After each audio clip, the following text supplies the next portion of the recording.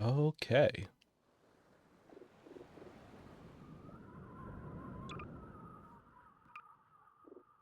Mm-hmm. Actually, hold on, let me check my mods folder real quick. I think it'll be fine, but hold on. What mods do I currently have installed? Here, you know what? I kinda wanna keep it a secret, so we'll just quickly go over here.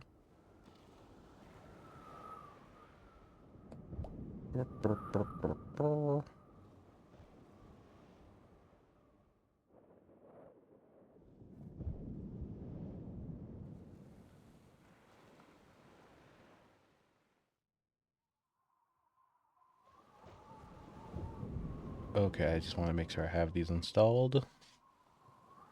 Okay. Okay, I think we'll be good. Yep. Okay. Mm-hmm.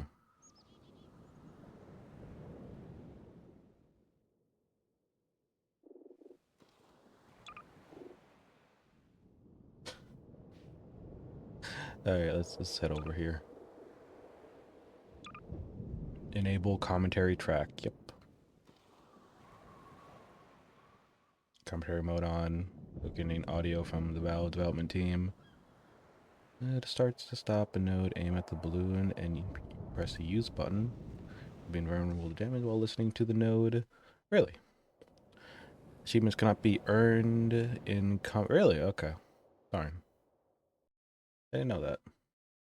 Wait, during the commentary mode or after? Alright, well. It's time. Go fuck yourself!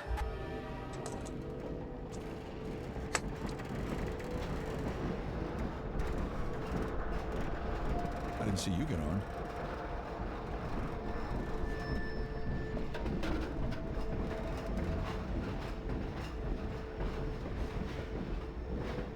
What are you laying on? What? I think your luggage disappeared. Oh, hi. Use an invisible suitcase. Well, end of the line. Holy shit, I can barely even hear you, Gabe. Hold on.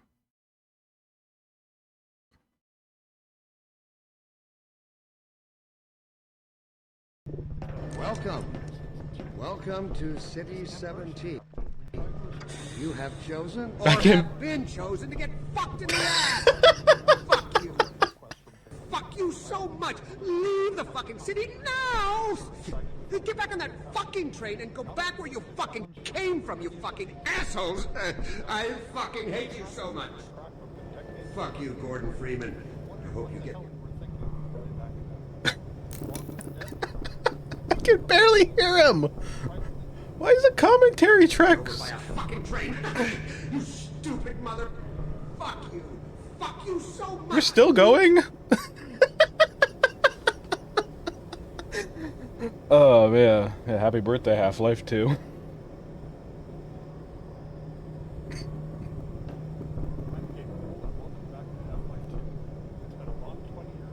I can barely hear him. What the fuck? Is it the music? Do I need to turn up the music, I think? It might be the music, actually, not the game volume. I don't know how Valve used to link their audio. In this anniversary update... Okay, here. Okay. Here we go. Here we go.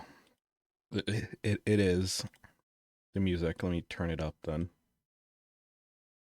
Try to respond to as many of the community's requests as possible.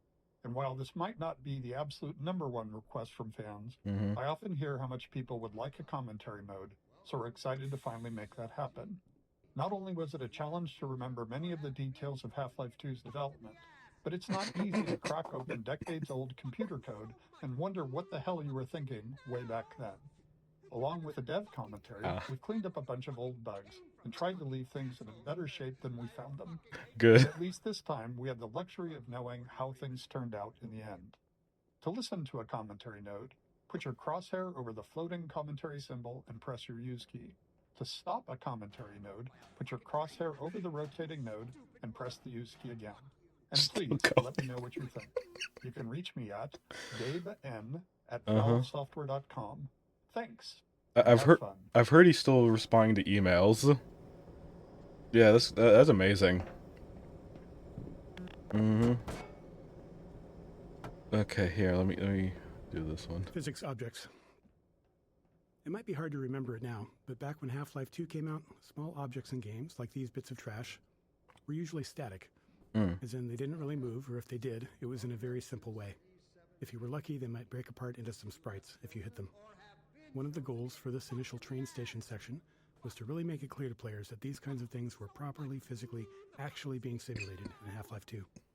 They could be picked up, dropped, thrown, broken, moved by other forces, you name it. Here we're starting with just a small thing, showing that trash is being blown by the arrival of the train, or, more specifically, an invisible volume that's triggered by the player leaving the train. I see. Run over by a fucking train. You stupid mother. Train station.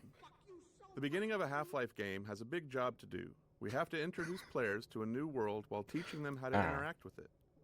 Players need to quickly grasp what's happening, who the key players are, what threats they face, and how they fit into it all. Above all else, it has to be as fun and interactive as possible.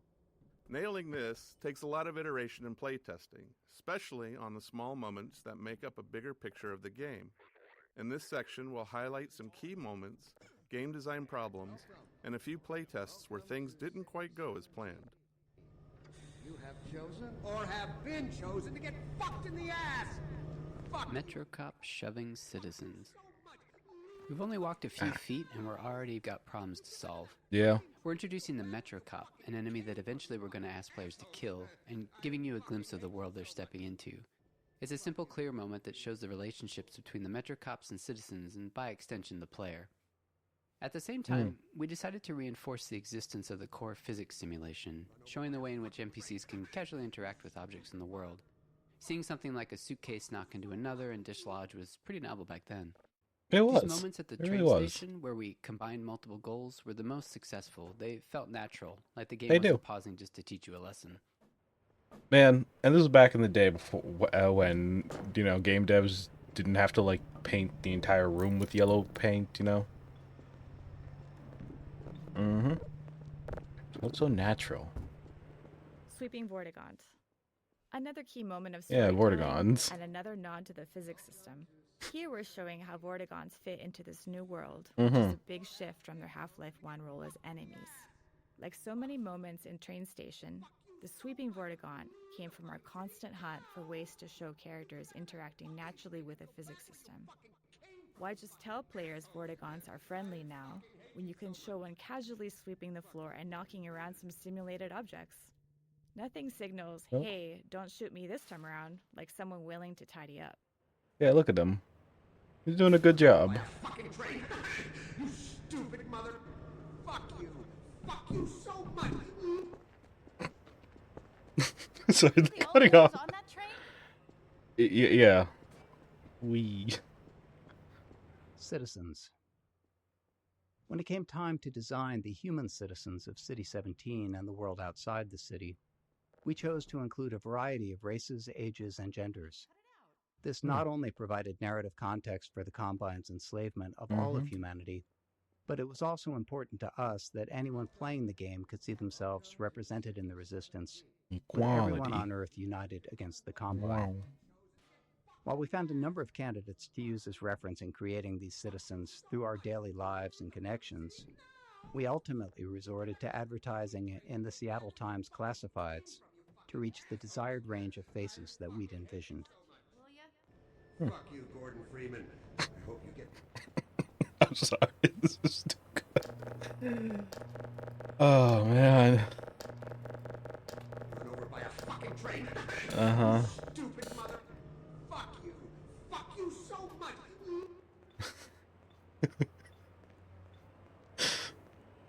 Oh, man. Natural storytelling. Mm-hmm. To achieve our I feel like a world-building lot of and games lack storytelling this goals throughout nowadays. the train station, we needed a natural way to deliver dialogue without it feeling too gamey or requiring tutorials.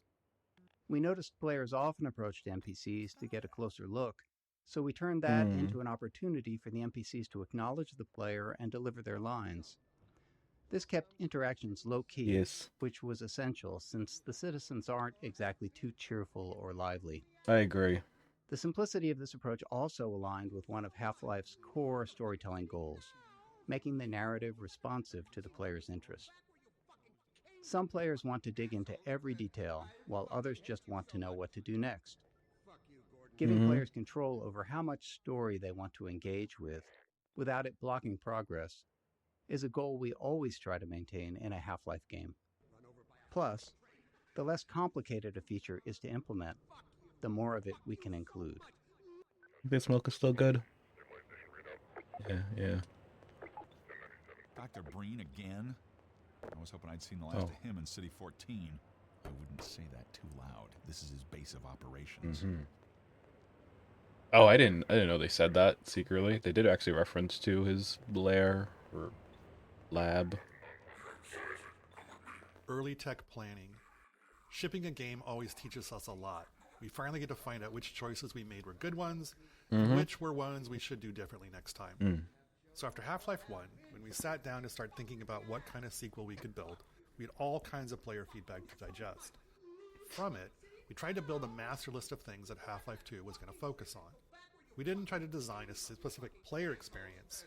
Instead, we found it more useful to approach the question from a technological standpoint. Black Mesa's security guards and scientists had worked well. What could we do if we pushed it really, really hard on characters? We liked our interactive storytelling. What could we build that would allow us to do even more of it, and a greater variety? The exploration and interaction with the Black Mesa was compelling to players. Maybe a physics system would allow us to take that further. Yeah. In all these areas, we tried to imagine the best version of it could look like years in the future, and back solve from that a set of technological steps that might get us there. Man, that's great. By the way, I heard something might happen on Tuesday. Maybe. Here's hoping. Storytelling. Creating a sense of immersion was a core principle in our approach to Half-Life 1's storytelling, and it Hold on, let me actually up the volume.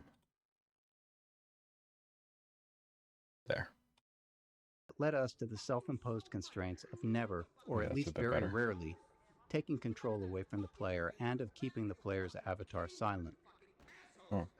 These limitations made storytelling more challenging at times, but we felt it was important to stay with them for Half-Life 2. Our hope was that by maintaining these principles, we'd push ourselves to explore deeper, more interactive storytelling.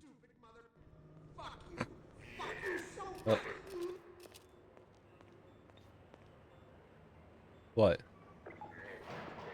Oh. What the fuck?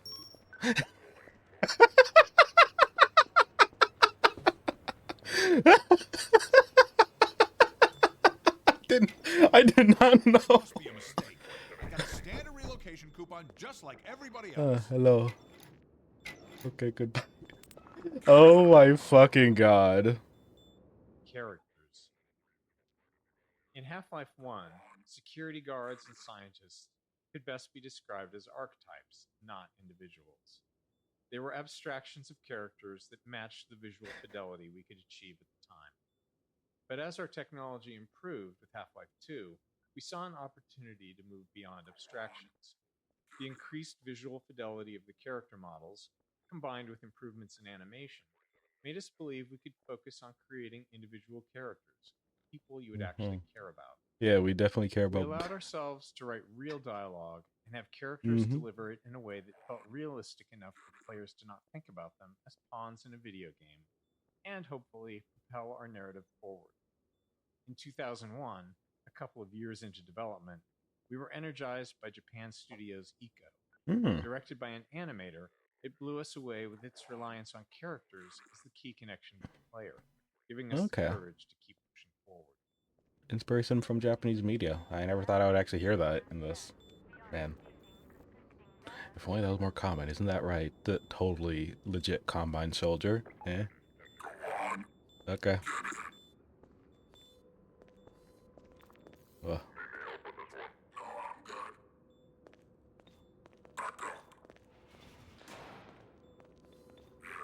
I'm gonna need me some privacy for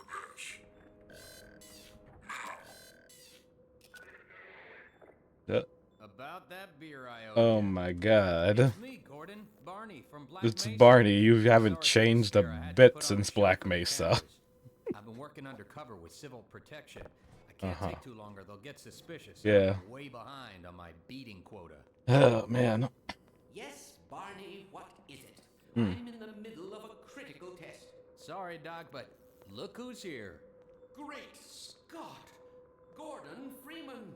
I expected more warning. Yeah, you and me both, Doc. He was about to board the express to Nova Prospect. Well, Barney, what do you intend? I'm thinking. Alex is around here somewhere. Barney's helmet's so shiny in this mod. Get him here. Well, as long as he stays away from checkpoints, we should be okay. Listen, I gotta go, Doc. We're taking enough chances as it is. Very well. And, Gordon, good to see you. Yeah. Okay, Gordon. You're gonna have to make your own way to Dr. Kleiner's lab. Oh, man, that's what I was afraid of. Get in here, Gordon, before you blow my cover. Okay. See you, Barry. Blocking tutorials. At times, we need to be certain the player has learned something, and the standard method, at least in game development, not in life, is to trap them behind a gate of some kind, where the player must demonstrate their knowledge to be able to continue. We try to disguise these gates as something natural, so it doesn't feel like the game has come to a halt. Of course, time, resources, or the environmental context itself can make that tricky. In this case, we needed to teach the players how to move objects, so a simple stacking puzzle seemed like the best solution. We tested more complex designs, but they ended up being less effective at teaching the actual thing we needed the player to learn. Okay. Yeah, now that I think about it, that's something I usually appreciate a lot from, like, map makers who do that type of approach. It's always great to say, you know? Just put me in a room with a few boxes, see what I do. Blocking tutorials too. There are two failures of note in this tutorial. First, players can break it by tossing all the boxes out the window, which is obviously not great. This leaves them stuck and unable to continue, which we consider a game-stopping bug that must be fixed. A clean solution would have been to tweak the window or crate sizes so that the player could fit through but not the crates. The problem was that we really only caught this problem late in development. Making even a simple change like that can have unpredictable, game-breaking consequences. Unforeseen consequences. No less. Also, Mr. Freeman, stop throwing boxes out the fucking window. Our playtest of the design space had gone smoothly, with players learning what they needed and moving on. So changing the room's design this late in the game could have disrupted that success in ways that we couldn't foresee, so we opted for a more conservative fix rather than something elegant. If you're curious, try tossing all the boxes out the window and see what happens. Okay, you know what? You made me interested now. Honestly, am I going to get like boxes yeeted at me out the window? What? Did that box disappear? Oh. Oh, they make one, they keep one. Okay. I see. I thought I had to like throw these out as well. But yeah. Blocking tutorials 3. The second failure in this tutorial space is a case of misteaching, where we accidentally teach the players something we didn't intend. This can be hard to avoid without extensive playtesting, since the game is always teaching, even when it's not by design.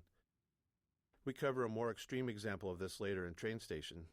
Some cases of misteaching are critical to fix, like if the player learns the wrong way to use a weapon or interact with a common element of the game. But this one was more subtle. While teaching players to move objects, we also taught them to stack physics objects to escape a space. Normally that's fine, except we don't deploy that puzzle later in the game, and teaching something irrelevant just clutters up their mental toolkit and makes it harder to readily keep useful things in mind later on. Worse, stacking objects to escape the play space become a problem later on, something we had to actively prevent in multiple areas. With so many physics-based objects in the game, blocking this behavior without putting ceilings everywhere wasn't really an option. In the end, we hoped players wouldn't overthink this early lesson, and when playtests showed players getting stuck later on, we made sure not to remind them of it. Okay. I have to admit that did happen to me when I was like at the gate of Ravenholm. I didn't know you could shoot the lock, and I was like stacking a bunch of stuff up, seeing if I could like reach the ladder or trying to go over the grate. Yeah, that was on me.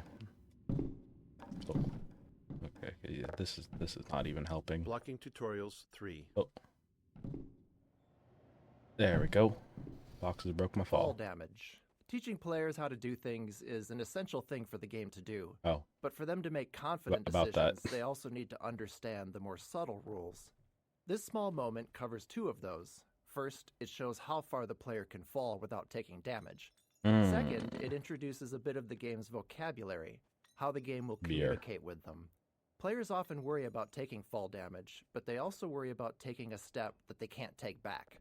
So here, a welcoming crate to land on signals that dropping down is safe and it's the way forward.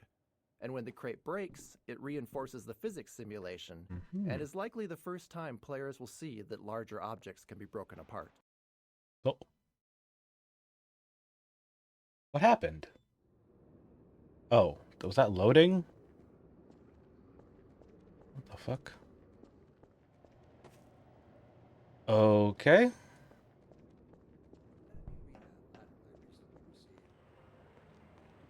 Oh, here's the pivotal moment. Pick up that can.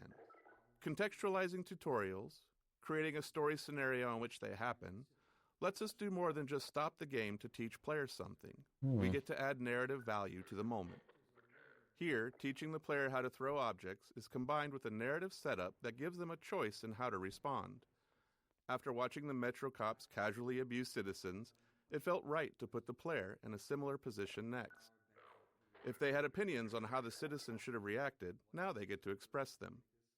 Playtesting showed most players either complied or refused the request to pick up the can, but some tried to avoid the confrontation entirely. Others would comply initially, then retaliate after feeling humiliated. By keeping the moment relatively constrained in both terms of player actions and the space itself, we could generally react appropriately to whatever choice they made. Did it.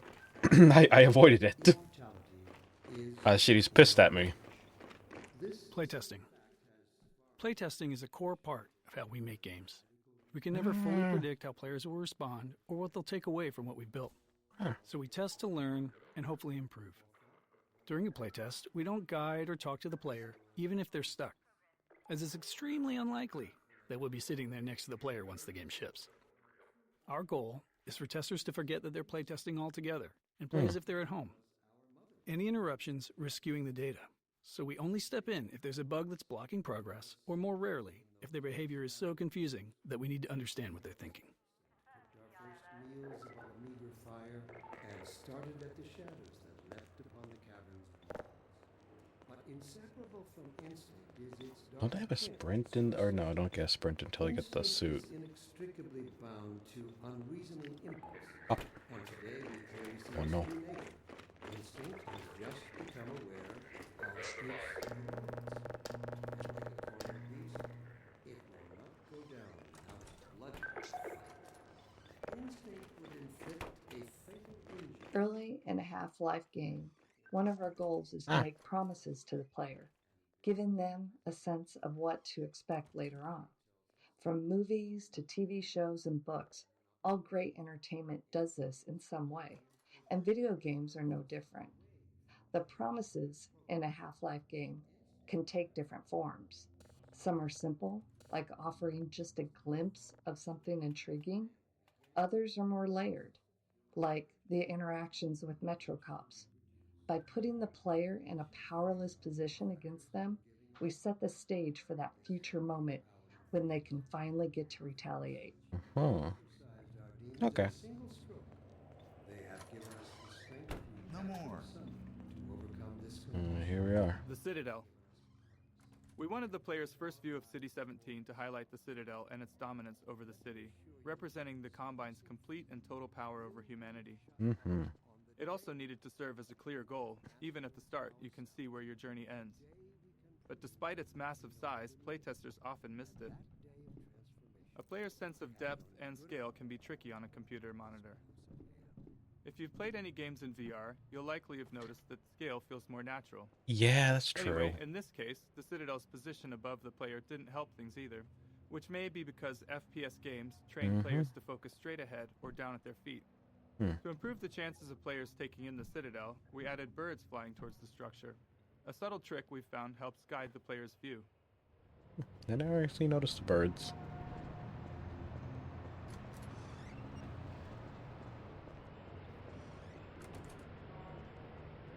Exploration. After being herded through the train station by Metro cops, we wanted to give the player a chance to explore. This plaza offered several ways to interact with citizens, Metro cops, scanners, and the city infrastructure. We aimed for these interactions to continue building the world without needing explicit tutorials, and we refined them until they work naturally, without any real training. Thank you for writing.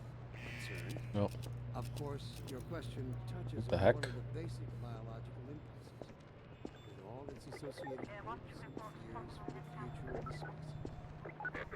I Oh, also sorry. detect some unspoken questions.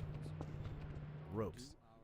One of the things we noticed in all of the reference images that we gathered for City 17 was that there were cables and wires everywhere, and that they were a large part of the high-frequency detail in view. We love the look of these older European cities enmeshed in the haphazard web of modern life. We felt like we needed a solution for cables, ropes, and similar elements, and we wanted them to be dynamic. Electrical poles? Our level designers were eager to create plug puzzles, and connecting a cord to each plug helped players better understand the mechanics. Early in production, we built a rope system and iterated on it throughout development. Under the hood, each rope is made of multiple segments stretched between the two endpoints, and they can move independently. Each segment acts like a spring and responds to forces in the game, such as a gentle wind or the passing of a Combine gunship overhead. When rendered, each segment is shown facing the camera and is bump mapped, which is crucial for giving the ropes a realistic, rounded appearance. Okay. Instinct was our That's mother. real neat. We were an infant species. Playtesting Anecdote 1. One memorable playtest reminded us that we can never be certain what players are thinking or what lessons they've taken from their experience. I am unpredictable. This tester, after playing from the start and stuck trying to open a door, spent several minutes going back and forth between the game and the keyboard settings. When we asked what they were looking for, they said they were searching for the inventory controls, thinking they could use an item they picked up earlier to unlock the door. While we'd seen them collect and drop several physics objects, they'd misunderstood what was happening. The tester believed that pressing the use key while holding an object moved it into an inventory because the item dropped straight down. We knew it was just gravity, but their assumption wasn't crazy. Some adventure games of that era did slide items into an invisible inventory. Yeah, they did do that. We explained there was no inventory, and the playtest continued. Later, we considered whether we needed to address this, but since no other playtesters had the same confusion, and all of our potential solutions were more heavy-handed than necessary, we decided it was an outlier that was okay to remain unaddressed. It served as a good reminder, though, of how even the most subtle, overlooked details can mislead a player. They didn't get one guide. Amazing. We should thank our benefactors for giving us respite from this overpowering force. They have thrown a switch and exercised our demons. Was there any other ones? No, I think we got them. We never could have summoned to overcome this. Okay, let's go this way. They have given us purpose. They have What's happening in there? I'm playing base game again, but with a twist. Commentary. Strider. This simple moment is a promise that you'll encounter this enormous thing later in the game. Even an uncomplicated scene such as this really does require a lot of playtesting and iteration because of Half-Life's goal of not taking control away from the player. As you can imagine, it takes a lot of small tweaks to ensure that as many players as possible are looking at the right place at the right time here. The street layout and the Metrocop scene are all set to guide the player's gaze, perfectly framing the Strider when it appears.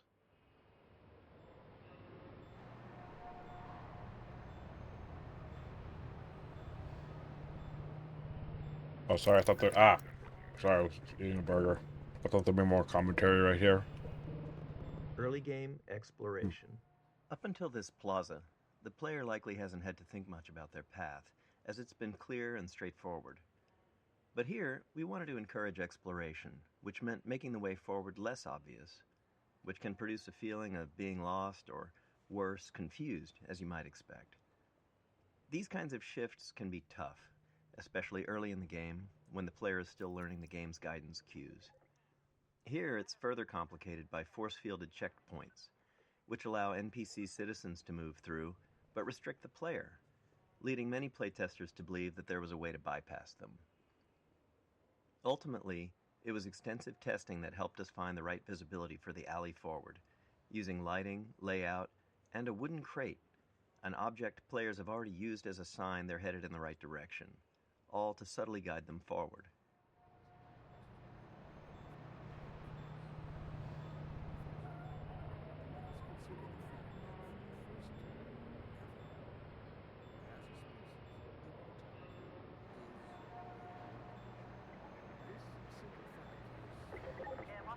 All right.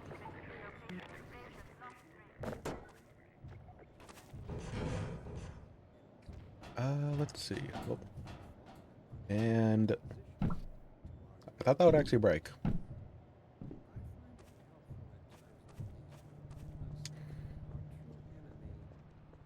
Oh, we got some stuff over here.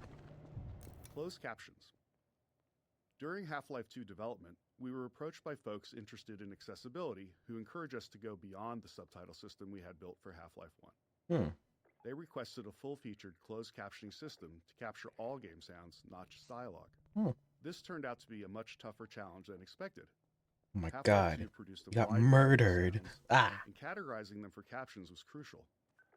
Prioritization was also key. Where'd it go? Dialogue needed to stand out, and it had to be clear who was speaking. Ambient sounds, like distant combat, were important for setting the mood in some levels, but less so if there was an enemy shooting nearby. Our level designers also often reuse sounds in different contexts, so sound might require captioning in one area, but not in another. Ultimately, every sound in the game ended up with its own caption data, formatted almost like a small version of HTML, giving us control over the visual style of each caption. As with the audio files, the caption data was too large to keep in memory, so we built an asynchronous caching system to handle it efficiently.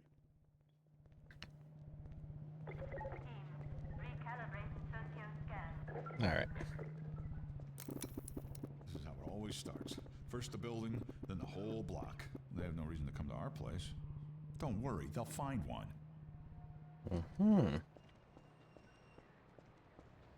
Physics simulation. Even though we began Half-Life 2 with a functional third-party physics simulation, it still took us years of additional work both on the simulation itself and its integration into the game until we felt like we could meet our designers' ambitions. Maintaining a shippable level of quality and performance was something we knew would be a challenge along the way, but the more subtle issue was actually figuring out what to simulate and to what extent. We can't simulate everything, and even if we could, there are game design reasons why the experience is better when we don't. In many cases, we deliberately bend the simulation to improve the player's experience. These adjustments usually go unnoticed because they align with player intentions. For example, we disable collisions between the player and large objects to let them turn in narrow spaces. Or we tweak the Combine rifle's alternate fire to gently guide the Combine ball toward enemies, making it more effective. Okay. Crate Baby. This small baby doll has a long legacy. During the long months of internal really testing, does. some of the team turned it into a challenge, a way to make the 47th playthrough of a game a bit more fun. They'd place the doll inside of a nearby blue crate and see how far they could carry it throughout the game. After Half-Life 2 launched, the community started carrying Crate Baby as well, adding their own stories and rules to the mix. A few years later, while working on Episode 2, this was the inspiration for the Little Rocket Man achievement, where players had to carry a garden gnome dubbed Gnome Chomsky. That's the origin of Mr. Gnome? Chomsky even made a comeback for Left 4 Dead 2 in the Garden Gnome achievement, where players had to carry him through the Dark Carnival campaign. These kind of interactions with players are some of the most rewarding parts of game development. We design games with theories in mind, but you never really know where things are going until players get their hands on it. Well, shit, I guess we're gotta carry this, carry this with us. Freaking Baka baby. Physics Simulation 2. Areas where game design or other constraints impacted the physical simulation often required extra tuning to keep the simulation from blowing up.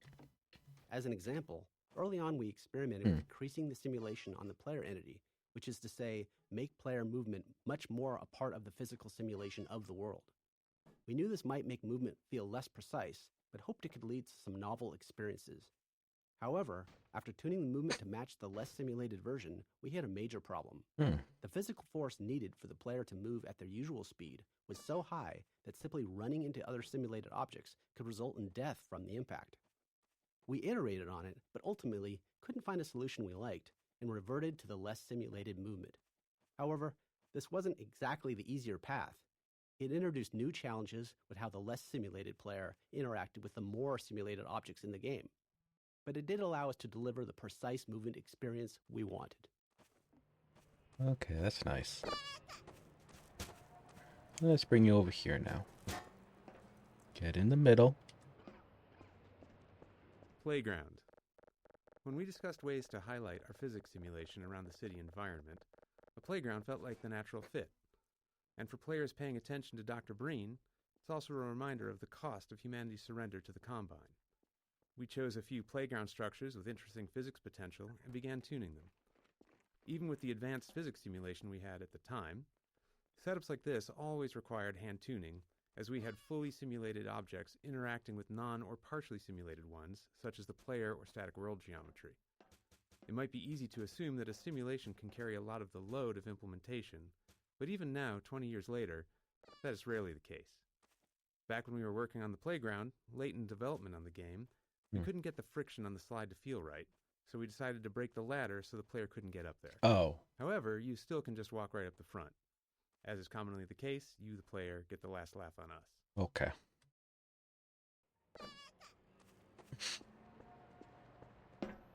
Here, just put you up here. Okay. It kind of works.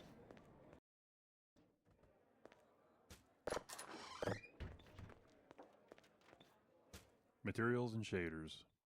Half-Life 2 came out in the midst of a significant shift in 3D graphics, where the industry moved from textures to materials and shaders. Yeah, it really was in Half-Life a significant 1, every time. surface had a texture, essentially an image wrapped onto the polygons of the surface. Mhm. But by Half-Life 2, just 5 years later, every surface had both a material and a shader. The shader was a lump of code that customized how the surface was rendered. The material defined properties for how the surface behaved physically and how it responded to gameplay features. It also held references to textures and other parameters for the shader to use for rendering. As a result, artists and designers had much more control over how things looked and behaved. However, this came with a trade-off. Half-Life 1 could run on a computer with only a CPU, but Half-Life 2 required a GPU because the computations needed for materials and shaders were specifically designed for GPU hardware. The refracting glass door here is a clear example of a custom shader, but every surface in the scene is actually running a shader of some kind. That's fascinating to hear about shaders. Especially like back then, how apparently like Half-Life 1 was able to run on like on like a CPU. Oh. Cube maps. With the addition of materials and shaders, we needed a solution for reflective surfaces like glass and steel. These surfaces had to know what to reflect, but in 2003 we couldn't do any of that rendering in real time, so we developed a cube map system for pre-computed reflections. A cube map is a set of 6 images on the inside of a cube, capturing the environment in every direction, like a panoramic photo that surrounds you on all sides. Level designers placed invisible marker entities throughout the levels, and during map compilation, we generate a cube map at each marker. Then, during gameplay, when rendering a reflective surface, we locate the nearest pre-computed cube map to create the reflection. That is fascinating to hear about. Field of view. In Half-Life 1, we used a 90-degree field of view, or FOV, which was fairly standard. As I felt the window. Field of view. Sorry. In Half-Life 1, we used a 90-degree field of view, or FOV, which was fairly standard for first-person shooters at the time. But during Half-Life 2's development, we grew unhappy with it. With our game's focus on characters, we'd put extensive effort into detailed facial and body animations. But the 90-degree FOV just didn't allow players to get close enough to fully appreciate that detail. So we began experimenting with a tighter FOV, and ultimately landed on 75 degrees. It took some adjustment for both us and players, and it required an additional FOV for view models, which are the player's weapon, held at the bottom of the screen. Hmm. Their models were originally built with 90 degrees in mind, so they looked distorted at 75. But this change succeeded in doing what we wanted, putting our characters front and center in the game. Oh my god, they intentionally reduced the FOV? Yeah. Apparently. Okay, give me back my churno. Watch it, will you? Oh my god. I thought you were a cop. He's one of us. Oh god, missing texture. I told you What the fuck? Next. Just this once, I hope you're wrong. Oh jeez. Well, what mod messed that up? Reference maps. As our characters grew more lifelike between Half-Life 1 and Half-Life 2, we wanted the game world to feel equally realistic. In Half-Life 1, the limitations of first-person games often made it easier to lean on stylized or abstracted environments. But with Half-Life 2, we set out to create a setting that felt grounded in reality, which meant focusing on a lot of small details we hadn't before. One of our main steps was creating reference maps to standardize how we'd map real-world proportions into the game. These maps establish details like wall and door dimensions, doorknob heights, interior lighting, furniture scale, and the general scale of common objects. We created standardized textures for level designers, complete with scale and lighting values. The layouts would be consistent from the start.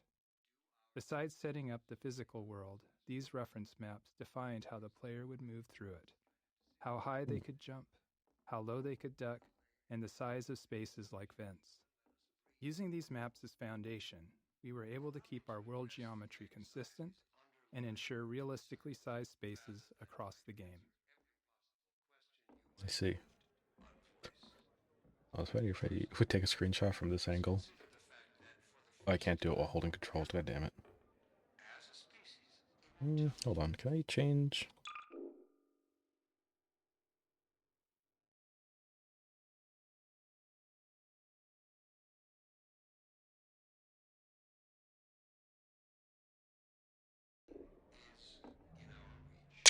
Okay. Oh wait, so can't really go anywhere else in here? Okay. I can't take it anymore. Everything's gonna be okay. The fuck are you? What are we going to do? Missing material. Oh, Early on in that's developing intentional. our low-level graphics code, we realized it would be difficult to spot polygons that weren't rendering due to a missing texture. When this happened, you'd typically just see black where the polygon should be, which could easily go unnoticed in darker scenes. To catch this bug more reliably, we created an error texture that would be visually unmistakable and generated automatically whenever a texture failed to load. This gave rise to the now iconic purple and black checkerboard texture, which has since taken on a life of its own. It really well has. Half-Life 2. Yeah, I used to see this all the time in Gary's mod. I think a lot of us first experience with the Source engine was Gary's mod.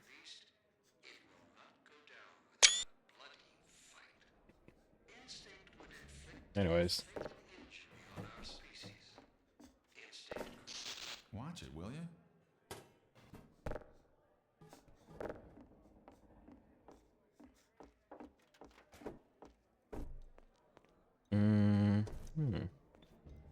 Okay, nothing in here.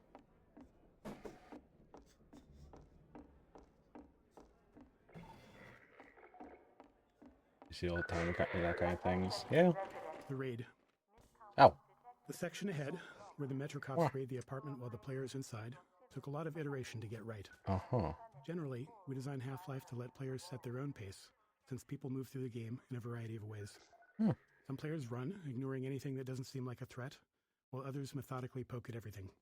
So whenever we need to force a specific pace, it's always a challenge to ensure players perceive that pace and naturally play along. Since this is the first time we do this, we had to put in a lot of work to make it clear to the player that they needed to move quickly. There's no time for exploration here. Alright. Yeah, it seems like that.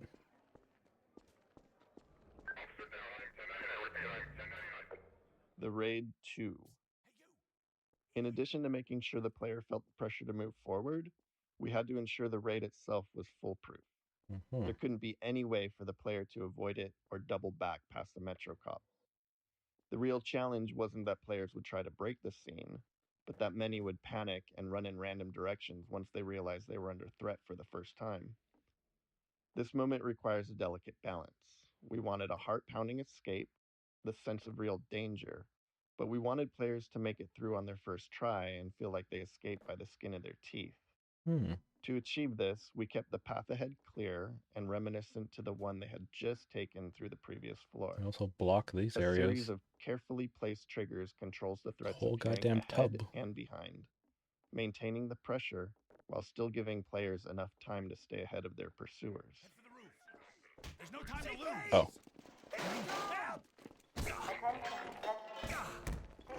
Oh shit. Civil protection.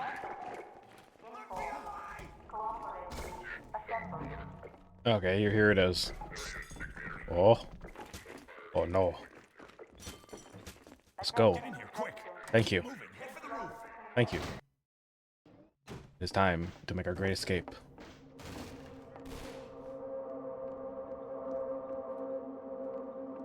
Health and no HUD. The rooftop chase sequence posed a unique design challenge. We didn't want it to be a true gameplay obstacle, and our best case was for players to make it through on their first try. But we still wanted to create the sense of real danger, where players felt legitimately threatened if they didn't keep moving. Yeah, I can see that. The challenge was that without the HEV suit, players don't technically have a heads-up display or HUD, which means no way to show damage or remaining health. Do I even have a health? After some experimenting, we created a special health system for this section. Oh, you did. Using a red glow around the screen to indicate damage. Players reacted as we hoped, taking it as a sign to keep moving, and the chase unfolded as intended. To top it off, we made health regenerate quickly so the glow wouldn't linger, reinforcing to players that running was indeed the right choice, and ensuring players weren't taken down by a stray bullet at the end just because they dawdled or hesitated earlier on. Okay. So they made like a separate health system in this. That's cool. Playtesting anecdote 2. In the upcoming I put section, bullets we in my needed the player Fumo. to be knocked down so Alex could save them. Mm. With limited time and resources, we simplified the encounter as much as possible, Uh-huh. reusing existing systems and letting it play out like a normal combat sequence, with a custom event triggered when the player died. Hmm. After a few playtests to fine-tune the timing, we moved on. But as we got close to shipping, we encountered a problem with the playtester who quick-saved constantly and immediately hit quick load whenever they thought they'd failed. When a Metro Cop hit them, they quick loaded before Alex could step in, repeating this more than 10 times before we asked them to stop. Okay. At this stage of development, in the final bug-fixing phase, we had to limit ourselves to fixing only game-breaking issues, since even small changes could risk breaking something more important. Knowing this was a rare edge case, because most players had no trouble, we made a few conservative changes. We shortened the delay between the knockdown and Alex's first line, and changed the fade-out color to white instead of black, which wasn't ultimately that useful since players hadn't died enough yet to associate black with death. We considered disabling quick load for the few seconds that the scene plays out, but we were worried that could introduce a bug where quick load became disabled permanently. Okay. Oh. Oh. Wow. No, you don't.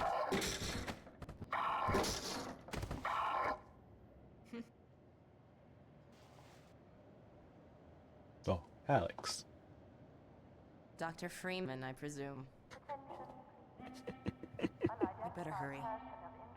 The Combine can be slow to wake, but once they're up, you don't want to get in their way. Where's my Fumo? My Fumo. Oh. Dr. Kleiner said you'd be coming this way. I don't think it occurred to him that you might not have a map. Alex. Nailing Alex's design was a big challenge. We wanted the player to both respect and care for her. I can see that. Saving Eli was a key player goal midway through the game, and we knew that getting players to care about that goal would be easier if they also cared about Alex and her relationship with her father. We intentionally designed, wrote dialogue, and cast a voice actor for Alex to be savvy, capable, and relatable within the Combine-controlled world, while also making her attractive and charismatic. We aimed to avoid the objectification, exaggeration, and hypersexuality that many games of the 2000s featured, as we felt Really? that would undermine our goals for her character. Huh. You words, aren't you? Fascinating. NPCs on elevators. We often spend a significant amount of time solving problems that players might not even notice. Many of these are subtle design challenges, while others stem from multiple systems interacting with each other. For example, getting non-player characters to ride in elevators posed a complex problem because it involved various systems, NPC AI decision-making, navigation planning, and movement simulation, to name a few. Additionally, the elevator itself had its own simulation requirements unrelated to NPCs. One of the more subtle challenges came from the fact that we simulate NPCs at a slower rate than we simulate elevators. This meant that NPCs on a descending elevator would simulate to make sure they were properly standing on the elevator, and then the elevator would simulate a few times, each time moving further down the elevator shaft, subtly leaving the NPC behind. Shortly after that, the NPC would simulate a second time and pop itself down on the elevator floor once again.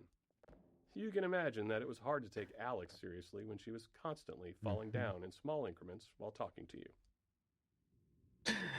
I mean, okay, hold on. Let me quickly.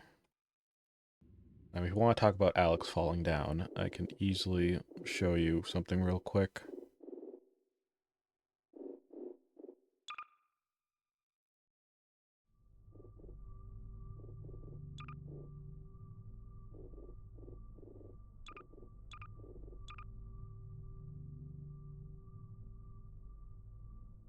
Oh wait, do I not have this here?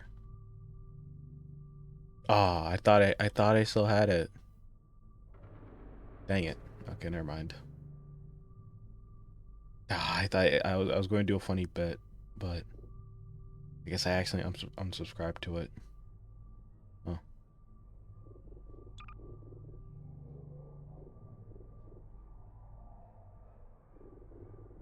Oh, sorry about that. Bit got ruined.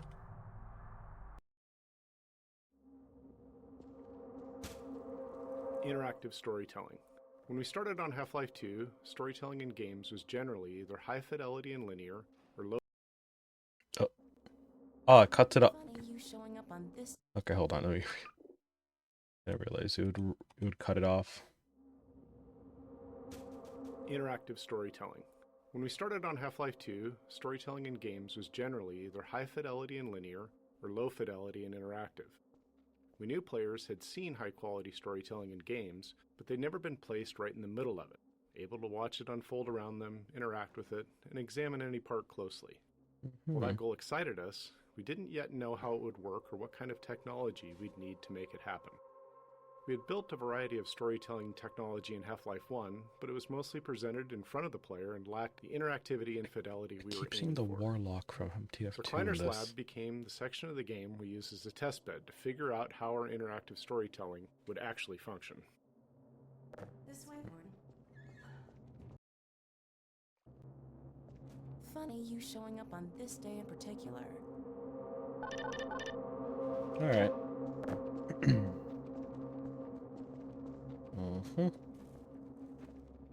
Kleiner's Lab. Kleiner's Lab was the first piece of storytelling we worked on, and the one that took the longest to figure out. In addition to its role in launching the player into the game, it eventually became the unifying vision for the development team in terms of storytelling. As we began building our characters and narrative delivery around the player, many questions arose, all of which felt like major risks for the game. Would players be able to extract the important information from the scene? Could we get them to care about these characters? How would we support players with varying levels of investment in the story? How costly would it be to produce a scene like this? And how many more would we need? These and many more were questions we couldn't answer until we'd built enough of the scene and tested it with a lot of playtesters. Frustratingly, unlike many other problems we face, these weren't questions we could confidently answer until we had done significant work. We can often test gameplay ideas with low-fidelity prototypes, but if a player isn't invested in our storytelling when the characters are just gray blocks, how confident can we be that they'll care once the characters are fully realized? Okay. Choreography. The system we built and iterated on to deliver Half-Life 2's storytelling was internally called choreo, short for choreography. Early on, we found it useful to imagine we were writing a play where one of the actors didn't know the script. We needed a system that could control all the other actors, moving them around the stage, delivering their performances, and speaking their lines. To handle this, the other actors would need to seamlessly mix our directorial commands with dynamic responses to the player's position and behavior. Timing was clearly going to be a major challenge, as any part of the scene might need to lengthen, contract, or even pause, depending on what the player was doing. FacePoser. The primary tool we built to power the choreo system was called FacePoser, an inaccurately named program that allowed our animators to lay out the entire structure of our scenes along a timeline. The timeline contained a series of choreo commands for the actors, along with all the necessary information for them to perform those commands. By layering these commands on the timeline, animators could easily describe how an actor might need to face one thing while talking towards another and walk to a different location, all at the same time. But the timeline wasn't a fixed linear sequence. Actors would follow their commands, but they had to respond dynamically to the world around them. An actor might take longer to move to a location if the player is in the way, or they might need to wait to deliver a line because another actor has been delayed by the player. FacePoser allowed us to rapidly iterate on scenes, trying different layouts, dialogue deliveries, and timings. This ability to quickly experiment and adjust proved critical in finding the right performances to achieve our character and narrative goals. Bit of a troublemaker, isn't he? We owe a great deal to Dr. Freeman, even if trouble does tend to follow in his wake. I must say, Gordon, you come at a very opportune time. Alex has just installed... Do I need to up the game volume for some reason? I wonder if they've actually been fixing the audio levels. the final piece for our resurrected teleport. I can't take any credit for the breakthrough, Doctor. Nonsense. Your talents surpass your loveliness. Let's just see if this thing works, okay? Well, is he here? There you are. Man, Gordon, you stirred up the hive. We can't... Choreo commands. This debug visualization Whoa. shows the two most common choreo commands actors receive throughout a scene, internally known as look-ats and move-tos. Actors are given targets to look at, sometimes more than one at a time, and then try to focus on the one that makes the most sense given their current state. At the same time, they might be receiving move-to commands, which tell them to move to a location and face a specific direction or object. Even these seemingly simple commands involved a lot of complexity. A scene might require an actor to talk while typing on a keyboard, all while looking at an object the player is holding. Since we couldn't predict where the player would be during playback, authoring scenes like this required us to break each element of the scene into separate pieces and layers. These could then be reassembled as needed during playback, based on the player's actions and interrupted if necessary. Never fear, Gordon. She's debeaked and completely harmless. The worst she might do is attempt to couple with your head. Fruitlessly. Get that thing away from me! Here, my pet. Hop up. No, not up there. No, no. Careful, Lamar. Those are quite fragile. Oh, fie. It'll be another week before I can coax her out of there. Yeah. Lab interactivity. In our choreo scenes, we have the player trapped for a bit, allowing us to focus on the characters and narrative. To accommodate different players, some deeply invested in the story, others unable to stand still for more than a second, we felt like we needed a constant stream of interesting details on screen. We scattered narrative elements throughout the environment, ensuring some were interactive, essentially toys for the player to tinker with.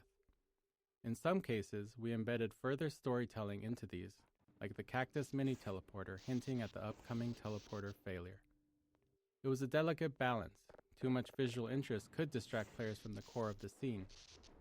Ultimately, Kleiner's lab played it safe with interactivity, as it was the first major choreo scene. Later, in Eli's lab, we explored it more deeply, ensuring the characters themselves paid attention to what the players were tinkering with. Miyu, you'll never believe this. I just did a 10 pull each for Neuta, Liberalio, and Modernia. I got each of them on the first try. Send me a screenshot. I want to see a screenshot. Please tell me you took a screenshot. Gordon, the longer you Like seriously, like a screenshot like that will make other players jealous. Hold on, let me double check. Oh, you didn't? Ah, oh, darn.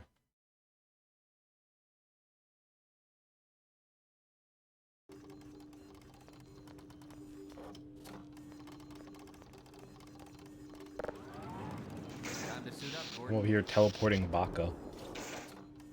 Oh no. Oh.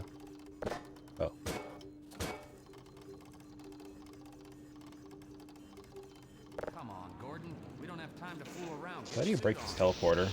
I don't think I actually got the achievement for that.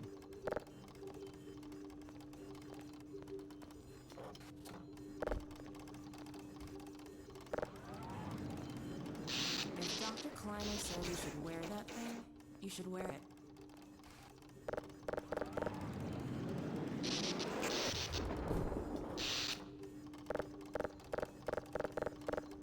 Gordon, if you please, I'm eager to see if your old suit still fits.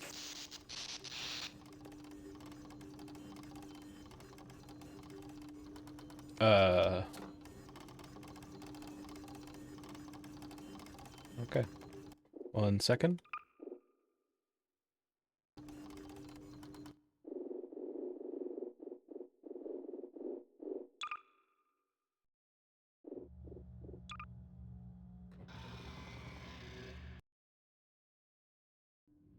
Funny you showing up on this day in particular. Yeah, okay, yeah, you can still show through them. Sure thing.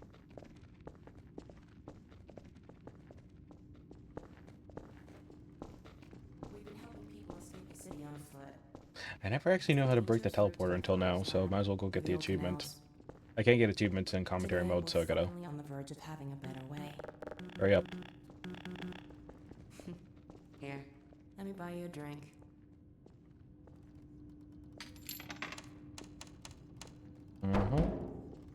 Oh, and by the way, nice to finally meet you.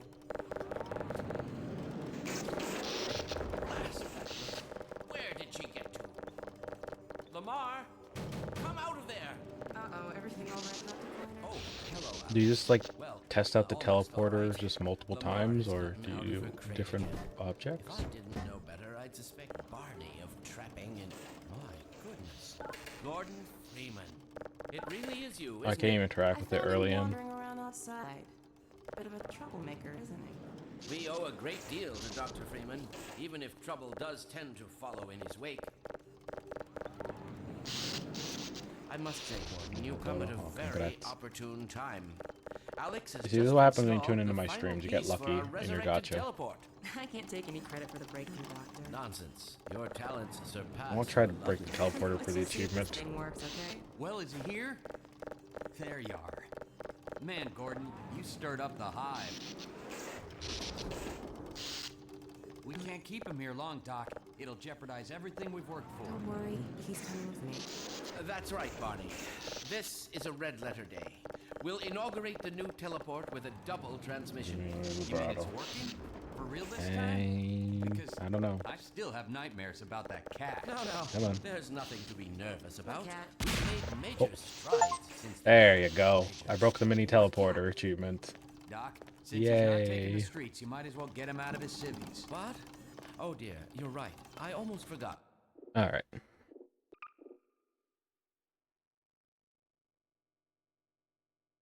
What was it? I think it was like right here, right? No, it was actually... Oh, no, that's the autosave. It should be this one. Funny you showing up on this day in particular. Oops.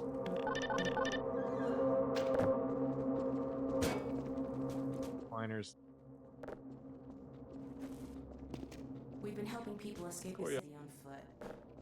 It's a dangerous route to my father's lab. Face Poser. The primary tool we built to power the Corio... On the verge of having a better way.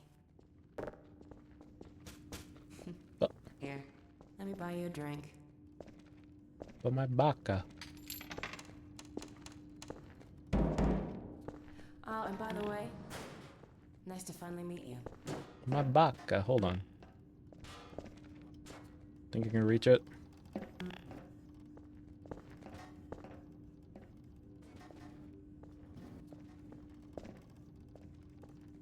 Well, come on.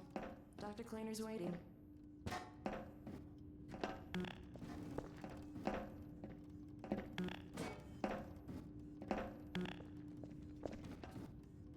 One moment. Totally, Alex. I need to get my baka back.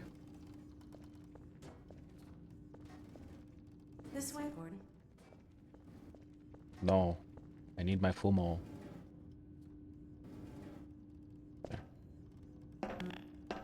There you go. Okay, now I'm ready. Corey. Blast that little. Where did she get to? Lab inter. Come out of there! Delivery. It took a lot of iteration and playtesting to strike the right balance of information and emotional connection in our major choreo scenes. Mm-hmm. Each scene had a lot of information we needed to convey to the player, but we couldn't just have characters spouting exposition. Players would start thinking of them more as signposts than as people. We needed to take the time to let the characters interact with each other, allowing the player to observe the relationships. At the same time, we had to expand upon the world, giving the player a sense of everything that had happened while they were gone. All this had to be done carefully, without taking too long. We wanted the game to work for players who were less invested in the narrative. Animation became a powerful tool in communicating the emotional connections between characters, often conveying the depth of a moment quickly without overstating it. Humor was another commonly used tool, helping to puncture a setup and disarm the player when things got a bit too heavy. Come with me. That's right, Barney. This is a red letter day. We'll inaugurate the new teleport with a double transmission.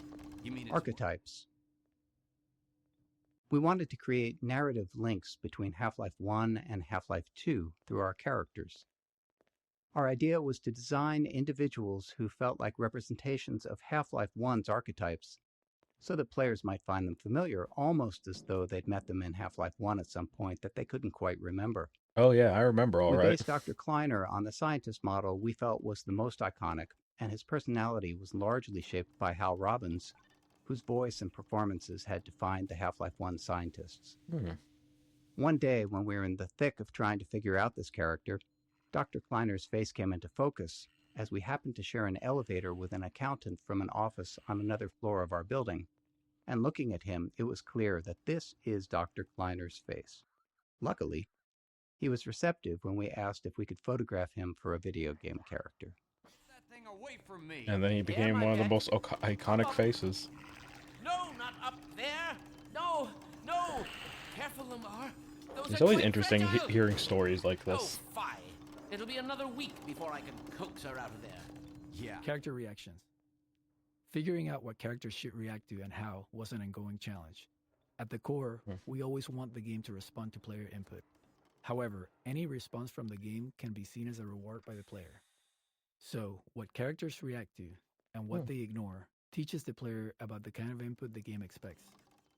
As a result, we made sure to respond to things we wanted more of, like players tinkering with devices in the lab, and ignored behaviors we wanted less of, like players repeatedly slapping Kleiner in the face with a box over and over again. Seriously, we watched a playtester do it for 5 minutes straight. That is fascinating. They have very interesting playtesters back then, I gotta say. Let me get this. Writing. In the Half-Life 1 era, player goals in FPS games were still largely about fighting and defeating an obviously evil enemy. It was hard to get players to care about characters when they were as low fidelity as they were in Half-Life 1. With the planned improvements in character fidelity for Half-Life 2, we wanted to take a shot at making characters the driving force of the narrative. Our goal was for the player's motivations to align with those of our characters, for the player to care about these people, their hopes and fears, and to want them to succeed. With this in mind, we were able to assemble our approach to character and dialogue. We would create a set of characters who liked and cared about each other, hoping that the player would feel the same. These characters would interact in a way that felt inclusive, like a group of old friends who see the player as one of them, just someone who's been away for a while. If the characters demonstrated realistic emotional connections with each other, we believed we could build an emotional connection with the player as well.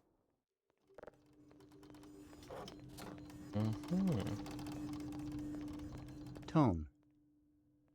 Setting the right tone for our characters and their dialogue was critical. We aimed for a respectful, almost pleasant style of interaction with the player, while avoiding anything that felt too subservient. This balance was especially tricky with Alex, who needed to support the player without compromising the strength of her character, something we felt was crucial for players to respect her. Her relationship with Eli was a core driver of the player's motivations, so it was important that players liked her and wanted to help her. We also wanted to contrast the warmth and camaraderie between the player's allies against the hostilities of Breen and the Combine, inspiring a sense of righteous indignation in the players for the battles ahead. Okay. Oh. Voice actors.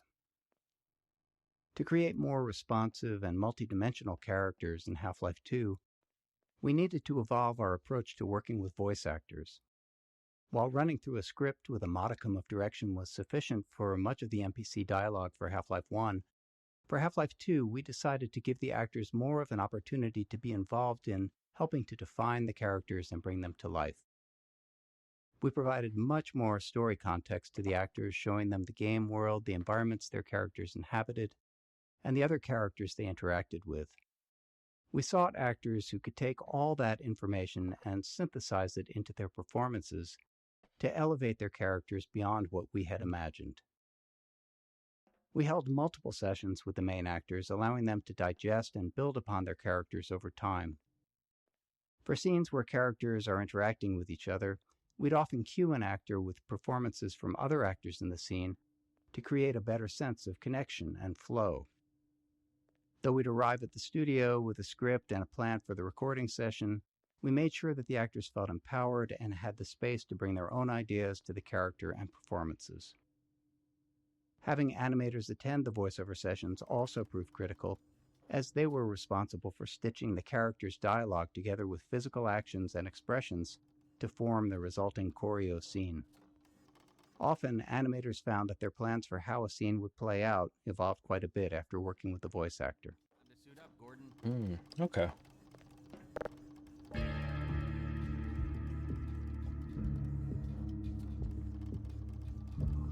Well, Gordon, I see your HEV suit still fits you like a glove.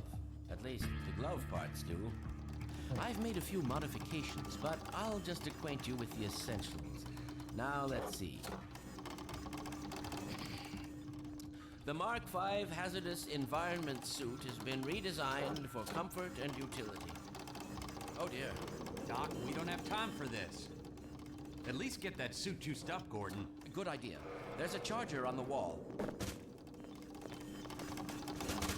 I've modified your suit to draw power from Combine energy outlets, which are plentiful wherever they patrol. Animation. Constructing believable human motion for our characters out of many discrete layers of animation required a lot of technological iteration. Even simple actions like turning to look at something or walking to a location became more complex when combined with the need to dynamically respond to the player and the requirements of choreo commands.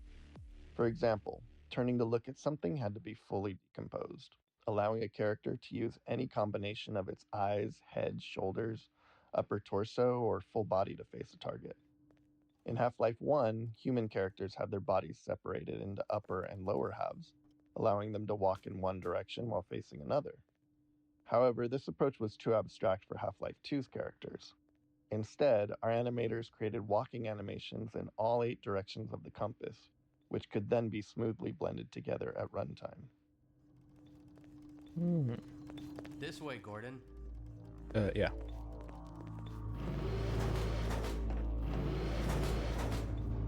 Monitors.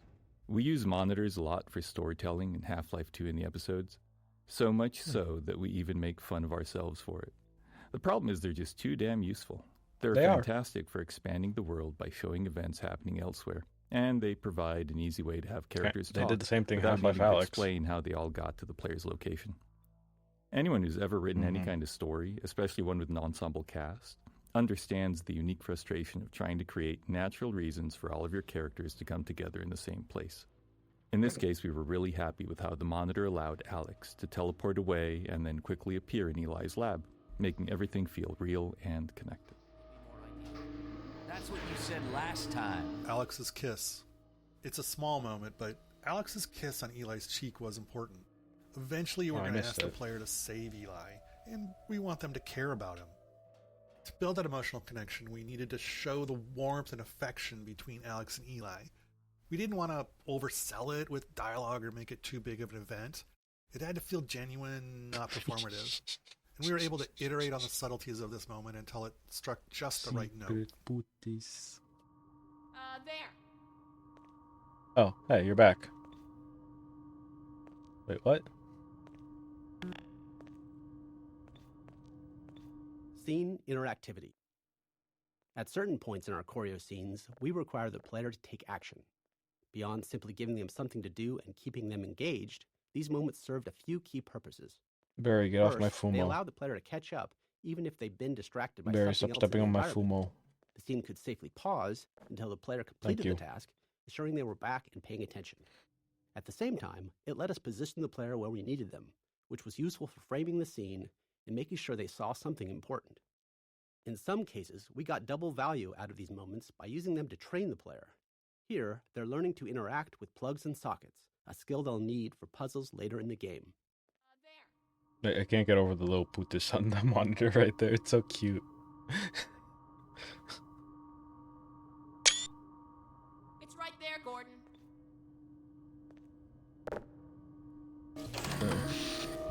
Excellent. You gonna let Gordon throw the switch? Gordon, go right ahead. Very good. Final sequence. Commencing now. I can't look.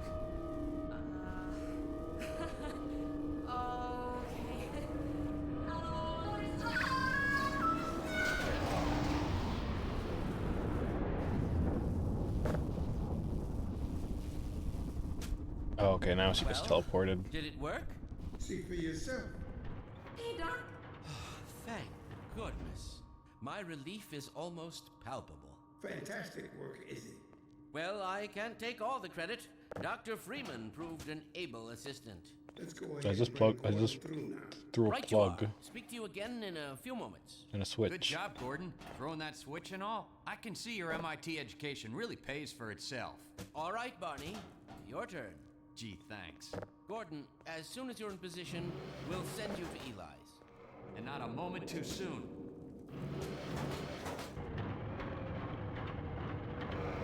Excellent. Initializing in 3, 2, 1. Barney, if you'll be so kind. Good luck out there, Gordon. Yes, indeed. We're ready to project you, Gordon. Bon voyage, and best of luck in your future endeavors. Au revoir. The hell? Oh. What is it? Oh no. The freaking headhopper! Lamar. Lamar. Where's my Fumo? Hi, why is there two of you? What? Putis. Something's drawing him away. What's the meaning of this? Who are you? Me? Get in here. Ah.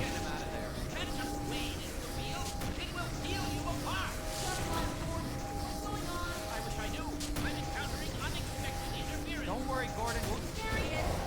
Oh, we're losing him again. There's still two of you. Putis. I'm all but certain it was Gordon Freeman. It's me. Oh. I'm in the water. Fish. He didn't come through. Hi. I'm outside. Behind you. Putis. Shut it down. Shut it down. You must get out of here. Oh. Down out of sight. I'll come find you. Thank you.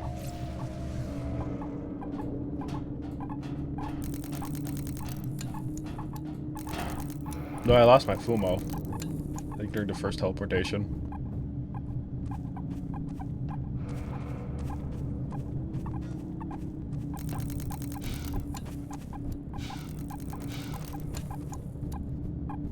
Can't see him. Ain't too flashbanged.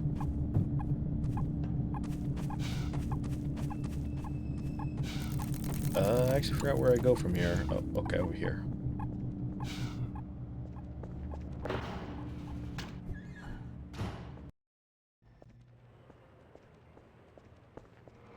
Phonium extraction. Another critical tool we built into FacePoser was the phonium editor. It processed the voice actors' dialogue lines and extracted phonium to generate basic lip sync animations for our characters. For the hero characters, our animators use this as a starting point to create high-quality custom animations for each dialogue line, incorporating full facial animation. However, in a dynamic choreo scene, the animators wouldn't know exactly what the rest of the actor's body would be doing. This meant it required careful layering of choreo commands and timing in FacePoser, while still maintaining the actor's ability to dynamically respond to the player. I gotta ask you customers, do customers like this version of the crowbar I have? It's from TF2. It's a lot more thicker and kind of smaller, I guess. I don't know. We could go back to the original one if you want. But yeah. Hold on. It's not wobbly enough. You think so? Here, let me go back to, it's been a while since I've had the old one, so I was thinking, here, I save it right here. Let me go to my mod list real quick.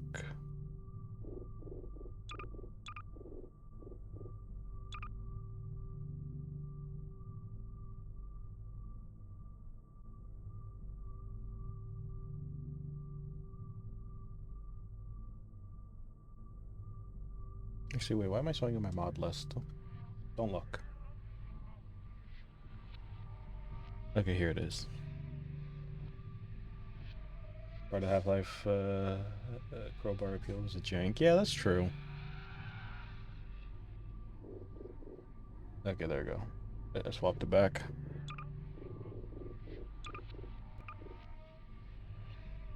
Let's go back to the autosave. I want to see it drop this time.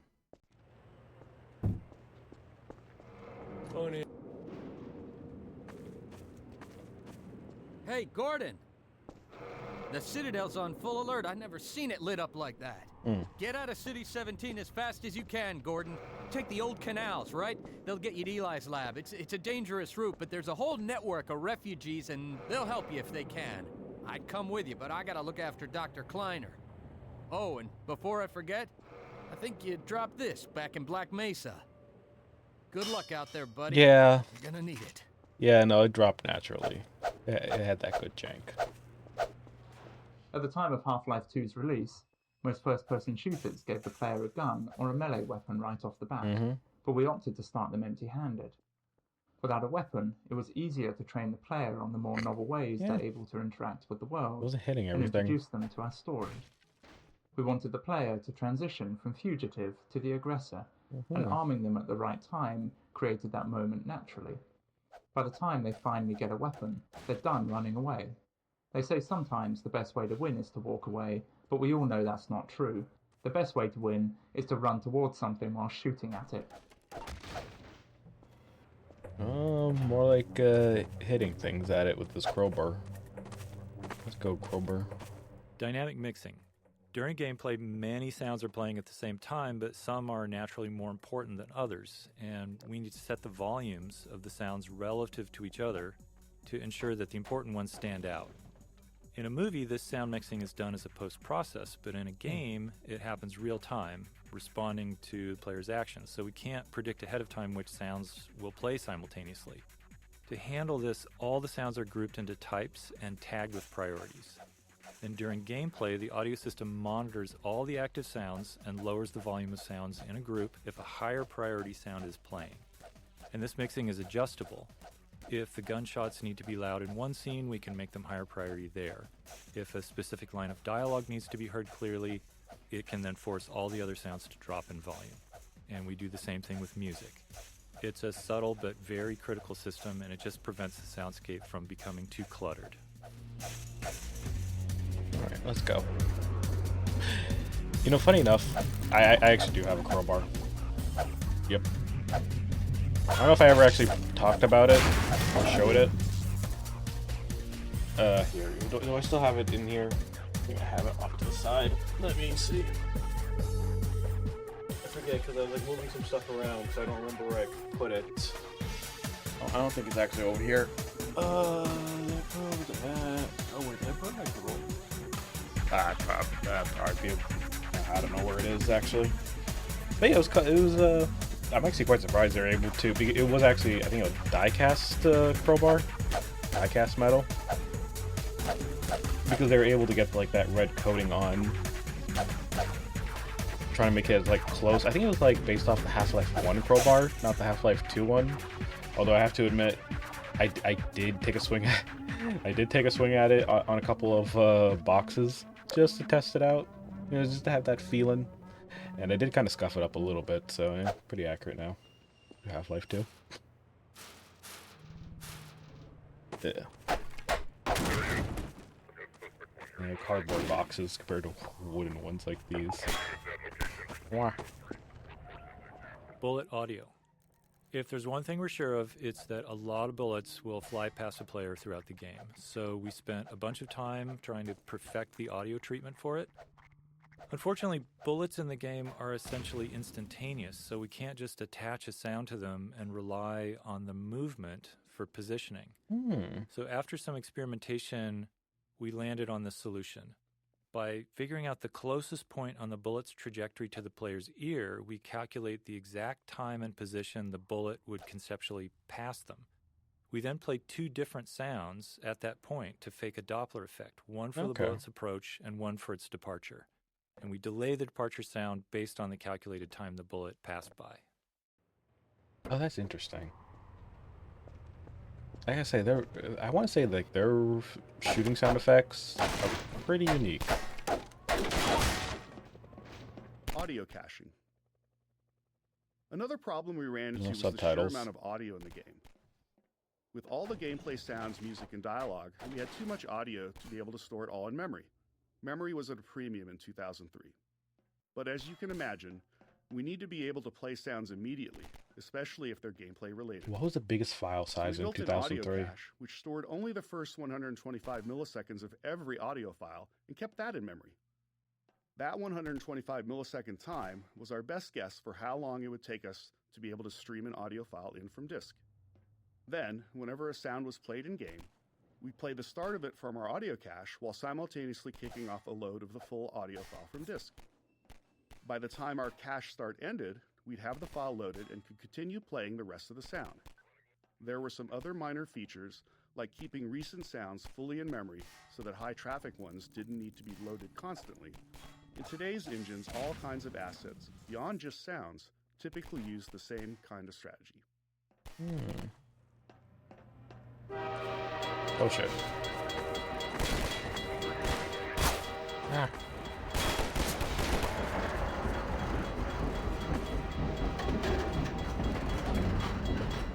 Physics sound. Getting physics to feel right for the player meant that the sounds produced by physics had to sound right too. As humans, we're all used to how objects and materials sound during various interactions, even if it's not something we actively notice. While we knew we couldn't account for everything, we wanted to focus on the details that contributed most to making our physics sound realistic.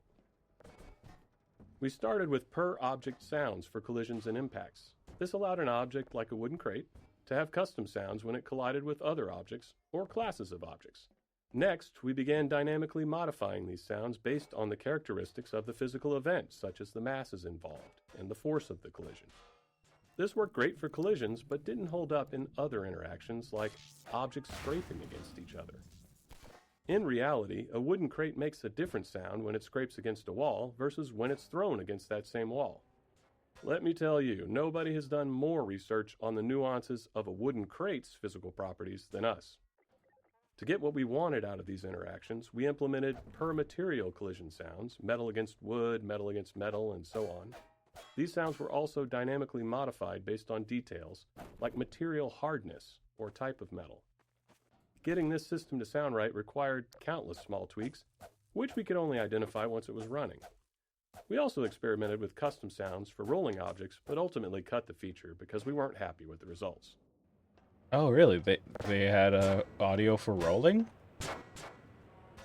I guess it would have been unnecessary because like you're already getting like the whole clank and stuff like that anyways. And also, yeah, you can hear it here, like wood, couch, metal, cardboard. Yeah.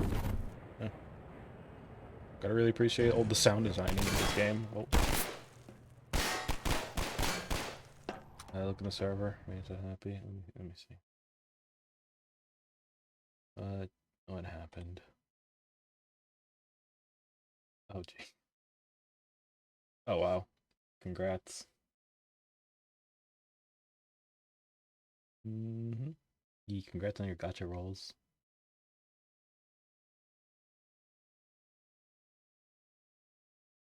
Ah, nice. You actually 3-starred Naituba. Nito.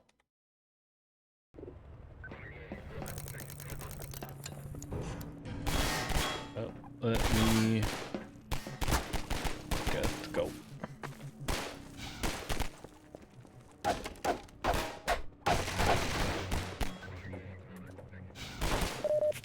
we give you free health.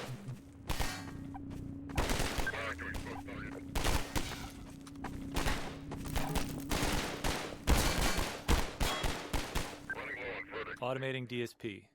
All the sounds the player hears are processed through our digital signal processing system, or DSP. And this just refers to how audio DSP. is altered to reflect the environment the player is in. Digital signal For example, the processing same sound will differ when heard in a parking garage, a small room, outdoors. In Half-Life 1, we manually placed invisible nodes throughout the world to define these DSP settings for each space. Oh, god damn it. Oh.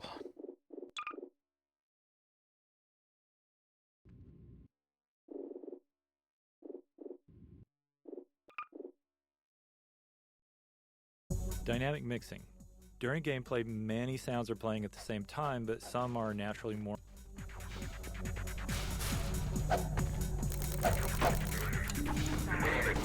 Bullet audio. If there's one thing we're sure of, it's that a lot of bullets will fly past a player throughout the game. Audio caching. Another problem we ran into was the sheer amount of audio in the game. With all the gameplay sounds, music, and dialogue, we had too much audio to be able to store it all in memory. Memory was at a premium in 2000. Physics sound. Getting physics to feel right for the player meant that the sounds produced by physics had to sound right too. As humans, we're all used to how objects and materials sound during various interactions, even if it's not something we actively notice. While we knew we couldn't account for automating DSP. All the sounds the player hears are processed through our digital signal processing system, or DSP. And this just refers to how audio is altered to reflect the environment the player is in.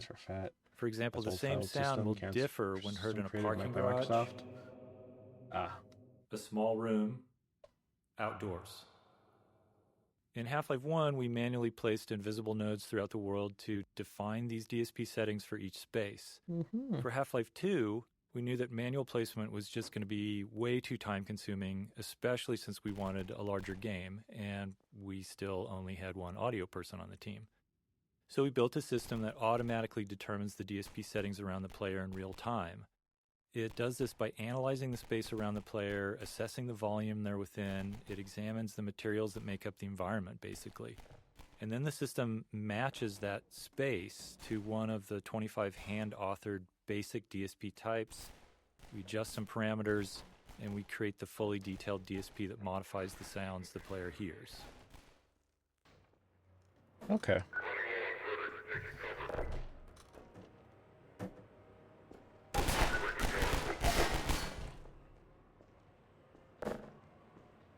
I just find it hilarious that they had a sound system back in the day called DSP. Because for those on who's been around on the internet, that stands for something entirely different.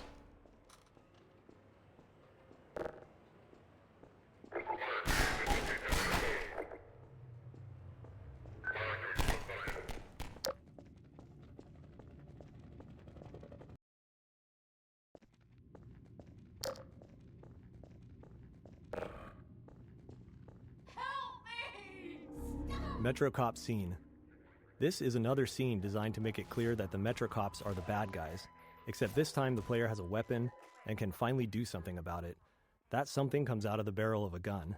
We knew we needed the player to feel righteous, and this moment was part of creating that.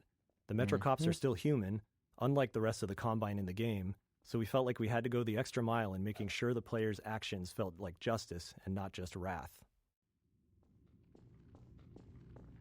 I wonder if it was possible to actually save him. Probably not. But yeah, Valve out here single-handedly advancing our knowledge about wood impact sound like by decades. Yep. Yeah, no, I mean, this is like one of those enemies you can't really interact with. Unless you install like a mod or something that can just, yeah.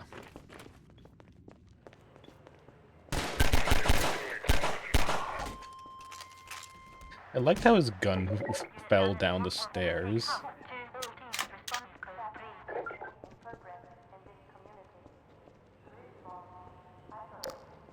Staircase.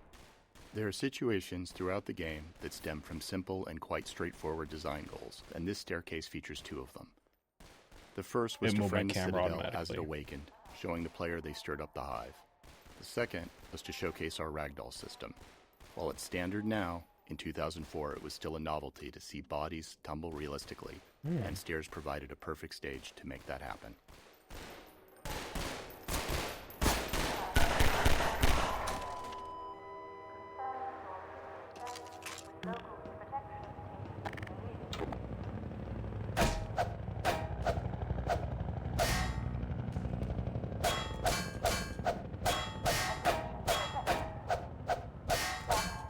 Rumble.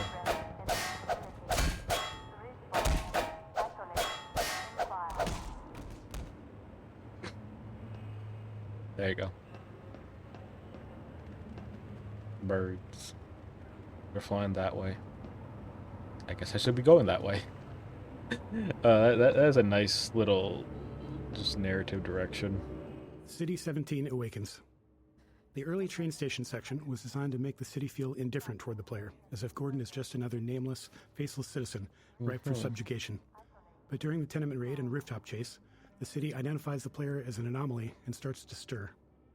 Now, with the player as the aggressor, the city fully turns its attention on them. The Overwatch PA system, first heard during the raid, played a key role in delivering this message. If players listen closely, there's a lot of information about the city's awareness. Even when players didn't pay attention, though, the audio treatment still conveyed the emotional message we were aiming for. Explosive barrels. Here, we introduce explosive barrels, a staple of first-person shooters, but with a new twist. The second pistol shot sets the barrel on fire, starting a timed detonation. A third shot will detonate the barrel immediately. This way, players could either delay the explosion or trigger it right away, depending on the situation. Players may want to feed an explosive barrel to a barnacle and then shoot it twice as a handy way to safely dispatch a cluster of them. The delayed explosion also made for more interesting chain reactions between multiple barrels. Exploding barrels were a fan favorite in the series, but also were internally favored by level designers who often felt like the game could never have enough of them. Truly.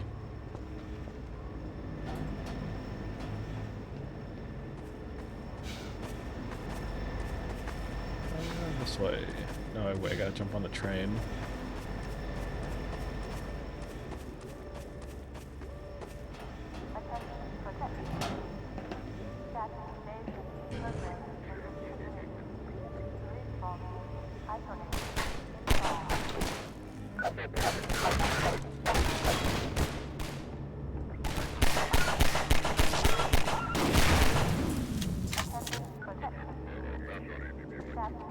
Lambda caches. Technically, the first Lambda cache is at Kleiner's lab, but this is the first one the player finds on their own. We added Lambda caches to encourage exploration and to hint to players where hidden resources could be found, with the fiction being that they were placed by the Resistance as part of their underground rebellion. In Half-Life, the contents of supply crates were predetermined by the level design. In Initial 2, we introduced adaptive item crates. These give the player whatever they are low on at the time, based on resource targets set by the level designer. Oh, they're adaptive. Okay, yeah, the crates. Interesting. Scanners. Scanners presented a tricky game design challenge. While we liked how their dystopian presence helped convey the Combine occupation as an oppressive surveillance state, we didn't actually want them to shoot at the player. We found that aiming into the sky to hit a small mobile enemy with a constant height advantage was something we couldn't make fun. Since we loved their role in the story, we decided that in combat, scanners would serve primarily as eyes, alerting nearby enemies to the player's presence, a feature we reinforced with sound effects from the soldiers. Beyond that, they'd only be able to harass the player with bright lights and occasionally dive bomb after taking enough damage. Okay. The mall map from Left 4 Dead 2. Wasn't that like the first one? It was the one where you're like getting fuel for the car? Yeah. I'll be honest, I haven't really played enough Left 4 Dead. But yeah. Or Left 4 Dead 2. Overwatch. During development, we generated the Overwatch voice using a free text-to-speech tool.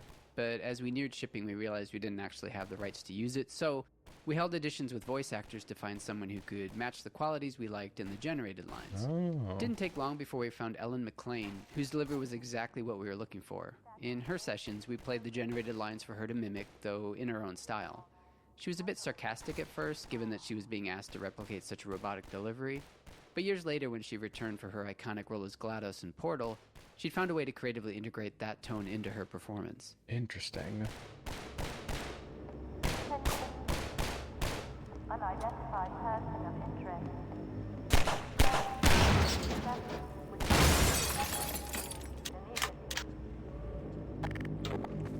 Pistol design.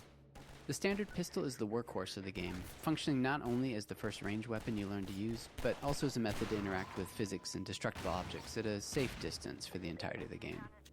To help make it feel more responsive and fun to use, the pistol employs a refire mechanic that's unique to it in the game. The gun will fire as fast as the player can click their input button, meaning that they feel an instant response to their input, and the faster they can click, the faster they can shoot. And shoot I do.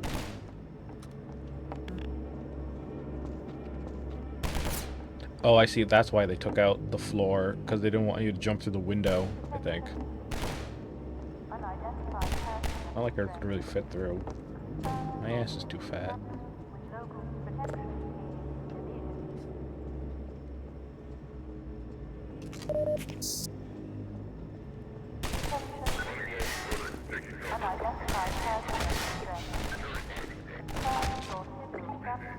Local protection team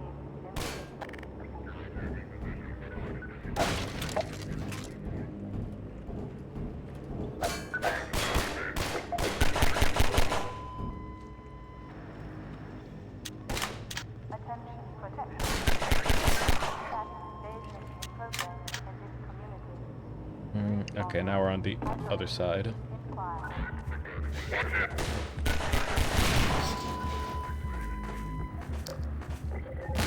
Now it's time for a civil protection violation.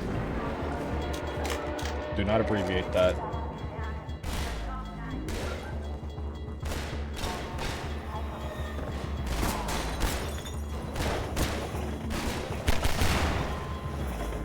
Shatter glass.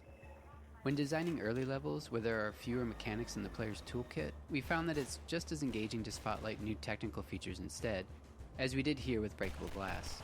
For the shattering effect, glass was divided into a grid of small squares, allowing us to track which were intact or broken, and to blow out larger sections once enough squares were no longer connected. Each square was rendered with a unique texture based on the status of its neighboring squares, creating the sharp, jagged edges between broken and intact glass. While breaking glass is now commonplace in games, it was something we hadn't seen much back when we were making Half-Life 2, and we're incredibly happy with the level of fidelity and dynamicism it brought to the game. Yeah. And like when you hit it, you can see how like, you know, the glass breaks where you hit it. Oh, actually, I'm curious. Okay, and then the corners, and then, okay. That is actually really neat.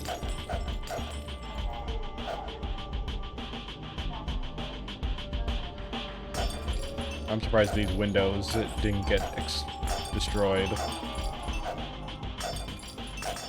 Wow.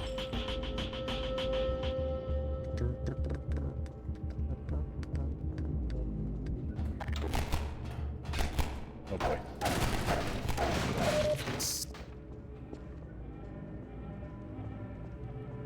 Helicopter Peekaboo. The Combine attack helicopter as central antagonist was something we wanted to develop throughout the entire chapter. The relentless chopper became a character in its own right.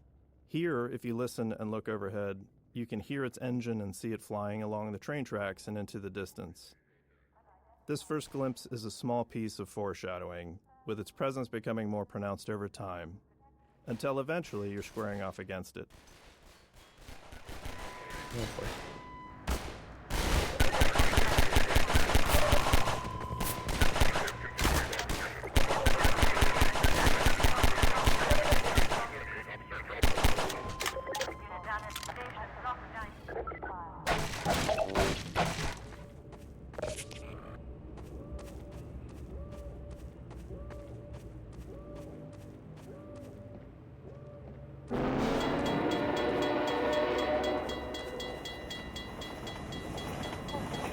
Oh, I see. So they put the train right there so you don't go forward. Thus making you go down here. Okay. I see. Or more like falling down here. Wow.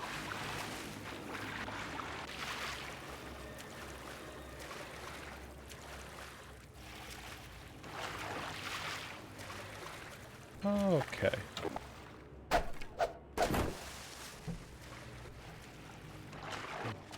Too many holes in this boat. Can barely float.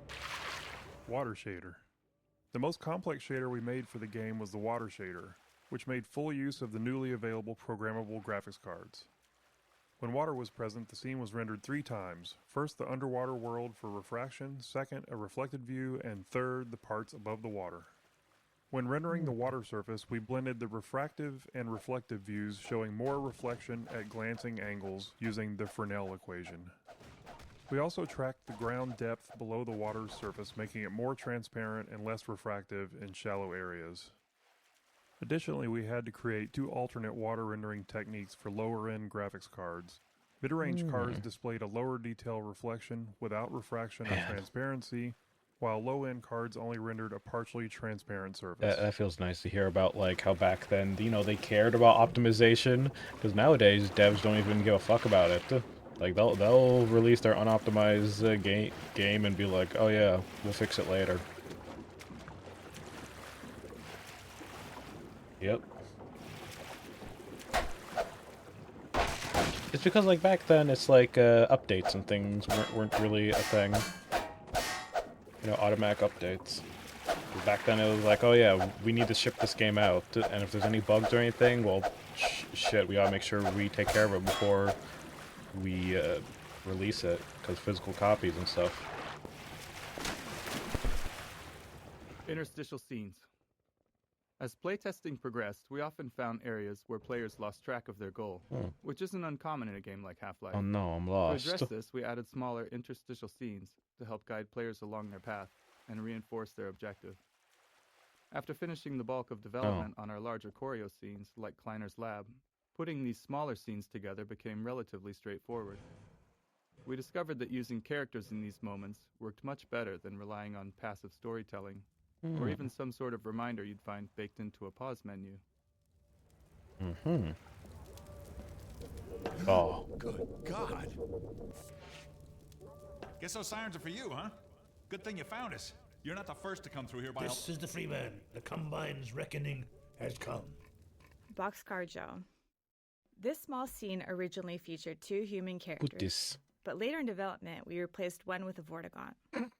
We wanted to show that Vortigaunts were coexisting with humans and resisting the Combine as well. They sure are. We also introduced their ability to heal the player, though we didn't fully capitalize on that feature throughout the game.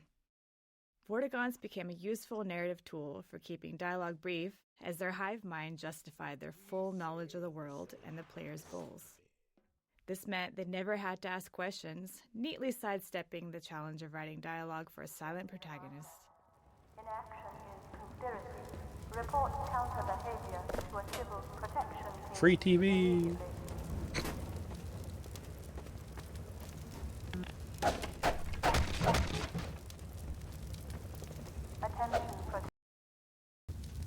It's fun playing this commentary mode with mods, I gotta say. It's just a new experience, you know? Oh.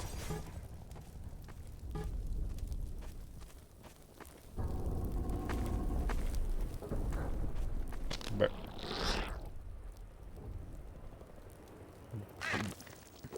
Barnacle introduction. Because barnacles can be confusing when first encountered, we wanted to introduce them in a way that showed players their behavior at a safe distance. We decided to do that through a nature show style predator-prey scene. But, as always, scenes like this took a lot of iteration to get players to reliably see. No, it's not RNG. Oh, that's so stupid. They have a workshop. Anything you see that's not from vanilla is just a mod. What can I say? I set out to spice things up a bit. Eat this. No? Wait. How the fuck did this wait? A skull came out of that. What? How'd you die? Whatever.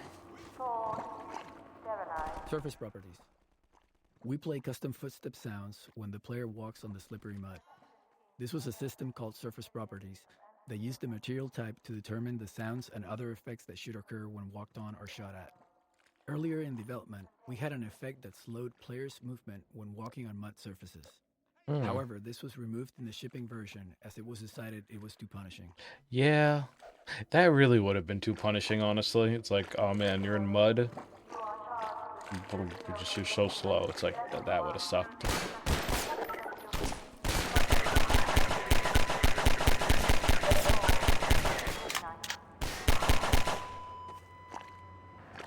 Mounted gun gallery.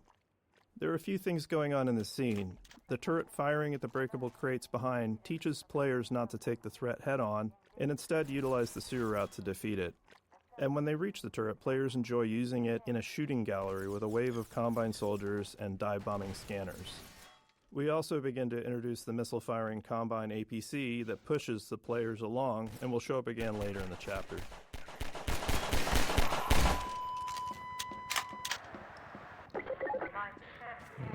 Secret cache.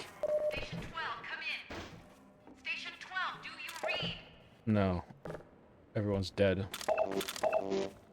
This is Station 8. We heard 12 go down and out.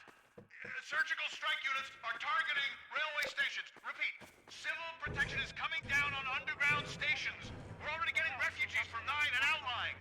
Looks like we're... Station 8, do you copy? Station 8, are you there? We have confirmed reports of manhacks. Now it's my turn on the gun. Whew. Ground protection team. Alert. Code.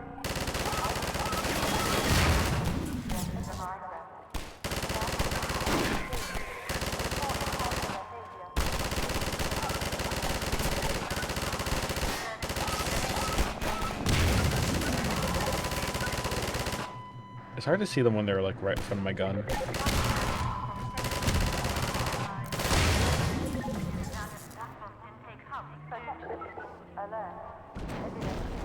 Oh, what the heck?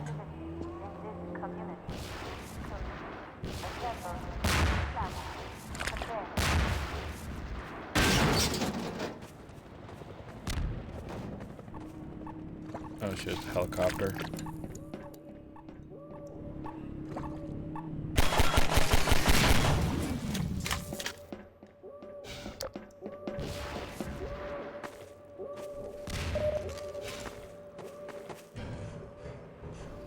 Or was it? Hold on. Oh, there you go.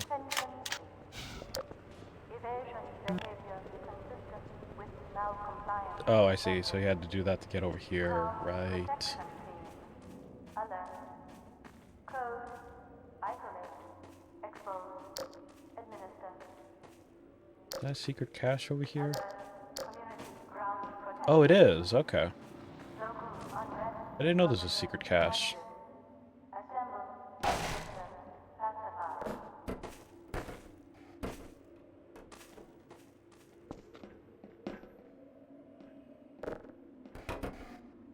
There we go. Here, eat this. You'll like it.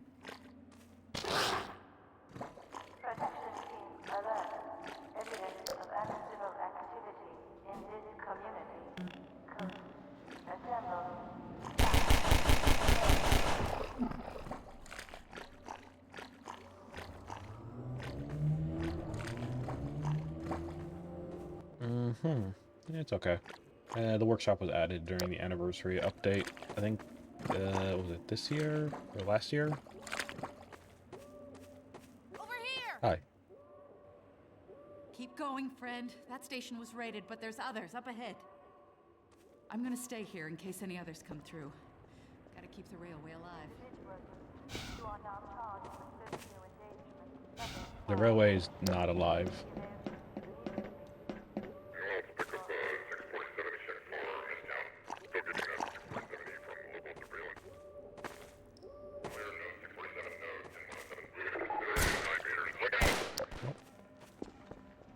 Hey, free TV. Wait, did they disappear?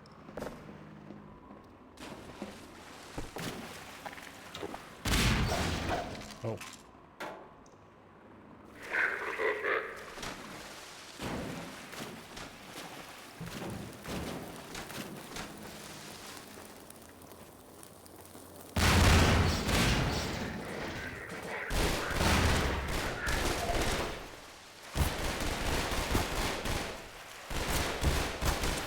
Is supposed to be a ladder or something? Oh, there we go. I had to crouch jump it.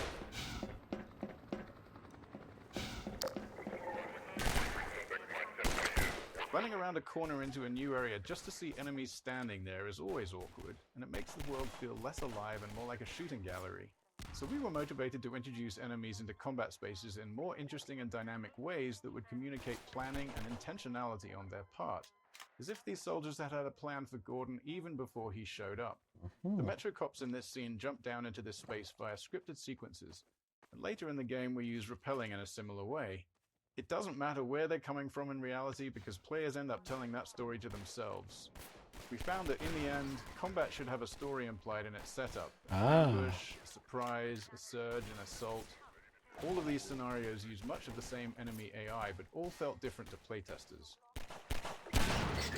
Yeah. That definitely does make sense.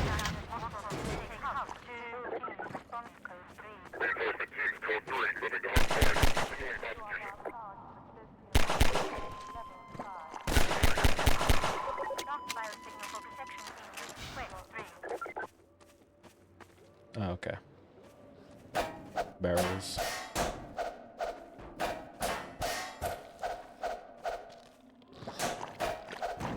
Whew. This area is so slippery. Barnacle bowling. This is a satisfying example of how a bunch of design elements can come together in a matrix of interactions to create a memorable scenario for the player. We got barnacles, our physics simulations, slippery mud surface properties, and last but not least, explosive barrels. You've encountered all these on their own, but they're able to snap together naturally to create a moment we called barnacle bowling.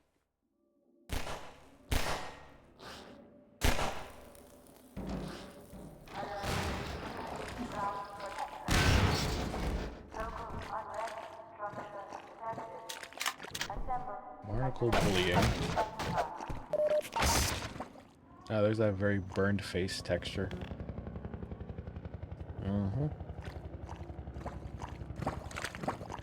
Don't know if they ever go into that one.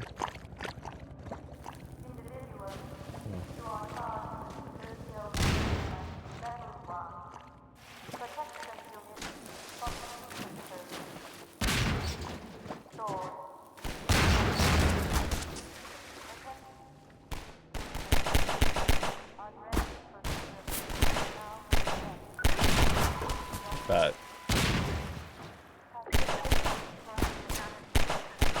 I dare you to get on that bridge. Darn.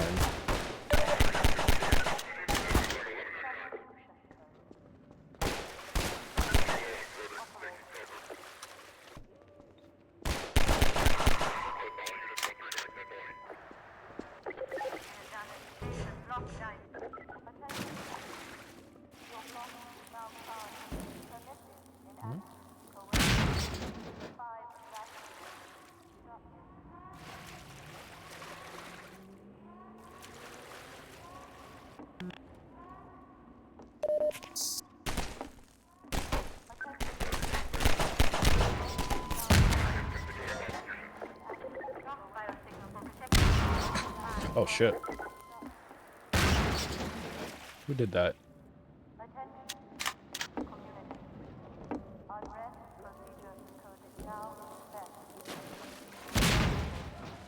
Who's throwing these barrels at me? I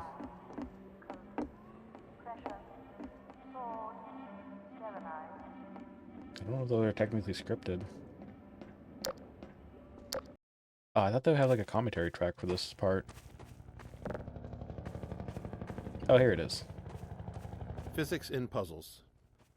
Often, simpler mechanics encountered earlier in the game are pulled from more complex ones as a form of training. The teeter-totter puzzle, the first physics-based contraption in the game, was actually derived from a later, more intricate washing machine puzzle in the canals. The teeter-totter uses the same principles of mass and ramps, but in a more straightforward way that players can directly interact with, helping them understand the game's physics and making later puzzles easier to tackle. This puzzle also highlights the analog nature of the physics system, with the placement of cement blocks and the player's own weight both factoring into the solution.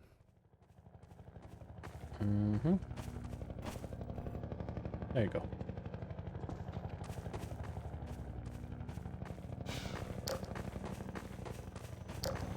No, there's that helicopter again. I never realized how close it got to over here. Combine attack helicopter.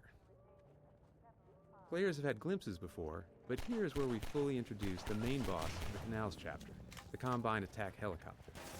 This chopper relentlessly destroys a player's cover, forcing them to move forward or risk being gunned down. We wanted this sequence to feel tense and menacing, with the helicopter seeming far too powerful to confront directly, and maintaining that intensity through the canals until the final showdown in the reservoir. To achieve this, we heavily constrained the helicopter's movement based on specific gameplay goals. In this map, designed as a dash from cover to cover under helicopter fire, we created a ring path in the sky above the arena. The helicopter always travels to the farthest point on that ring from the player, keeping it visible and making it easier for us to place cover in just the right spot.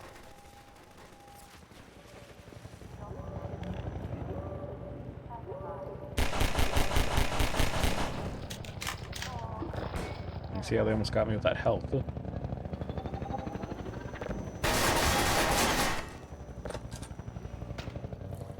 Normal maps. Whoa. Half-Life 2 was developed during an exciting time for graphics, as the first programmable shader-supported graphics cards were hitting the market. Jeez. Using this technology, we became one of the first games to implement normal maps, a technique that enhanced the lighting on surface geometry. The normal map described the surface's roughness, allowing each pixel of a polygon to be lit in a way that made surfaces appear bumpier and more detailed than ever possible in Half-Life 1. Whoa. That is crazy. They're really cool.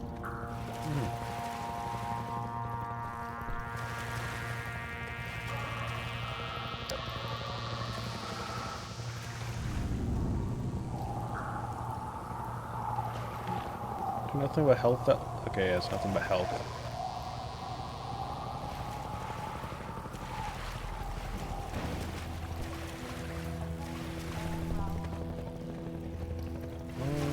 Okay, I see.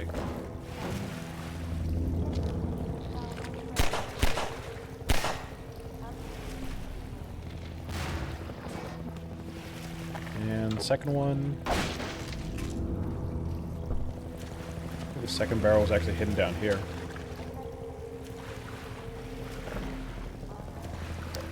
I guess extra health if you accidentally blew yourself up.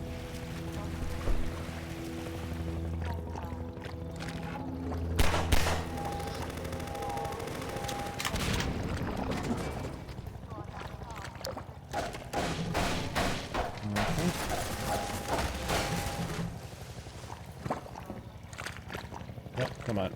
Right over here. Autosave dangerous.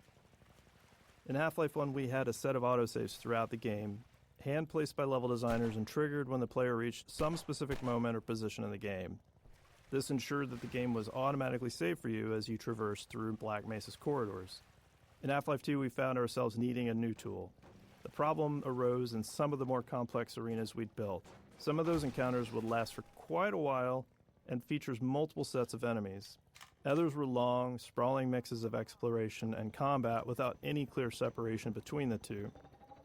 We never want an autosave where the player is in danger of dying right after loading the game, because that could place the player in a death loop. If you played enough games back then, you definitely found yourself in this situation at least once. I've had that happen. So unless we deliberately crafted pauses in every arena's flow, there wasn't always a safe place to put an autosave. After some experimentation, we implemented a feature called Autosave Dangerous. This was a level designer tool that combined an autosave with an associated time frame. When triggered by the level designer, it immediately saved the game, but kept the save off to the side, not available as a save game to load from. If the player then stayed alive for the specified time frame, then the save would be committed and used as the most recent autosave.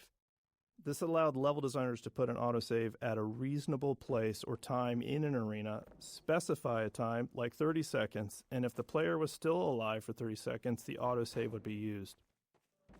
Okay, so that's how they made autosaves not kill you.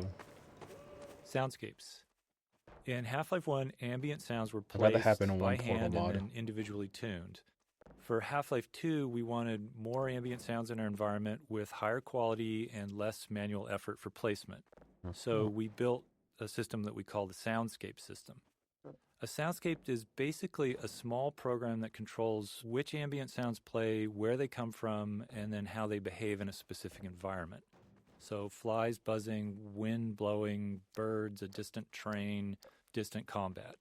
The soundscape system could then randomly select and play these sounds, and also, really importantly, handle the smooth transition as the player moves through environments. Soundscapes... Fuck. Did not mean to accidentally do that. Autosave dangerous.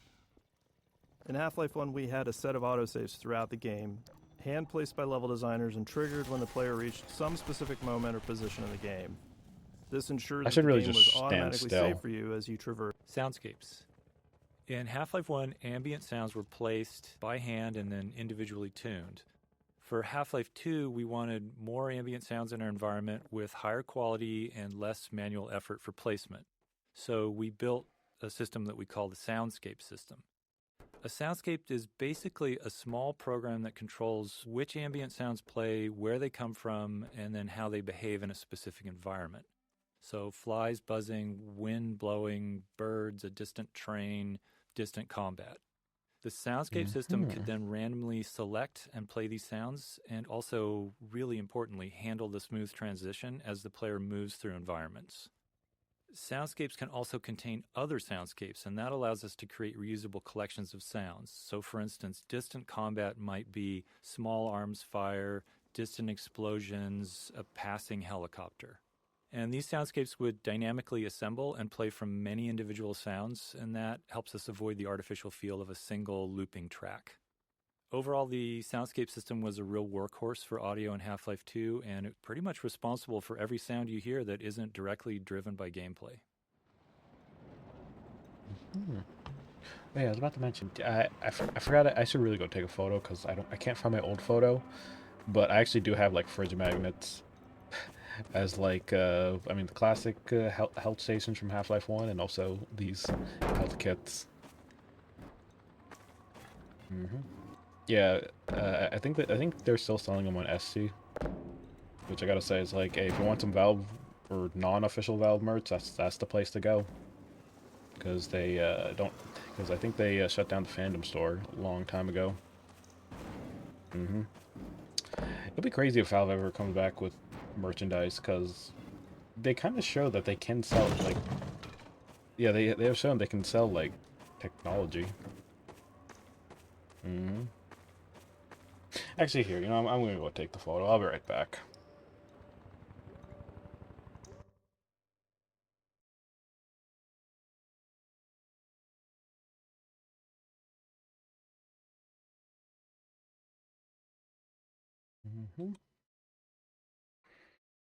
Here we go.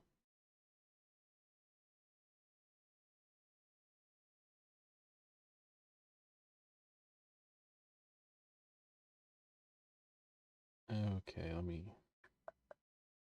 pull this up.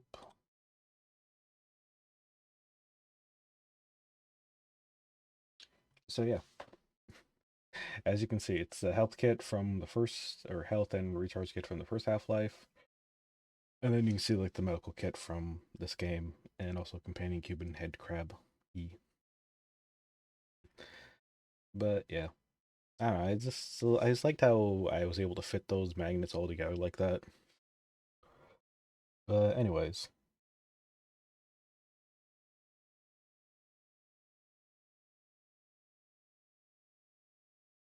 Alright, let's see.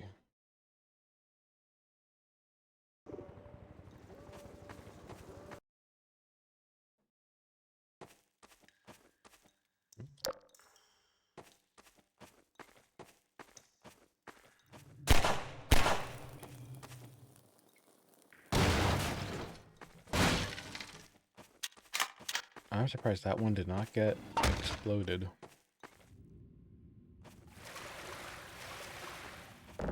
Let me try this. Get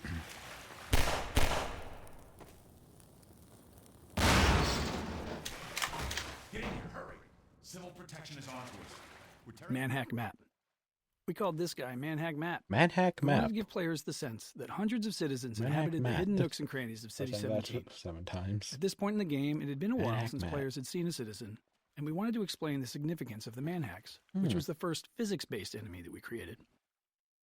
In the original concept, there was a video arcade in the city where players could fly Manhacks around to attack virtual citizens. No. Eventually, players would discover that the Manhacks are real, and so were the citizens. As the Combine occupation became more fleshed out, this idea of a video arcade became an odd fit and eventually fell by the wayside. Oh, okay, so he actually teaches the player that they can, like, hit it or melee them. Okay. It isn't safe here. I'll give you some supplies to keep you going. Thank you, Manhack Matt. Oh yeah, I think the supplies are actually up here. How'd you even get up there?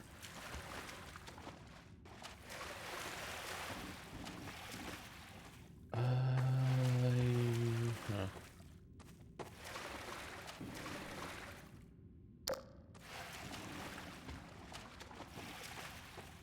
Just grab crate.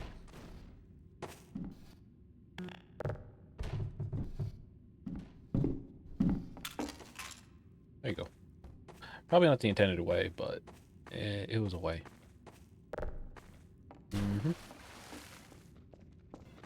Oh, this is where he lives. Nice comfy place. He has a pot, a kettle, ammo.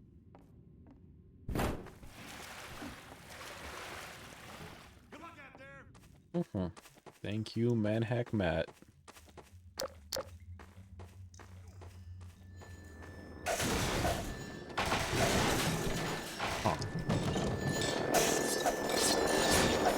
Boy.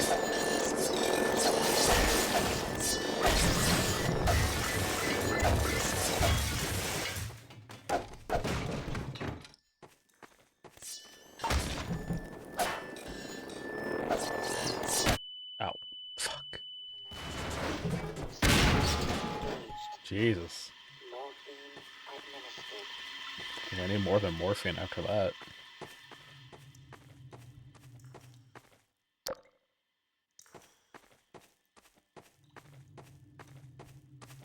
Ah, here we go. Perfect.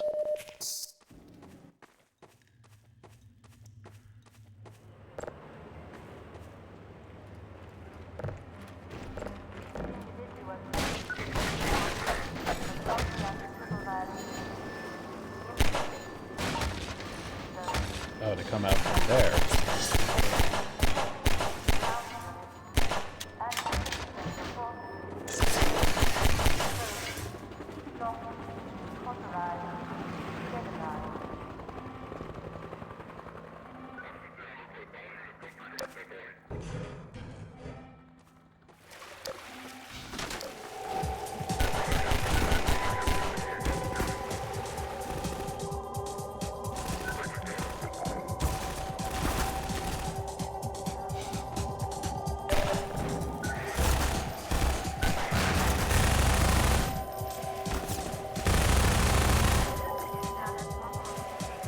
Yeah, I don't know why I thought it was a good idea to throw a flaming barrel at them. In fact, actually, now I think about it. Hold up.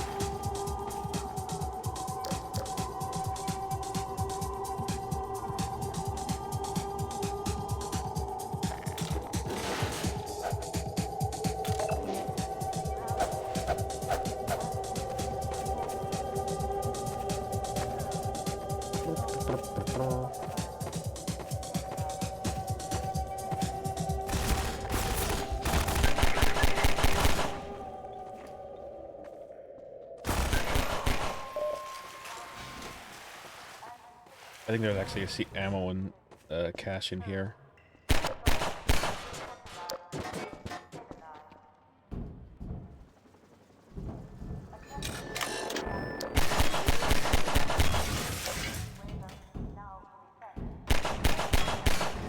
Bingo.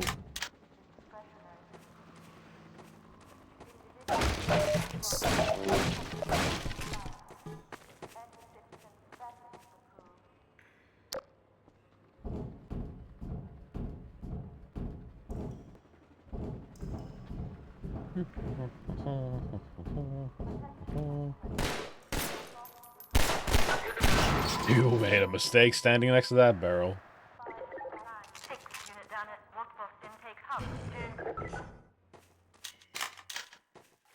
Man, I can't get over how clever some of the level design can be. Yep.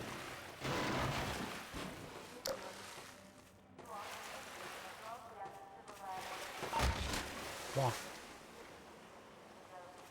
Surprised we haven't run into any more commentary nodes yet.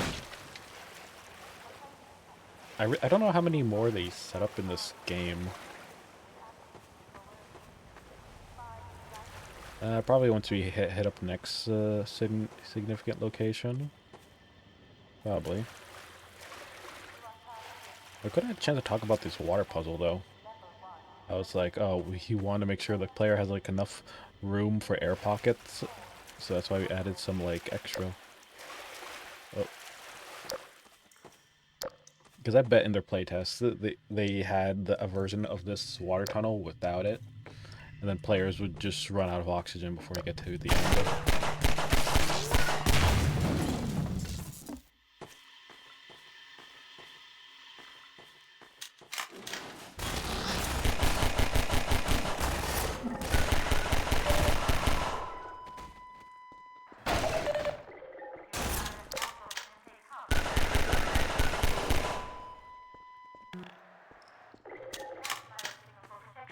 Now I know this area can be a bit tricky for new players. Oh. Because I remember one time while browsing the YouTube streams around Half-Life 2 anniversary, I saw this one random YouTube stream, and this dude was like sitting here for like, I want to say at least 10 minutes.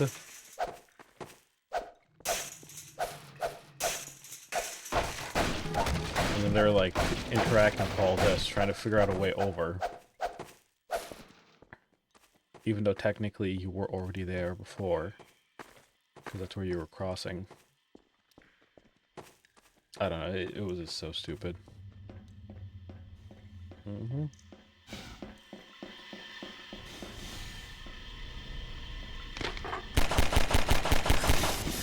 Ah.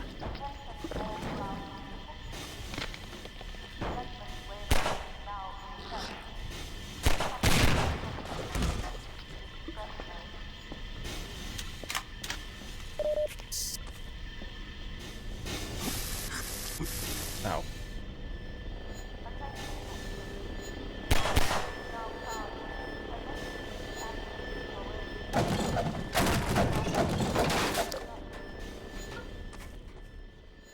Mm-hmm.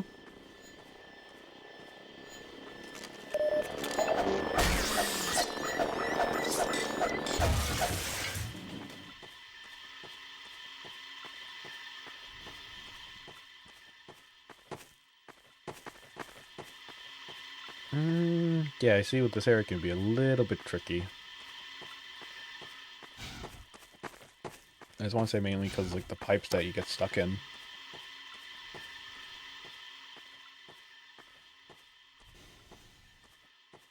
Okay, over here. Yep. Ventilation.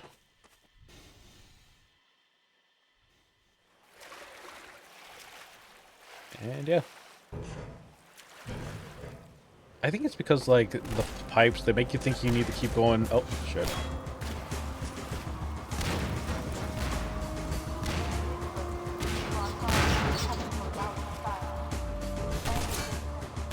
Time for another civil protection violation.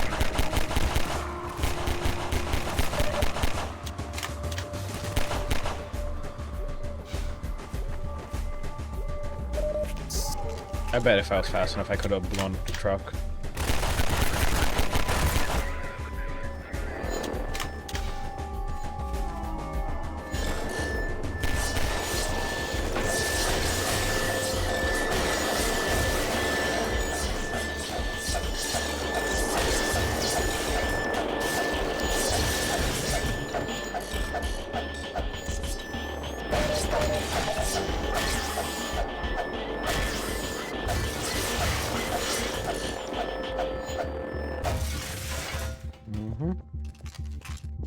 There we go.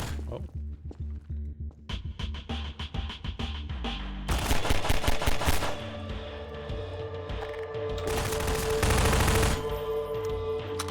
Hello, Mr. Combine Man.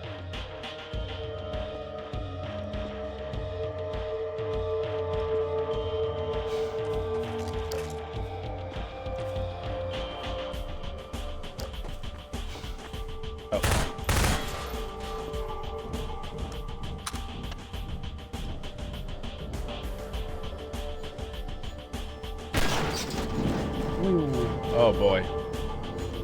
Explosive Barrel Factory. This room, filled with an absurd number of exploding barrels, inspired some good-natured debate within the team around how far to push the plausibility of our world. Frankly, one exploding barrel is probably too many in regards to realism. In the real world, barrels really shouldn't explode, even if you were to shoot them. Yeah, but this is the world of Half-Life. You got Vortigons that look like creatures from TF2.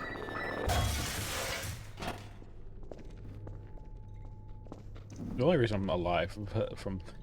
Okay, maybe I had some good distance, but also the commentary mode did technically keep me alive there. Okay, I forget. Do you gotta, like, jump from here, if I remember? Okay, yeah. So, jump from here. Okay, that's interesting. So that single jump was enough to just land me on the pipe.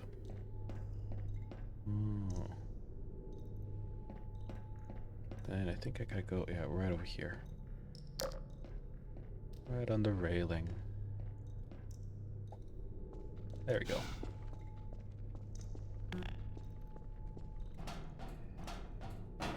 And so, with this puzzle down here... Always hard to break through from ladders.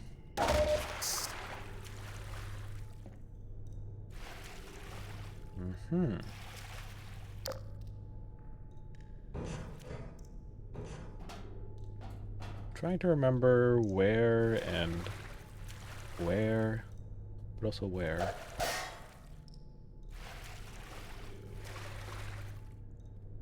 Okay, if I remember correctly, was it somewhere underwater? I know there was like a certain valve you had to like press.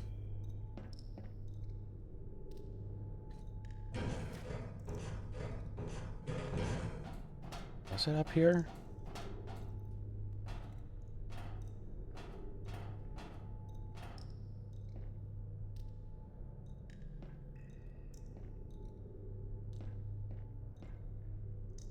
Oh yeah, there it is.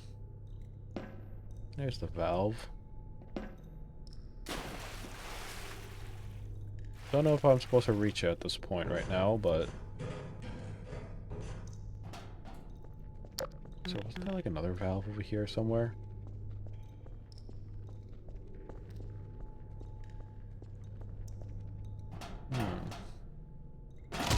Ow. Major fracture detected.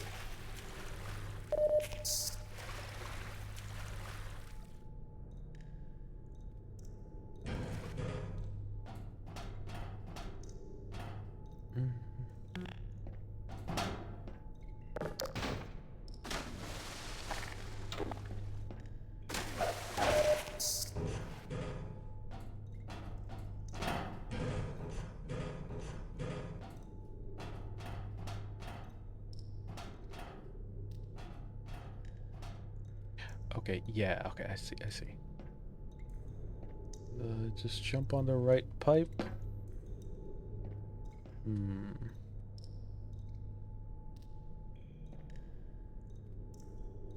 There we go. And then that raised the water level.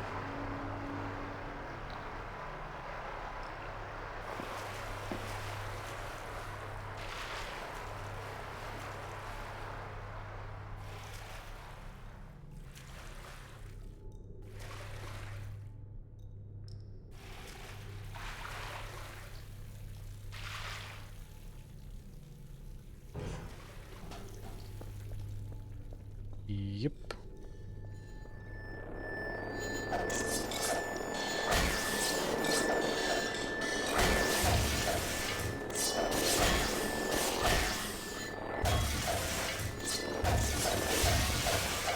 I've gotten better at doing that.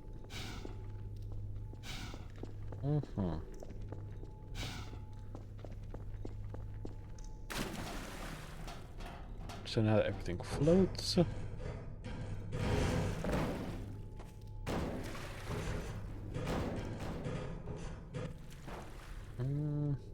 Actually, I think, hold on. Okay, yeah, now I can go into that tunnel.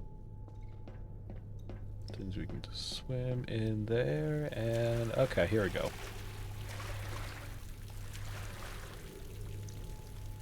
I do believe I had, yeah, hit these.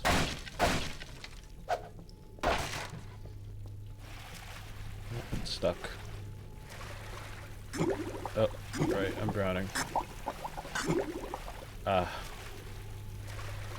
Okay. That should be more than enough. And float on the wobbly crate. Wobble, wobble. Wah. Wah. Rising water. Mm-hmm. The floating bridge and wooden spools here introduce the concept of buoyancy as a tool for the player. In this case, it's not really a puzzle. It's just some fun for the player interacting with the physics system. But later, we revisit this gameplay element in the canals to raise a ramp for the airboat.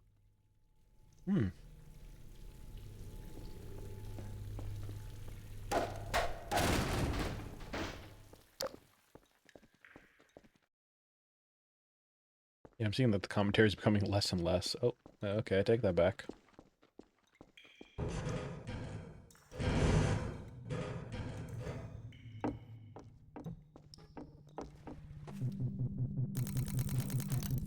Oh.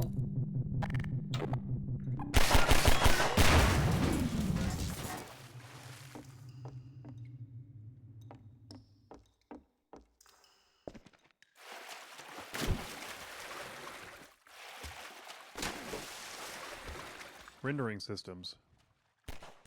In the early 2000s, we couldn't afford a general-purpose renderer with the broad capabilities of a modern engine. Instead, CPU, GPU, and memory limitations required highly specific solutions to rendering challenges so we could squeeze every bit of performance out of a player's hardware. As a result, Half-Life 2 actually has 3 different rendering engines. One for world geometry, another for outdoor terrain, and a third for dynamic entities like characters and objects. These 3 renderers had to support a complicated matrix of features: collisions, ray traces, decals, offline lighting, visibility calculations, and more. On top of that, each renderer needed to support DirectX 7, 8, and 9. The differences among these DirectX versions were significant, often requiring different data storage and rendering approaches. They even used different programming languages. Altogether, we essentially had 9 different renderers, each needing unique solutions, and getting them all to look consistent was one of the most challenging tech problems we faced during development. Interesting.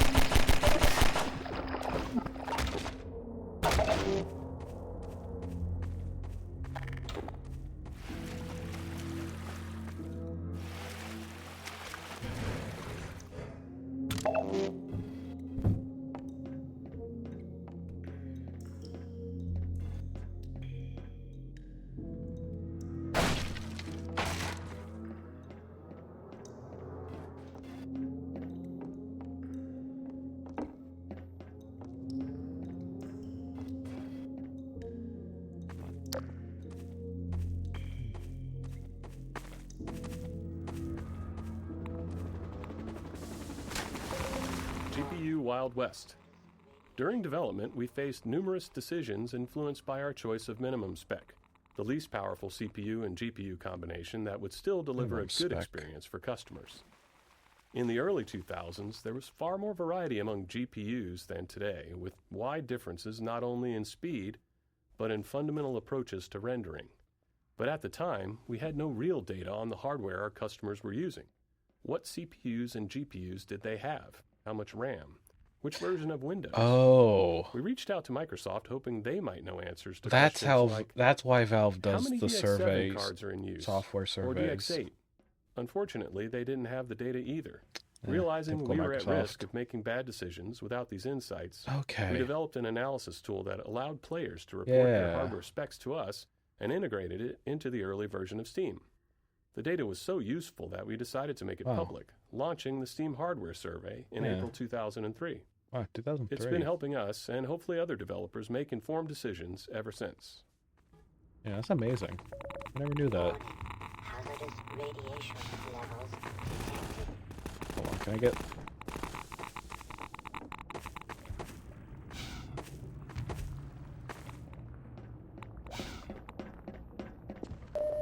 There you go.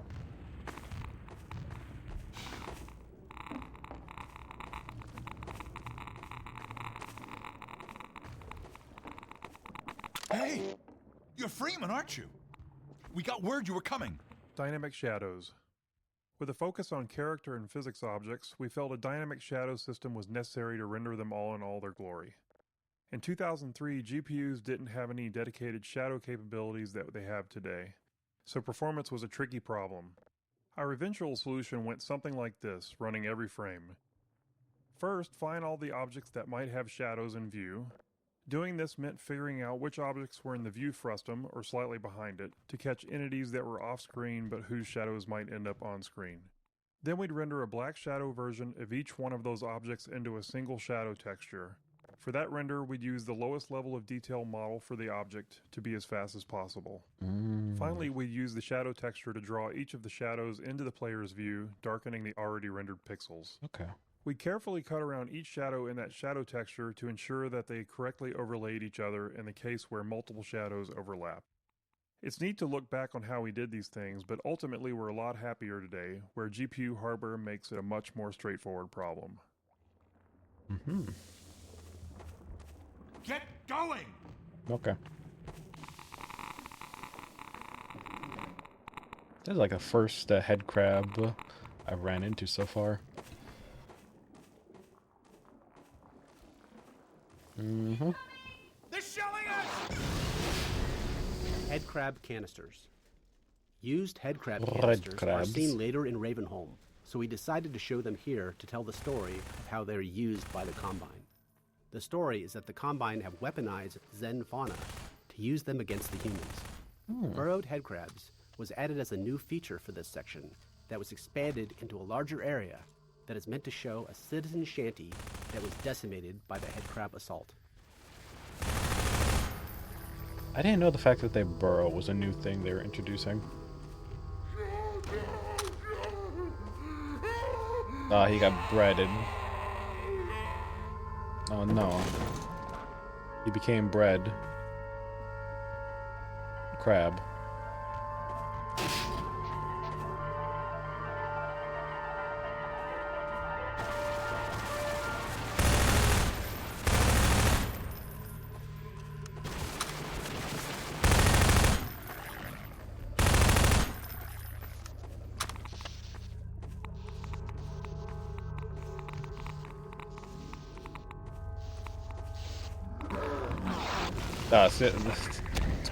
Speak of the head crabs. Yeah.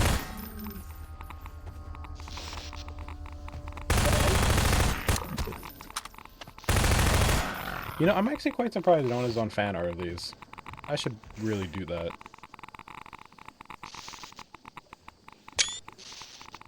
Anyways.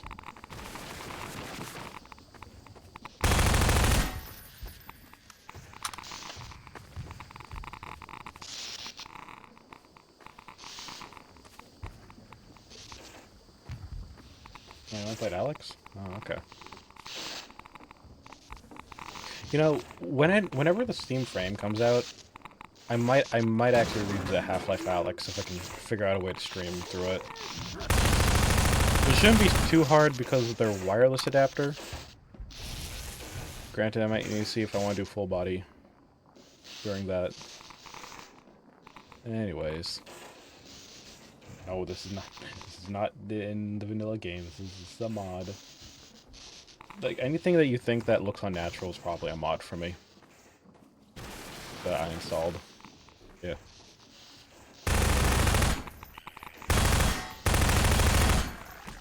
Yeah, what can I say? I wanted to spice things up.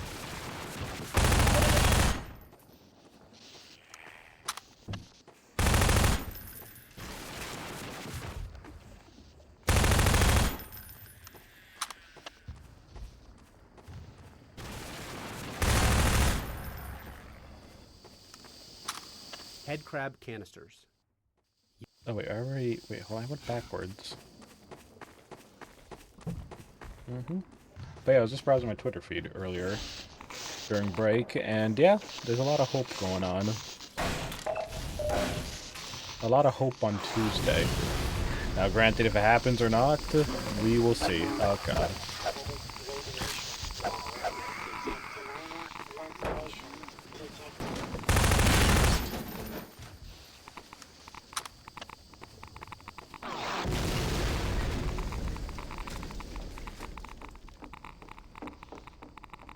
Okay, here we go.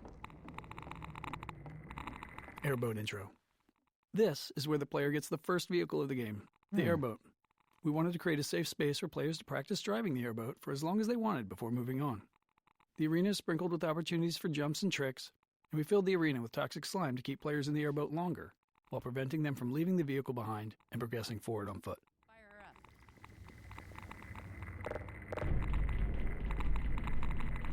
Combinatorial shader explosion. Rendering became much more complex during Half-Life 2's development with the addition of hardware shaders, small bits of code controlling how each pixel on a surface should render. In 2003, shaders were far more limited than today. Half-Life 2 era shaders lacked conditionals and had severe code size restrictions. This meant no if-else branching logic to adjust based on different conditions, and no large shaders with broad feature sets. Also, compiling shaders as needed was just too slow to be useful, so we had to pre-compile them. To work within these limits, we had to compute every possible shader combination and store each one individually as its own shader. For example, if a shader affected a surface based on a single light source, we'd need another shader version for 2 lights, another for 3, and so on. And it was combinatorial. If that shader also supported a normal map, we'd need 2 versions per light, one with a normal map and one without. With features like texture blending, vertex tinting, specular highlights, alpha testing, and various other light types, directional point and spotlights, our shader count exploded. By release, we had thousands of individual shaders. Shortly after, we released Lost Coast, adding HDR support, which doubled the shader count again. Oh, interesting. Once compiling shaders on the local developers' machines started taking too to long, Lost we Coast. switched to distributing the shader compiles over the entire network using VMPI. We also had a dynamic shader compilation mode that was useful for developing shaders that gave fast turnaround at the expense of frame rate hitching when a shader had to be compiled. Okay. Yeah, Half-Life Coast. That was the cut content that they just added. They actually added in to Half-Life 2 as like a separate mini campaign.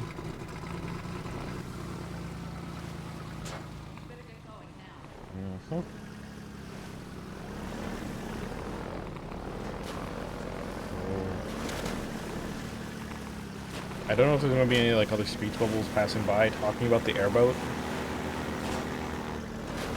Because I gotta say, this thing is very floaty. Even on ground. You know, now I think about it, when I first opened up Yurismo, I think it was like one of the few things I started interacting with.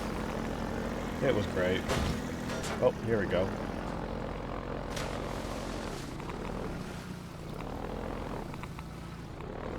Oh, let me park.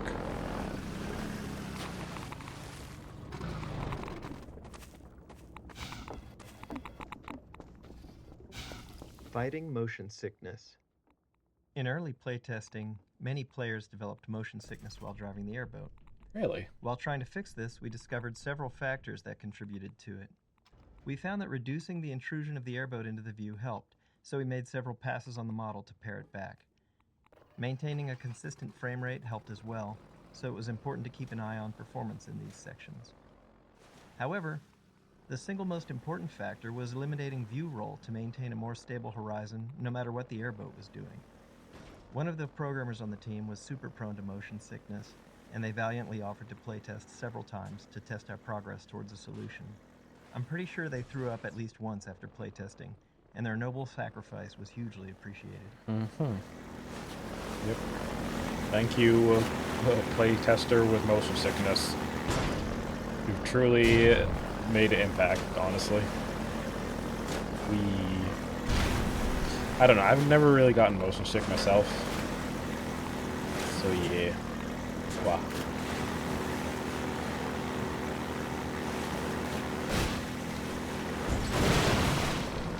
Whoa.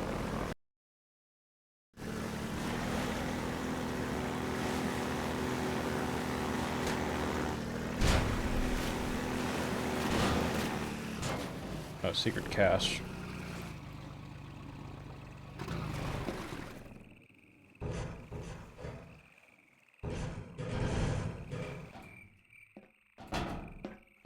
Oh, is it just ammo?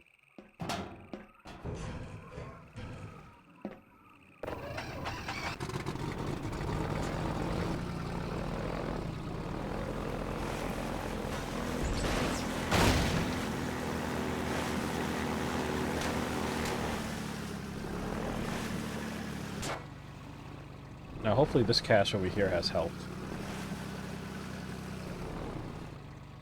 Looks like I need to park right by the stairs. Yeah, that's perfect. And should be... Oh, wow. Oh, you can actually go up here.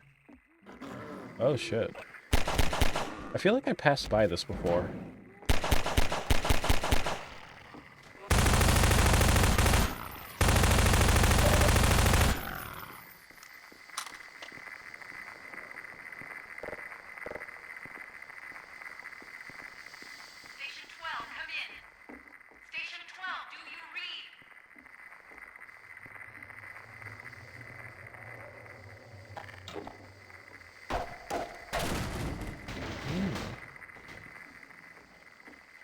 Is it on the roof?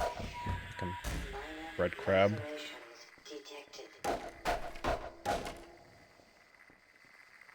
Huh? You're nervous? What happened?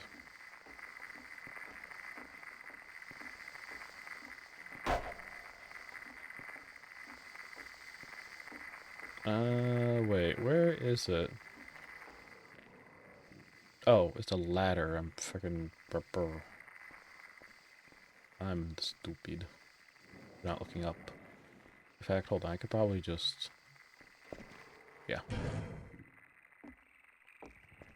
Oh, it's so elaborate. Yeah, I got that barrel out of there. Oh, okay.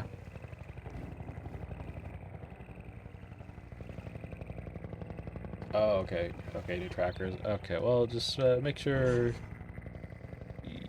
you know where the money's going. Yeah, wish you luck.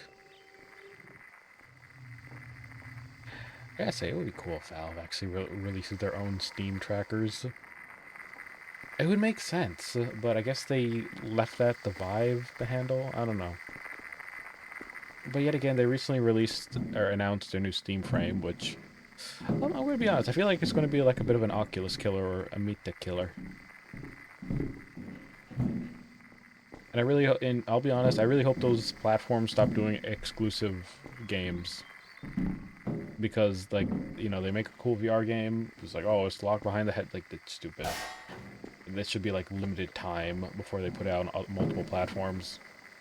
Kind of like PlayStation. I hope PlayStation, once they saw how popular the Steam frame is, they'll bring us Resident Evil VR. You understand how, like, annoying it is? The fact that Resident Evil VR, which are pretty good from what I've seen some videos of, it's just locked behind PlayStation's exclusive headset that's not even backwards compatible with their previous games. It's so stupid. Like, man, hey, PlayStation, you do, like, the most stupidest things to not get any money. The only smartest thing they ever did was, like, port over some of their exclusives to PC. Not Bloodborne. Because I bet they lost the master copies at the JP offices when they shut down. Airboat time. Mm-hmm. Finding the right balance between vehicle time and time on foot took some work. Driving at full speed propelled players through the world quickly, and in early playtests we felt that players were missing out on exploring and taking in the game's detail. Exploration and world examination are core values of Half-Life, so we didn't want the vehicle to eliminate that. Yeah. To address this, we added periodic spots where players could get out and explore small pockets of dense detail. I appreciate this. Additionally, as the physics system evolved, we were learning new ways to use it. These spots off the airboat let us introduce an element of discovery around physics, like dropping crates into the water or combining barrels to raise a ramp. This gave players a chance to interact with water and physics in different ways. Mm-hmm. So you can't make the trackers because they are abandoning the lighthouses. The only tracker maker I'm aware of now are Vive, Tundra, and what's purpose? Three of them. The lighthouse. That's what they call their base stations for the index. Interesting. I didn't know that they were abandoning that one. I mean, for what they got going for the Steam frameworks, I hope it's compatible with Steam VR, so I can just replace my Index headset with the Steam frame. Yeah, the base stations are colloquially known as the lighthouse. Okay. Well, I hope they still track at the very least. For those who do have base stations, like myself. I should really get a fourth one. I don't think they're selling them anymore. No, this new Steam frame is not compatible with base stations in any way. Interesting. I'm gonna have to figure out how my full body cape is gonna work. I might have to put a tracker on my head.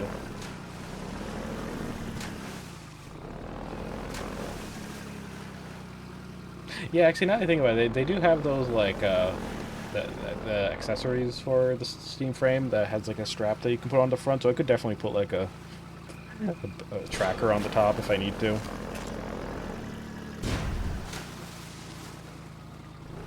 Anyways. Hey. Could. Yeah. Steam frame is like a Quest Pro. You're gonna have to put a tracker on your head to sync it with the lighthouse. Yeah, that's fine. Like, now that I think about it, yeah, people could definitely like make accessories that are like with tracker attachments to a Steam frame, especially like I know they have like a battery thing on the back. They could probably make attachments for. Get out of here. Okay. You have a set of slimes, so you want the full inside out and the full inside out. Don't have a lighthouse. Interesting. Okay. Floating supplies. In the alpha playtest, the canals were sprinkled with floating supply crates that players could smash with the airboat to collect the supplies inside. The mechanics were somewhat gamey, but helped keep the flow of the gameplay going, allowing the player to resupply on the go. To help make the premise more plausible, we wanted to tell the story of how the floating crates ended up so conveniently placed along the player's path. This scene of the citizens dropping supply crates helped sell that fiction, while also making the canals feel more alive. It also made players feel more heroic and important to be helped by so many supporting characters.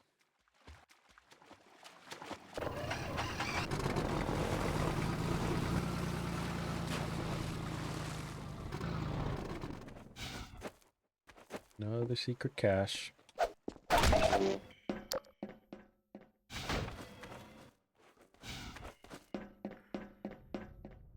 Oh, okay. That leads you to the floaty blue barrels. Yeah, these plastic things.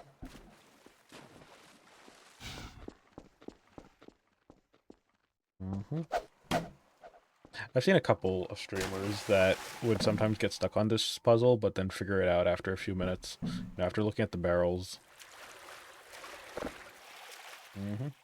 I tell you, it's always fun to watch a streamer whenever they play like Half-Life 2 for the first time. Like myself, if you want to go back and look at my VODs, back in like, I forget how many years ago.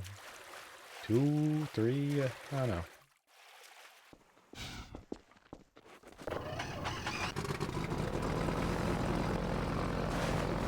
Yahoo! Wow. That's a cool moment. Oh. There goes the ship.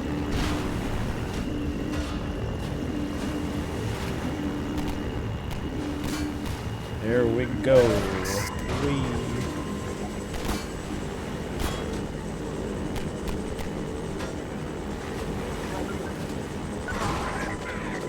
I didn't even see him there. Here we go. Yahoo! Wow. I think I missed a crate. Wow.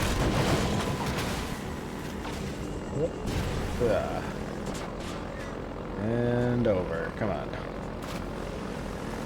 Let's go.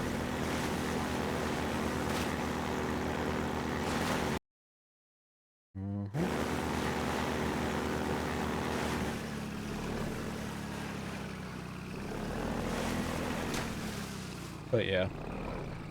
Like honestly, I really want to get the Steam frame, mainly just so I could actually have a more compact headset. Because the Valve Index, despite how good it is, I don't know, sometimes it's a bit, like I have to have a big old display case for it. I'll probably still be using it anyways, even after the Steam frame comes out. Just because sometimes I use that as like a head tracker. I don't know. Well, I'll have to see. Whoa.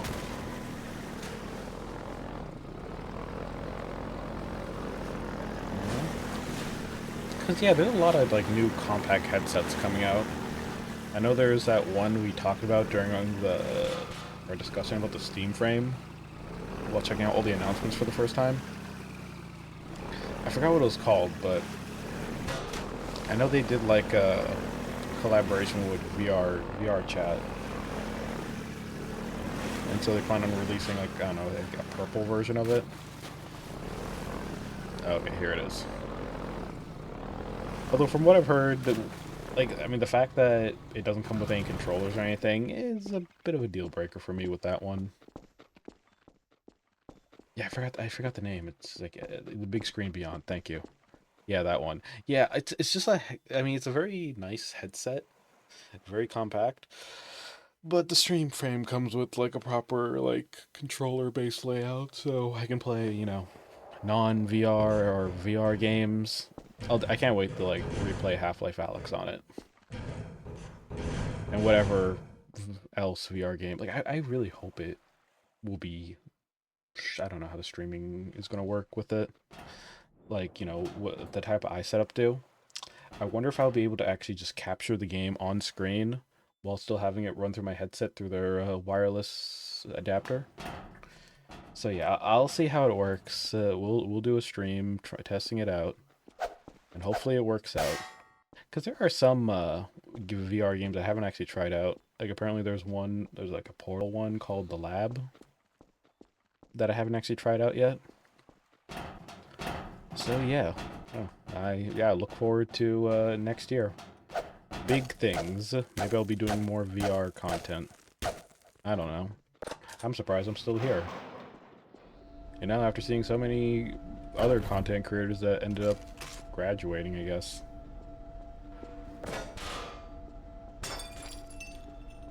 We now have direct confirmation of a disruptor in our midst.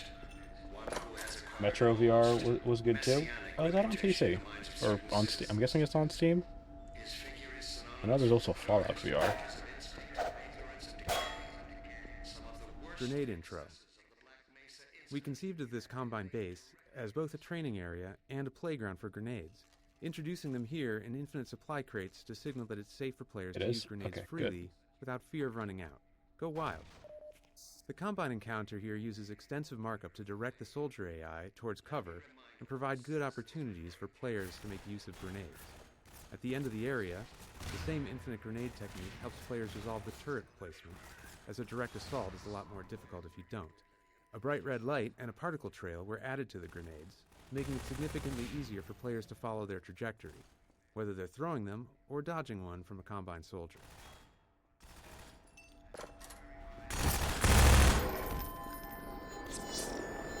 Oh boy. Oh.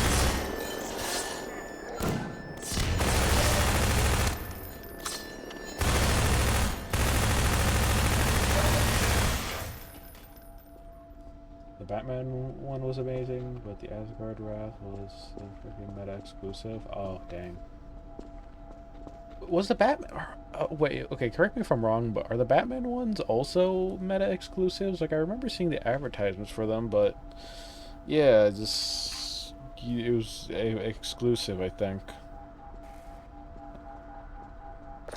You know, if Facebook wants to make some money, how about they just do what Xbox does and stop doing exclusives? Which one? I forget. It was like the Arkham City VR or something, or Arkham Knight VR. I forget what the names are. It's just all I remember is just being like, oh hey, new Batman. Never mind, it's a VR game. Yeah. Air resistance. One important feature we had to add to our physics engine for Half-Life 2 was air resistance. Okay. At the time, physics engines would typically implement a general damping feature for slowing objects down as they moved, but this merely removes energy in a symmetric way. In order to create a more believable motion, we decided to simulate air resistance instead. This allowed us to get asymmetric behavior, where the amount the object was slowed by moving through the air was different depending on how much surface area of the object was facing the direction of movement or rotation. This feature was key to making explosions and objects thrown by the gravity gun look believable. Fast-moving and fast-spinning objects are among the most expensive things to simulate in Half-Life 2's physics engine, so air resistance also improves CPU performance in cases like explosions. It is also key to presenting different materials and masses of objects. More dense objects can push aside air more easily, and this is visible. Having this effect in the simulation helps make the difference in density between cardboard boxes and wooden planks more apparent, and really helps make the objects in Half-Life 2's world much more convincing.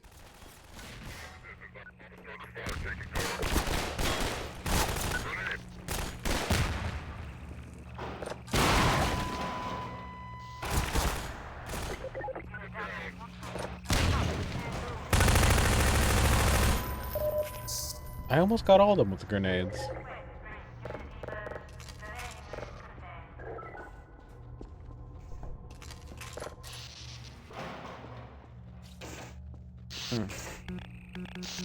Alright, it's busted. Puzzle layers.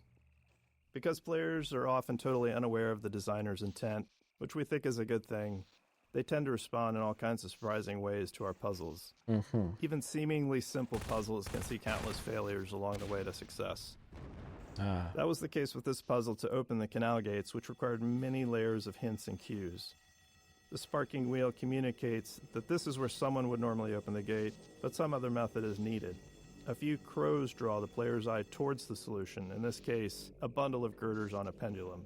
As grenades have been thoroughly introduced, we originally wanted players to throw one to break the wooden support structure, but that wasn't obvious enough. That would have been so annoying. We added exploding barrels as a much clearer clue. Oh, man. But even after solving the puzzle, some players didn't realize that the gates were now open, which led them to endlessly explore the base interior looking for another exit.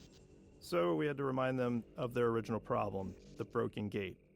We added smoke, the alarm klaxon, and a spinning light, and it was then that we finally started seeing reliably good results in playtesting.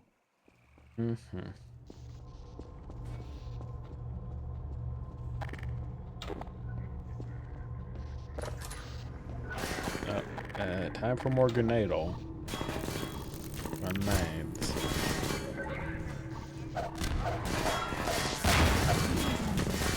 Or I could just use the minigun. Yep.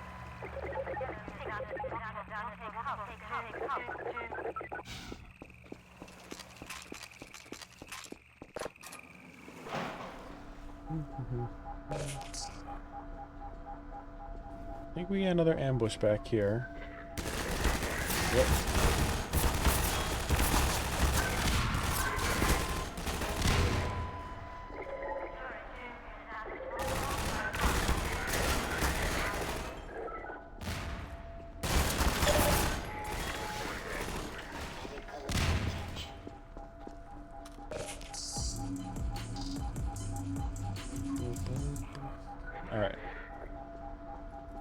Makes you want to play classic Counter-Strike 1.3 again. Oh, really?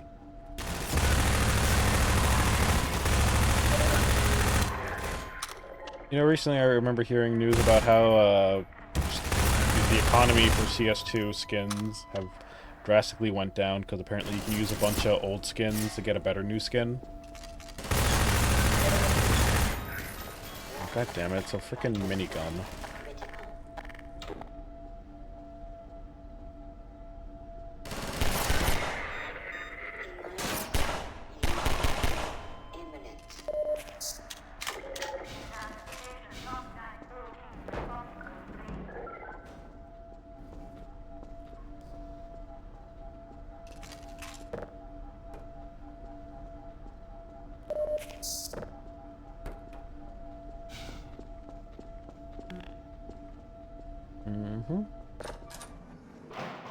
There we go.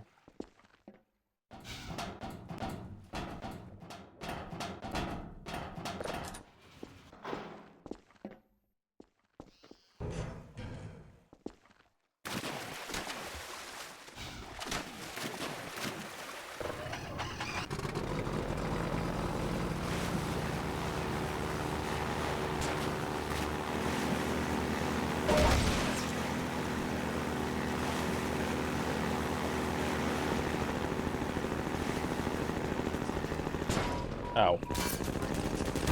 I thought that was a ramp. It was stupid. Oh. Here comes the missiles. Excuse me.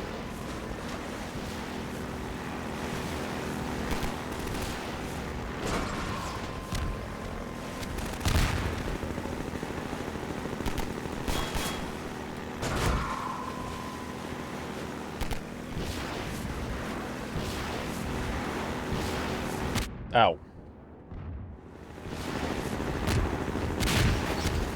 Oh, shoot. Time to go around. Yeah, I messed up the moment because I didn't see the thing. Well, I might be dead.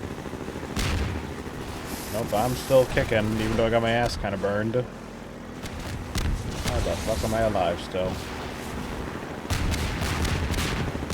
Oh, how am I still alive? Okay.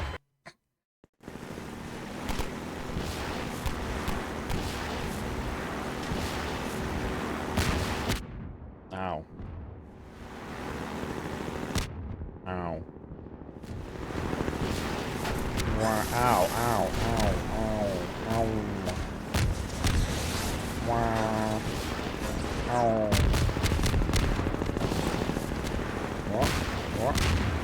What? Ow. Ow. Oh, man. You're supposed to, like, get some air or something to dodge the missiles. Yeah, there we go. And there. Ow, ow. I still get hit. Oh. God damn it.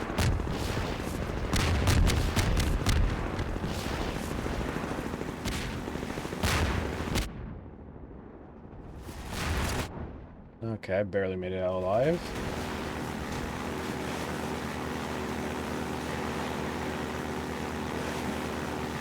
The skin of my something teeth.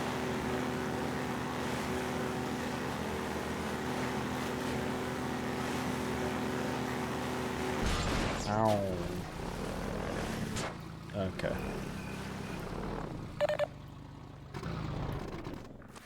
I definitely need that safe cache. So, what do we got here? Pulley. Oh.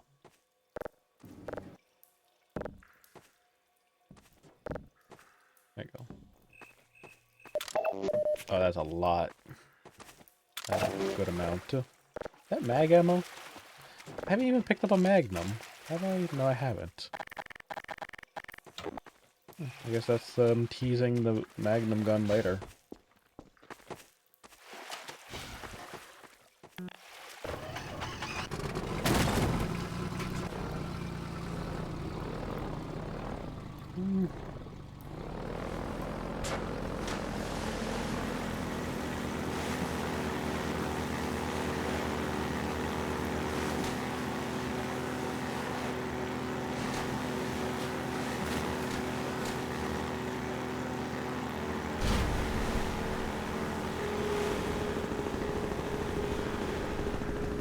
Okay, that's when we gotta take a turn this way.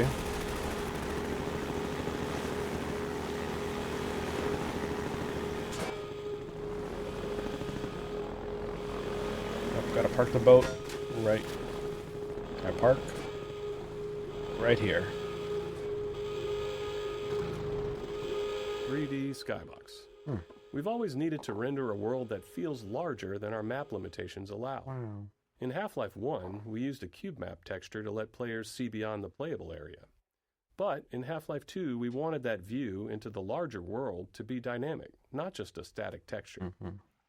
Our map size limitation was about half a mile in each dimension, but we realized we could create a much larger outer world if we stored it at a reduced scale. So, we invented what we called the 3D skybox.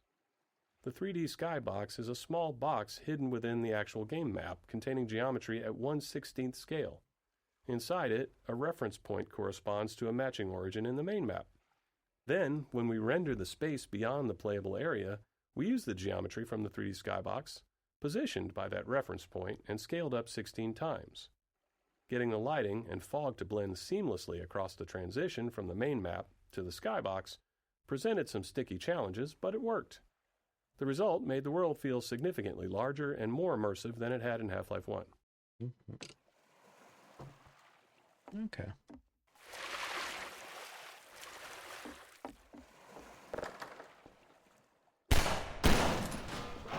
You know, I really should have remembered that. 357 intro. The Magnum, unlike the basic handgun with its slower rate of fire, is meant to be fired in a more measured, calculated way, dealing catastrophic damage to your target. Earlier versions of the Magnum had a bit of random dispersion, which we felt fit the heft and the less sensitive trigger pull of a larger pistol. However, this led to anticlimactic moments where players would carefully line up a shot only to miss due to the accuracy penalty. To address this, we made the first bullet perfectly accurate, with each subsequent shot becoming less accurate as you blasted away. Really? Okay, you know, that makes sense. You gotta be careful with this gun. VMPI. During development, we became increasingly frustrated with our slow gameplay iteration speeds, mainly because map compilation, needed to pre-compute lighting and visibility, was taking hours.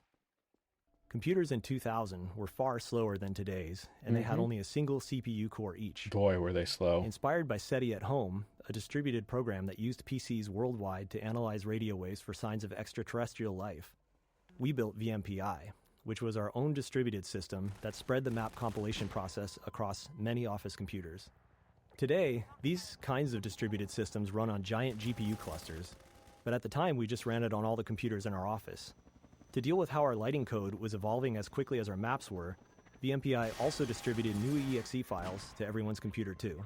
In retrospect, this was a pretty terrifying security concept, just awfully bad. It's like the stuff of nightmares for IT folks, because we were sending an arbitrary executable to all of our work PCs and they would just run it. It was absolute madness. But it worked for us, and it did significantly increase our map iteration speed, and as a result, it ended up being a crucial tool. Man.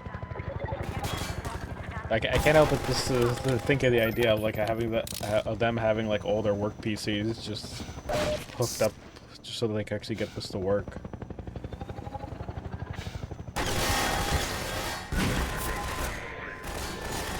Let me get inside.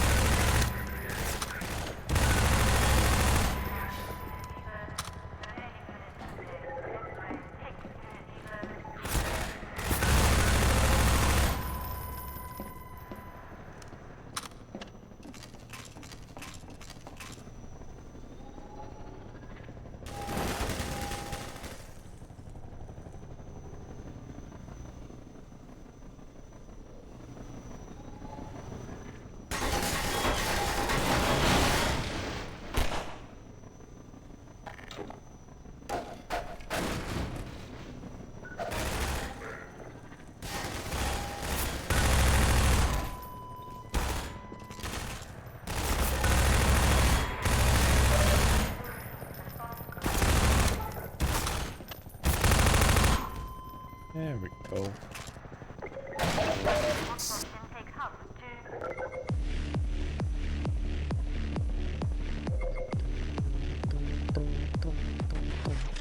Oh wow, almost 100%.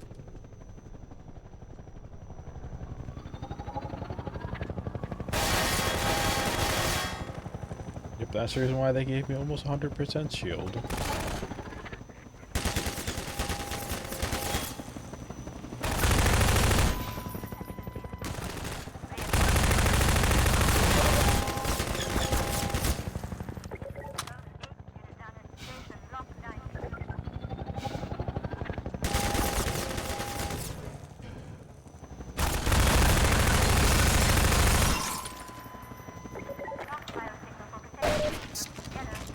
Mounted gun. The mounted guns were added here to help train the player on the gun's effectiveness against the attack helicopter for the final battle in the reservoir. Really? This was necessary because up to this point, the helicopter was invulnerable to the player's weapons, and we had to give some indication that it could be harmed with larger weaponry. Huh. This was only somewhat effective in playtest due to the amount of pressure the player was under at the moment, which led us to developing the particle effects and sounds that would sell to the players that they were really doing damage. I feel like I skipped that part. I really don't remember having to shoot it. I don't know. I think I want to look back at my old VODs.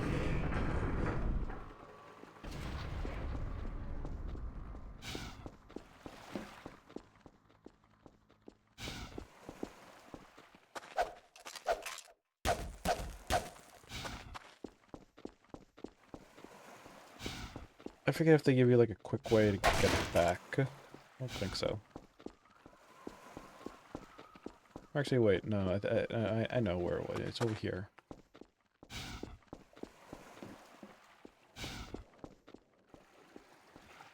Yeah, they technically do give you a quick way to get back. It's called jumping the railing, or they added a gap. Okay. Yeah, that is a nice shortcut.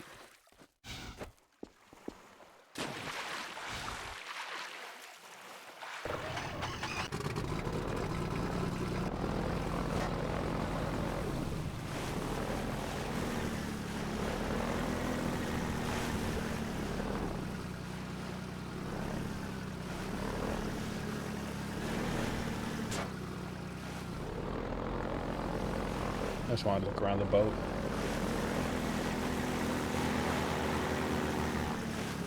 Wait, is there anything on that boat? Not like I could really reach it or anything.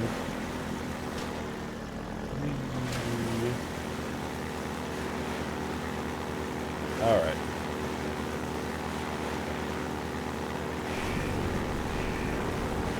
Oh, the helicopter's back from repairs. Bombs.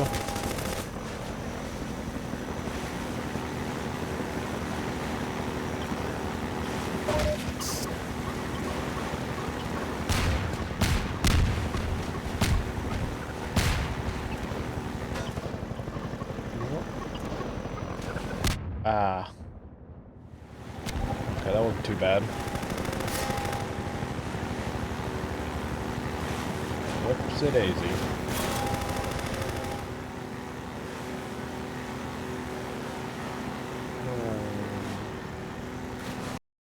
Oh.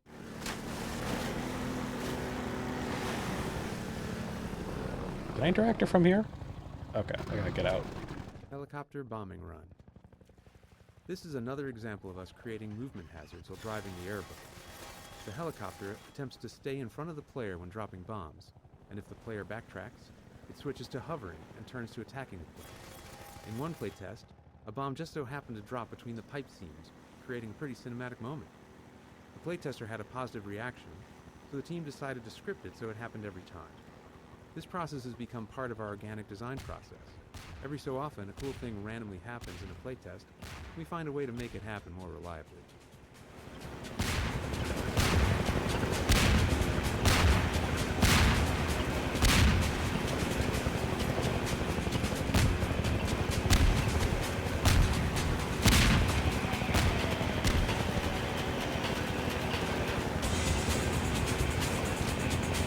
I wonder if they would do this type of, like, boss again.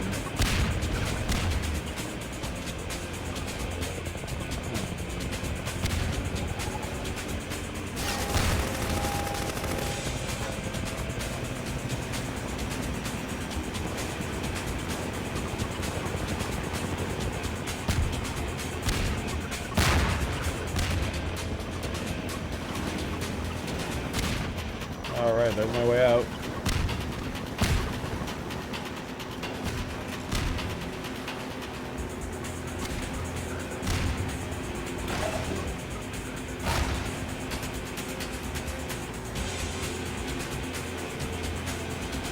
Alright. I am out of here. Oh. Haha. 360.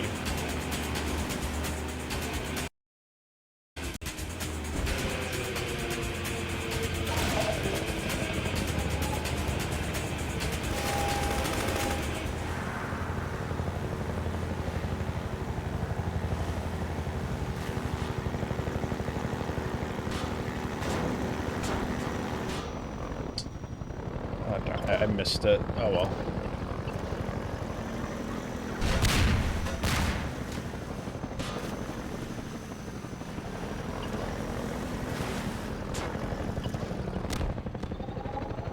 Oh boy.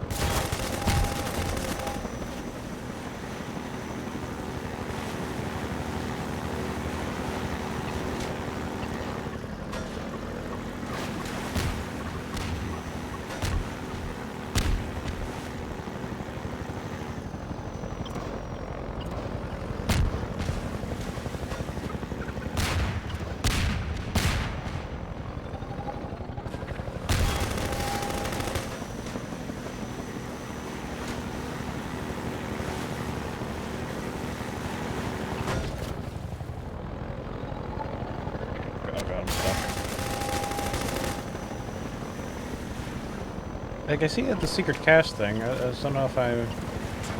There we go. Now I can make it. Perfect. Haha.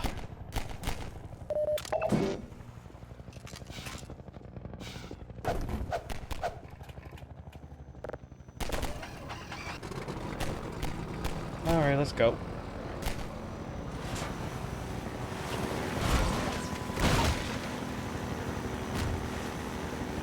Yeah, honestly, the pace here, it's not bad. I mean, it's a little bit of a slog, but mainly because of the helicopter. I mean, at this point, it's pretty passive compared to before.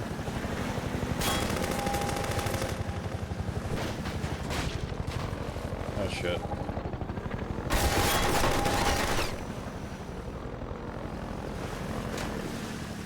There we go. Oh, sorry, I rubbed my eye for a second. Alright.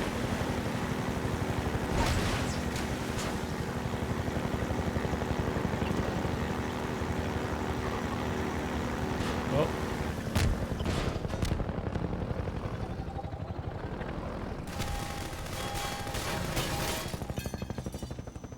I don't think I've been missing any commentary blips.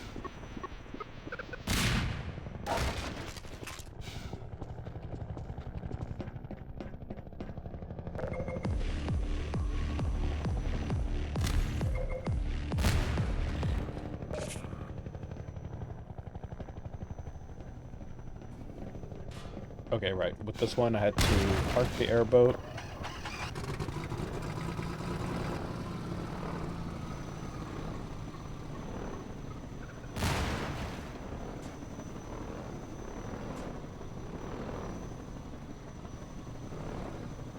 There we go.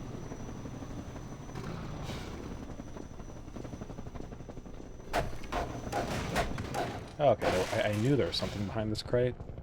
Single bullet. And there you go.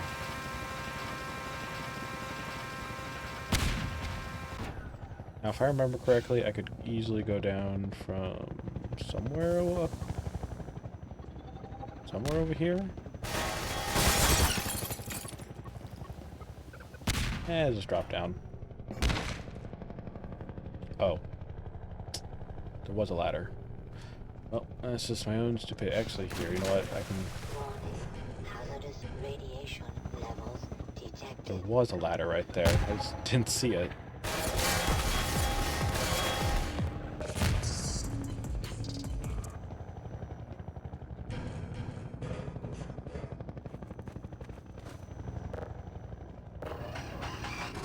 All right, let's go.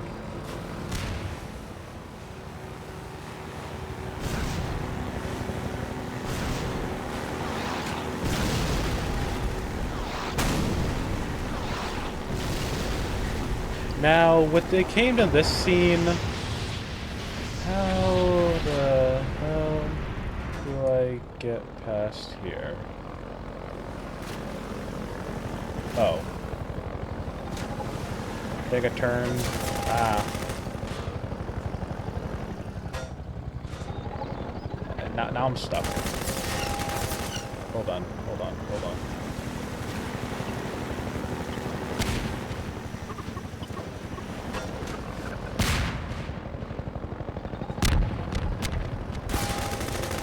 Oh, there's a little gap over here I can just go through.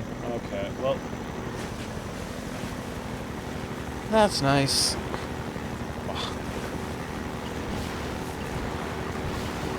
Apparently the fan project that remakes the classic Counter-Strike and Source engine. Oh, that's cool.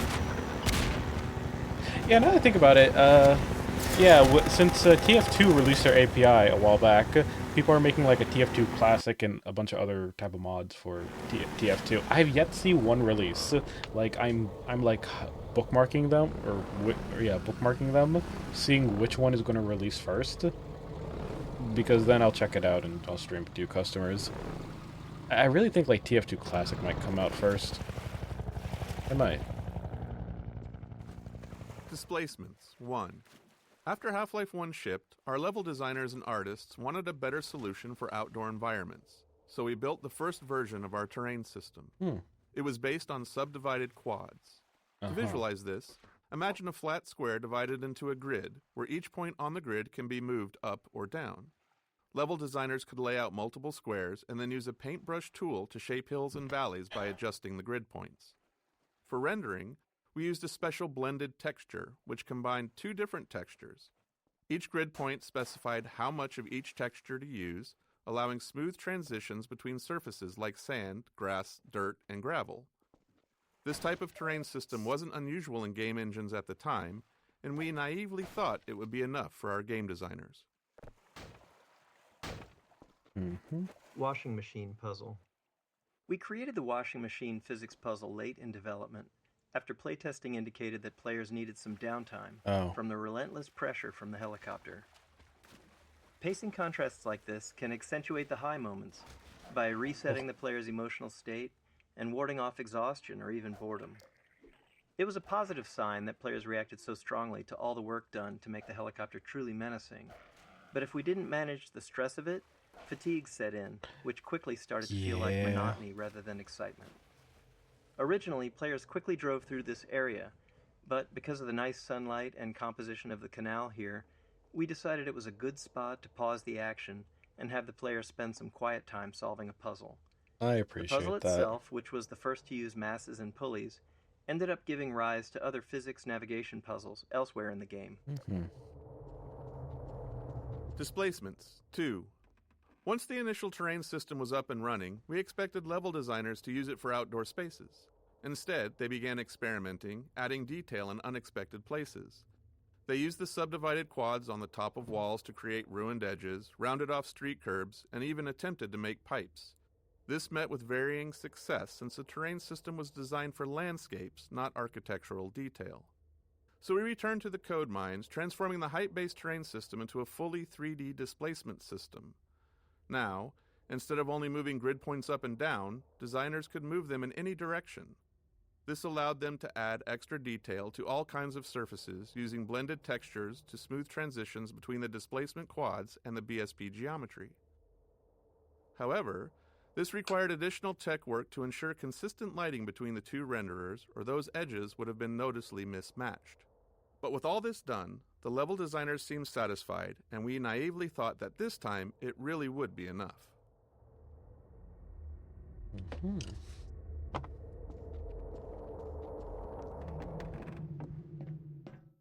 Displacements 3. With the general displacement system in hand, level designers didn't stop at adding detail to the world and returned to their original goals of building large-scale outdoor sections. This led to another round of updates to balance performance, ensuring the system could handle both fine detail and larger ground terrain. Texturing had to improve as well, especially to support complex structures like overhanging cliffs that weren't possible with the original height-based system.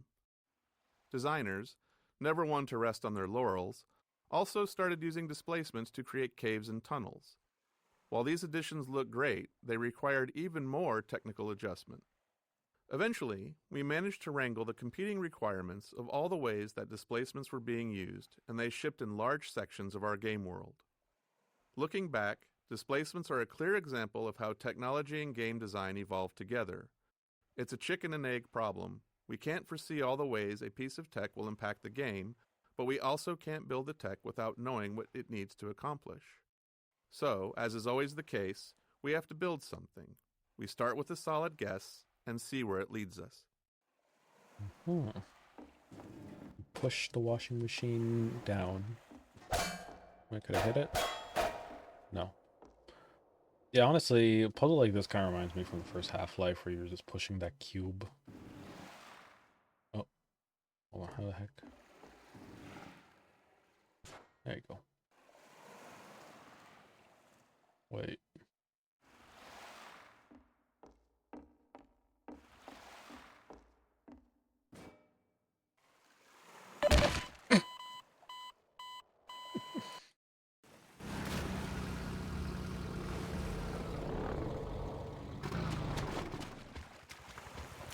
Displacements 1. After Half-Life 1 shipped, our level designers and artists wanted a better solution for outdoor washing machine puzzle. We created the washing machine physics puzzle late in development, after playtesting indicated that players needed some downtime from the relentless pressure from the helicopter.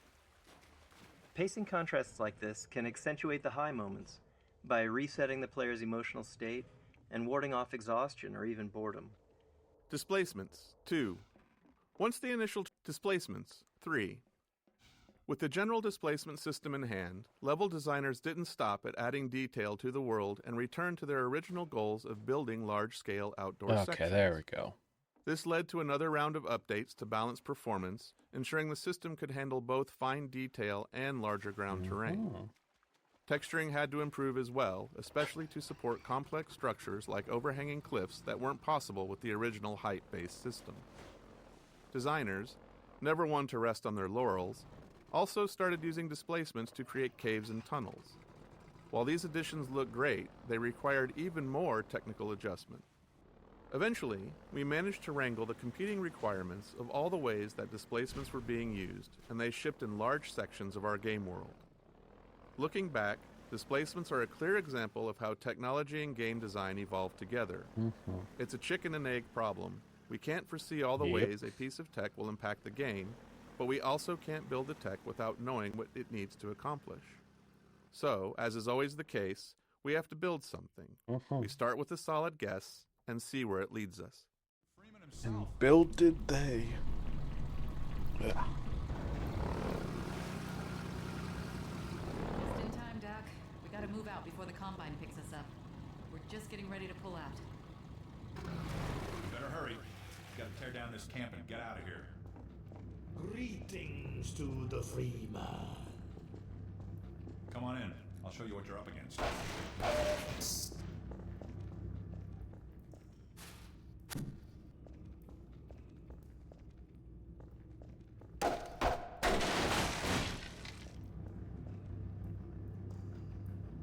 Come on, get in here.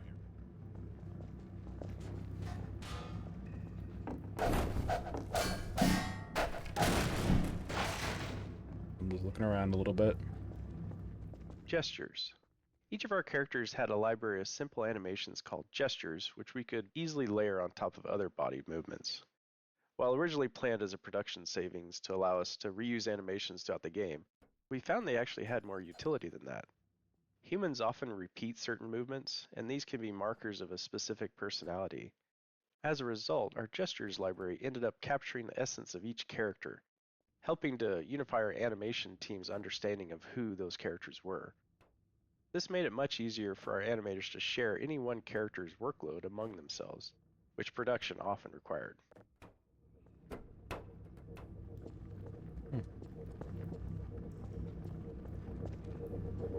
Oh, thank you, Butis.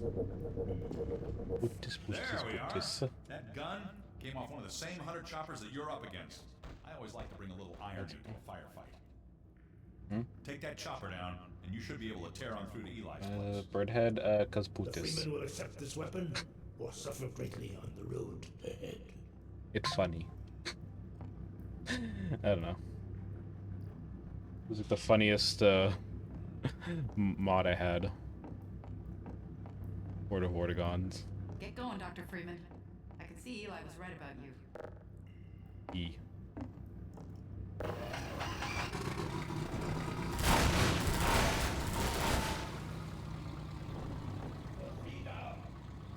Give him hell, Doc.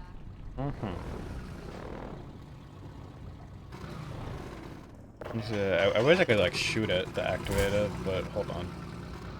Airboat changeup. We heard from the playtesters that they wanted more varied gameplay from the airboat.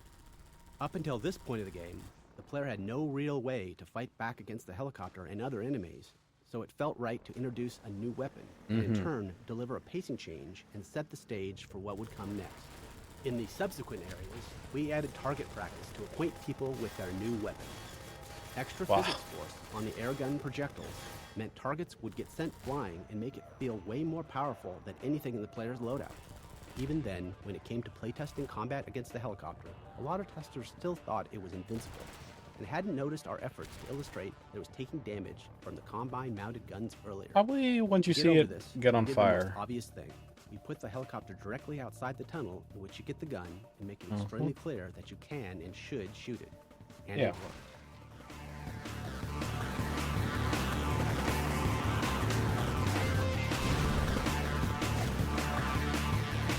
Yeah, because like it was pretty subtle once they showed you the machine guns from earlier that you could like shoot it down. Well, and my game crashed.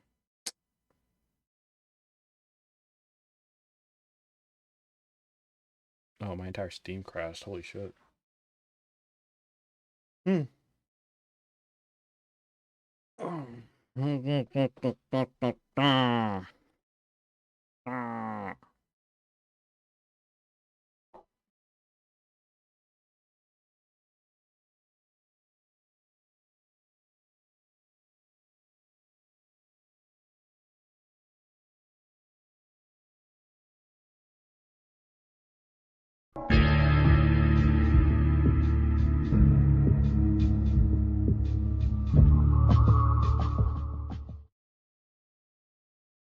One moment.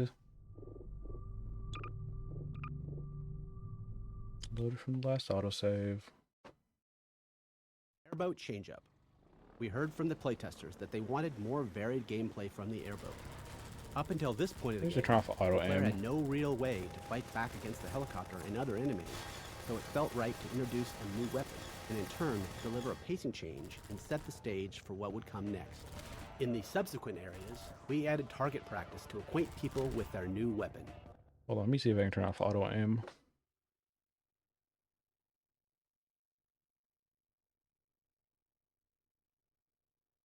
Let me try basic. Extra physics force on the airgun projectiles meant Yeah, that's targets better. would get sent flying and make it feel way more powerful than anything in the player's loadout. Even then, when it came to playtesting combat against the helicopter, a lot of testers still thought it was invincible, and hadn't noticed our efforts to illustrate that it was taking damage from the Combine-mounted guns earlier.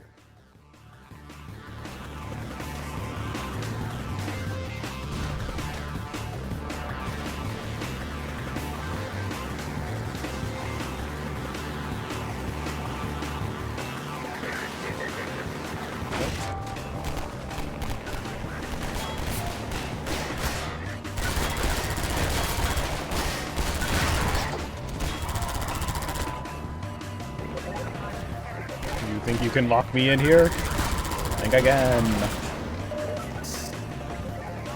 You cannot stop the free maid. Oh shit. Well, maybe that can. Here we go. Woo!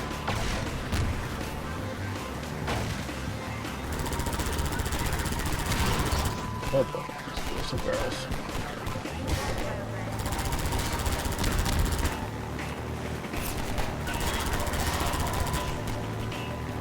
Oh, this is such a rush. I love it.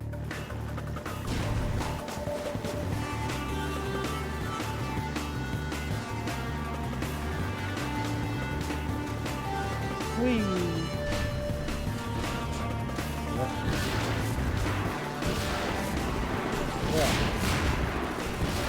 Ugh. Man. Ah, fuck. Hold on, let me hit the node.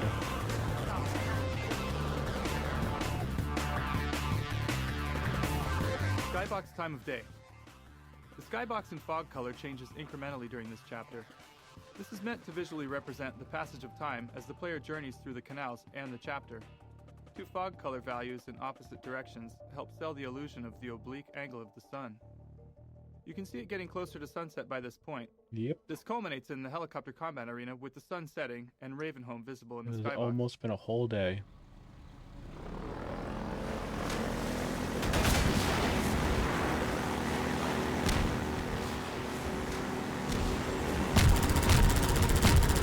Shoot them. Oh, I can now.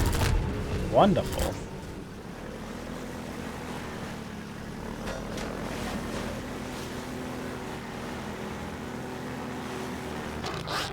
Oh, that's it. Sorry about that. Oh, oh my god.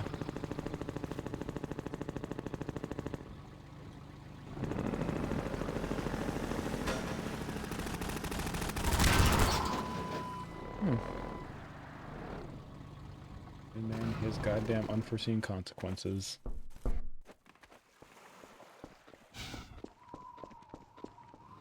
A Half-Life game is an ultimately linear experience, but we're always looking for ways to break up the player path and create non-linearity at level Where do you all scale. come from? This lambda cache, replaced with a zombie and headcrab ambush, was entirely optional and built only to add some of that non-linearity to this section of travel through the canals. Mm-hmm. Yeah, optional just to get some free stuff. Yeah, pretty good.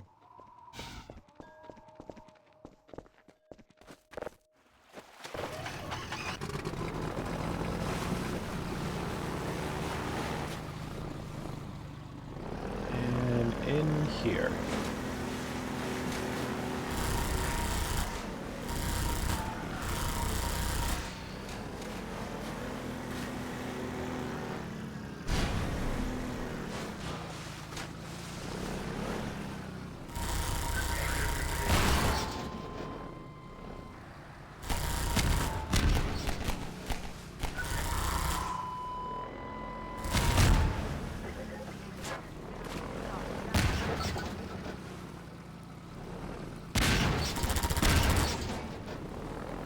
Can I go around the fire?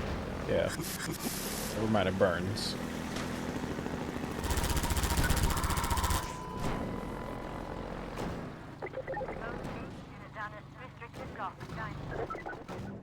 Donkey Kong Barrel Ramp.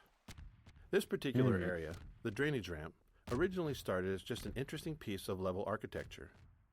But during playtesting, we quickly saw how fun it was to slide the airboat up and around the slope, so we added more elements to enhance that experience. This included Metro Cops dropping barrels down toward the player, and a little nod to the classic arcade game, Donkey Kong. No, I never put two and two together. But I guess Donkey Kong technically invented the whole concept of, like, you know, barrels rolling down a slope. Yeah.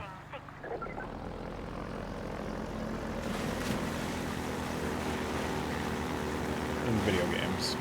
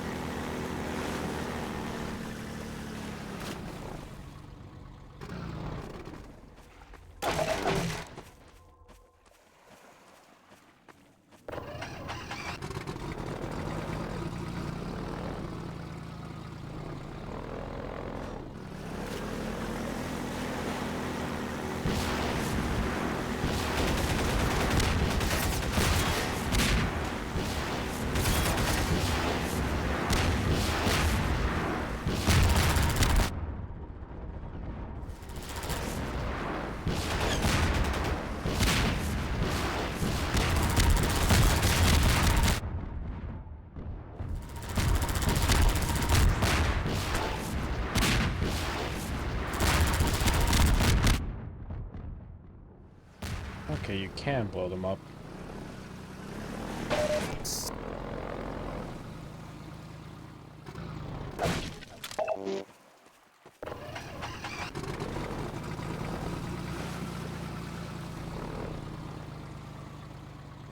Okay, gotta get around from there.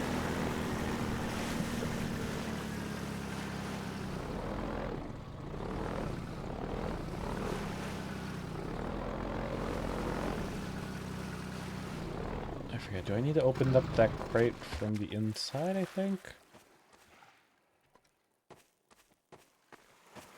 Yeah.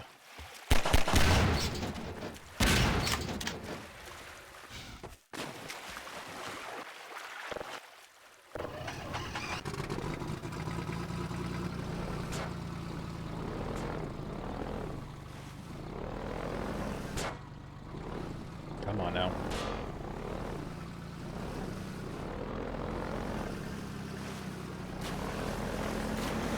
There we go. Alrighty.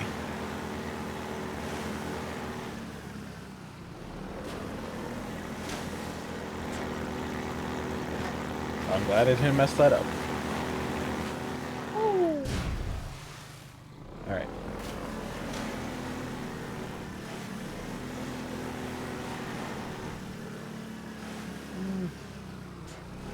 Okay, I know it's that way. I just wanted to look around a little bit.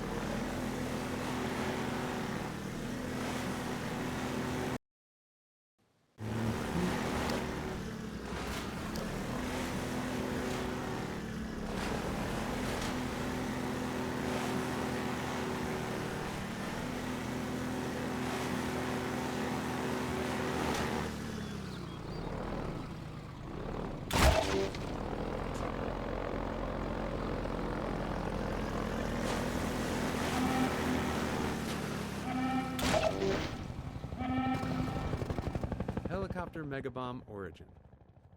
The Megabomb helicopter attack was based on a bug where a programmer accidentally removed the bomb drop cooldown, resulting in the chopper dropping hundreds of bombs all at once.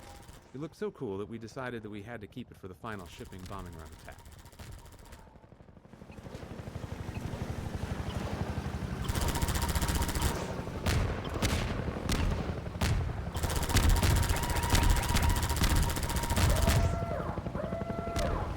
Oh, they're on their last leg. Oh boy, I better get going. Wah, wah.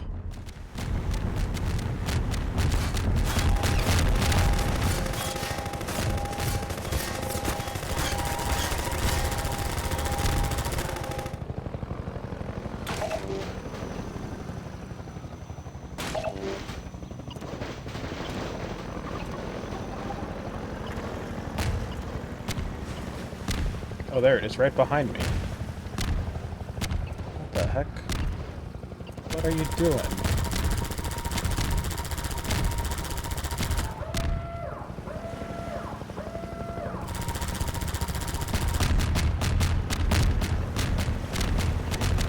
Looking for the follow. Hold on. Come on. Oh, there you go. Down to the count.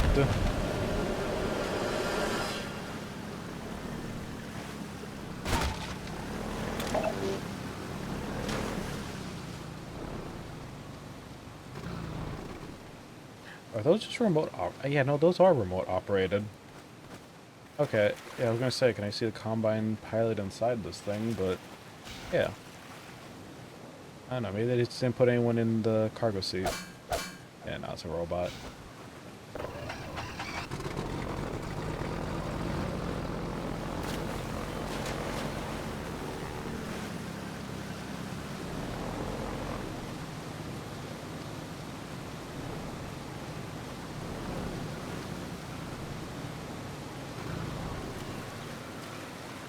Okay.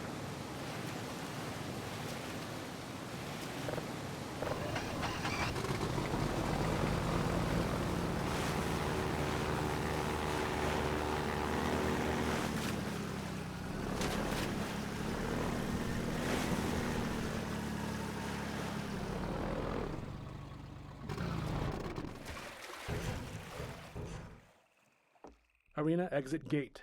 The wheel mechanism to raise the exit gate was added specifically to force the player to defeat the helicopter before they can move forward. We often refer to elements like this as gating the player, using design elements to keep them from progressing until they've completed a necessary task. Here, it's quite literally a gate. Okay.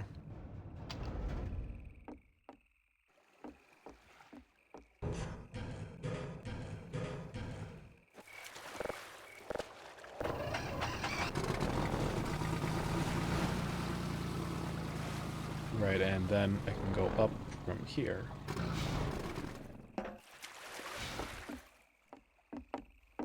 Or I could have just taken the ladder.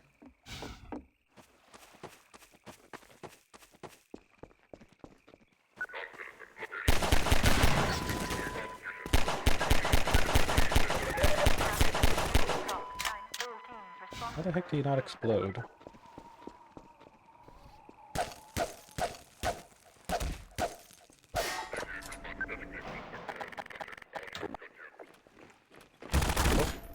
There you go.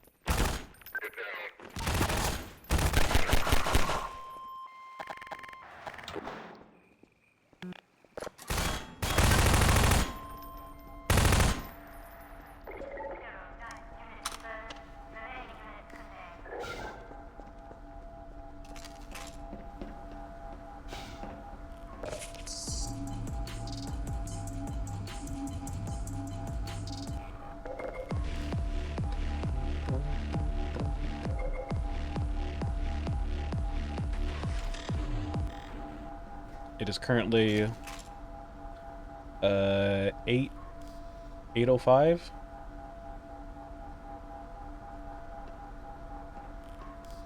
Yep.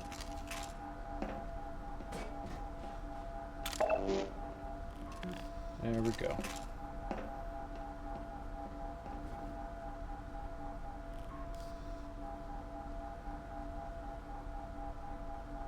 Wait, which one's the little hand?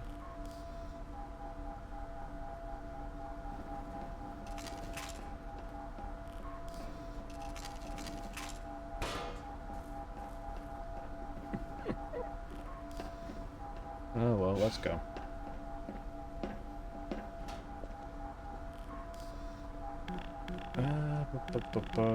There you go.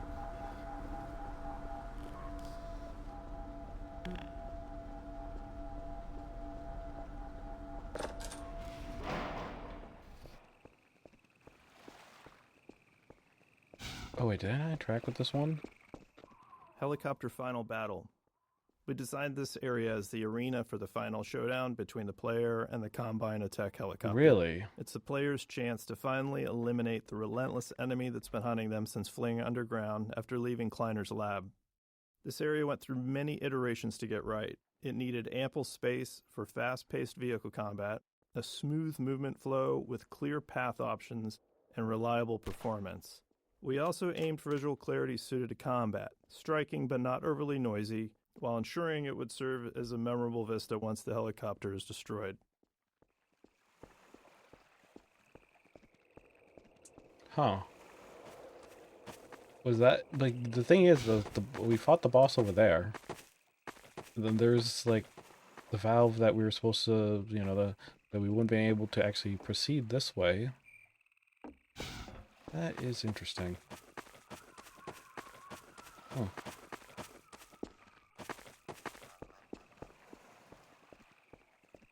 Okay, anyways.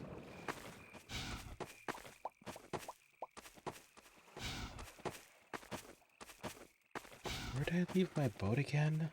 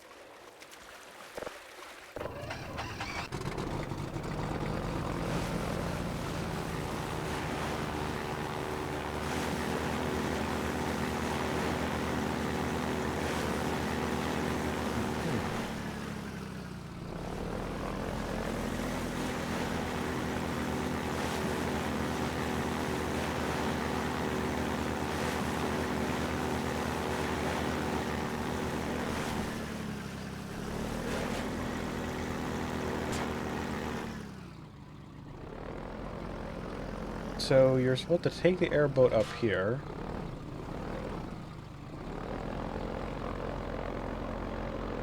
How? How was I supposed to have a final boss battle with the helicopter up here?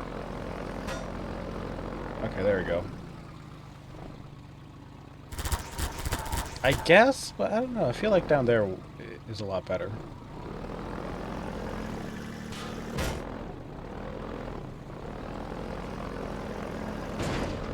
Like, yeah.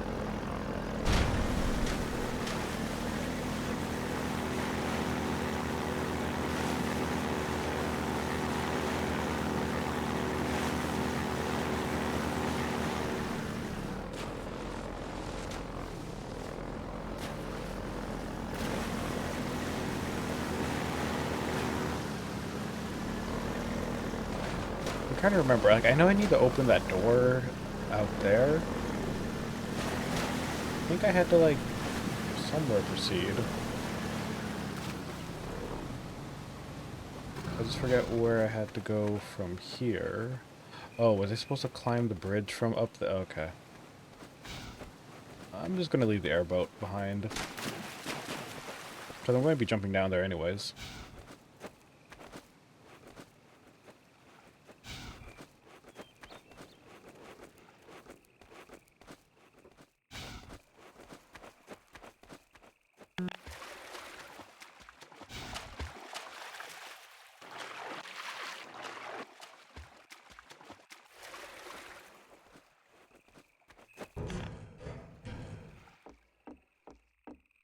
Also, that one chatter that's saying, please don't ban me, and then just starts saying a bunch of, like, sort of trauma dumping. I'm gonna just let my mods decide your fate.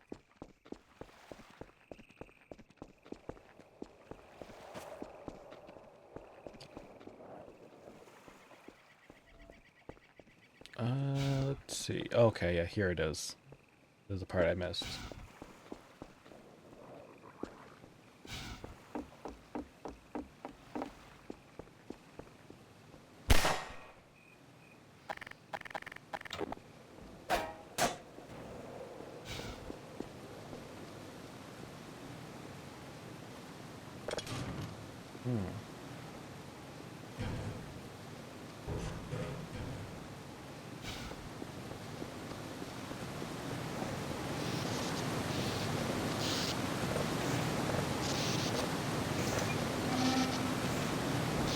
There you go.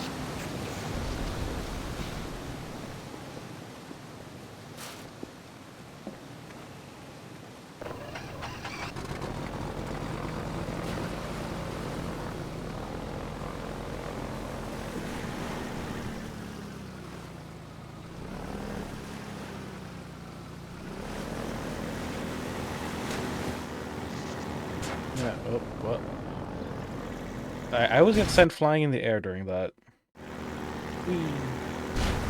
Black Mesa East.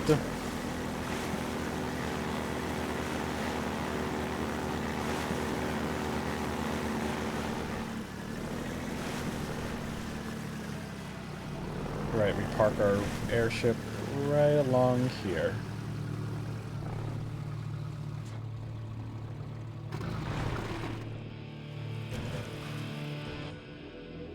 Airboat wreckage. Originally, we destroyed the airboat in the jump over the dam. Really? So this level opened with the player amidst the wreckage of their beloved airboat. In a team-wide playtest, people felt disappointed to lose the vehicle they had spent so much time in.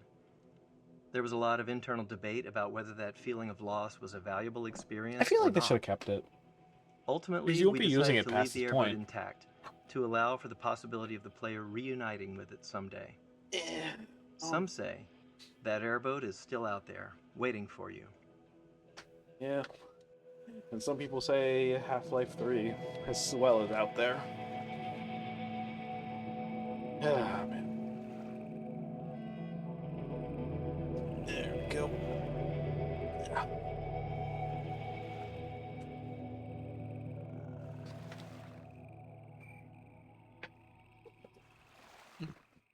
Excuse me. Okay.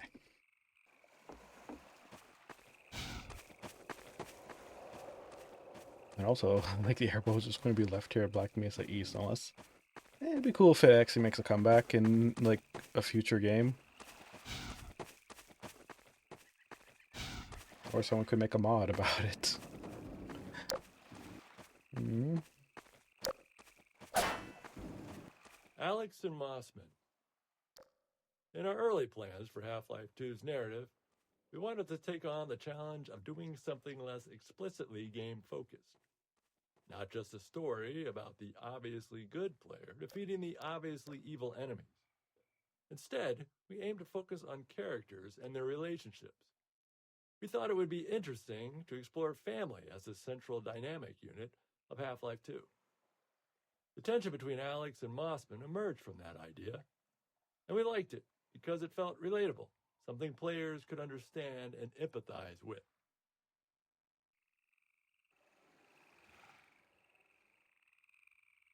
Yeah, in fact, speaking of Mossman... Hold on, I might need to double check something.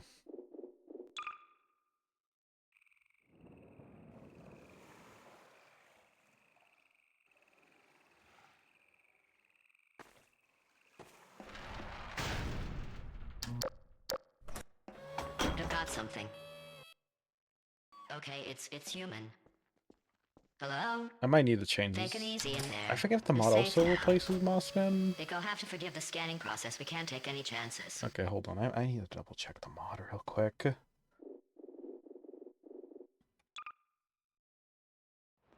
Because I forget if I installed like 2 mods that if it replaces her with the yeah extra workshop.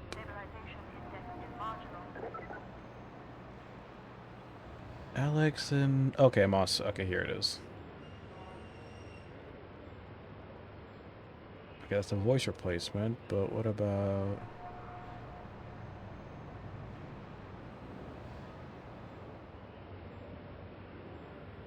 Huh, that's odd.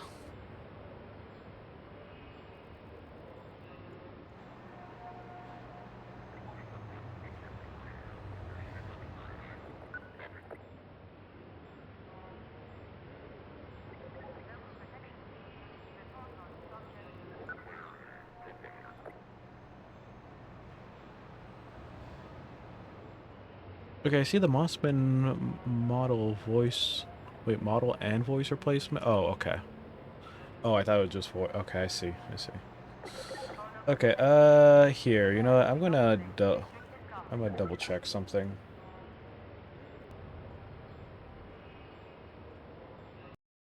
Mm-hmm.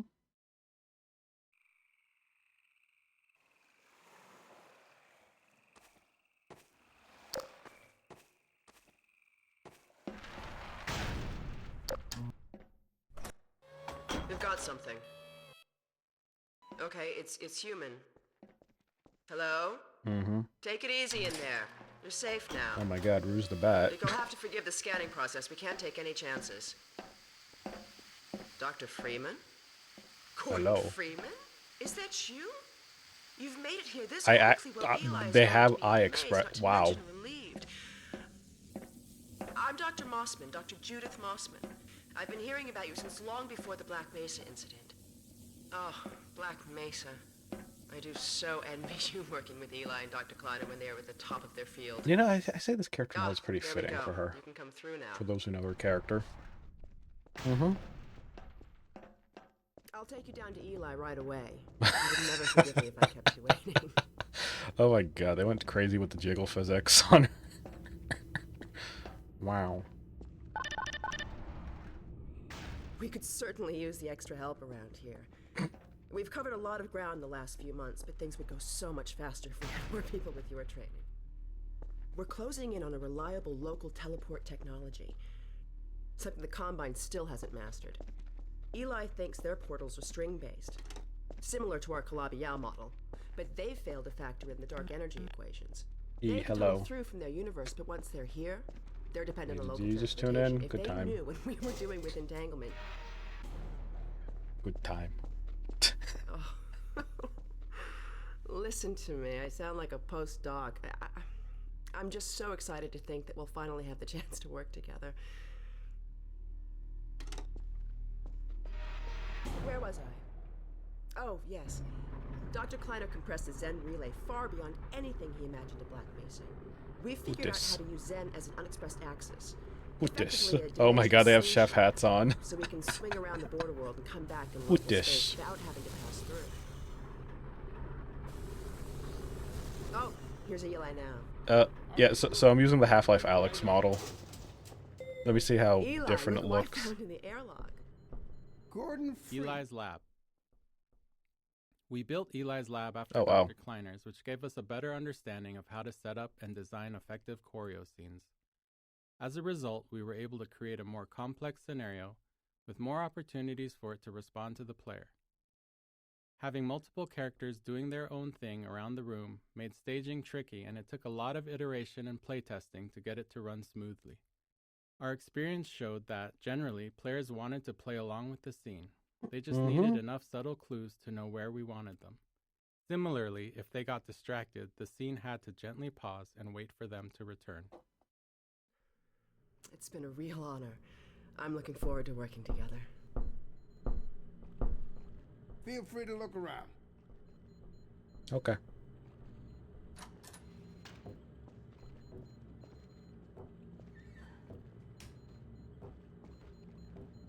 Hey, put this.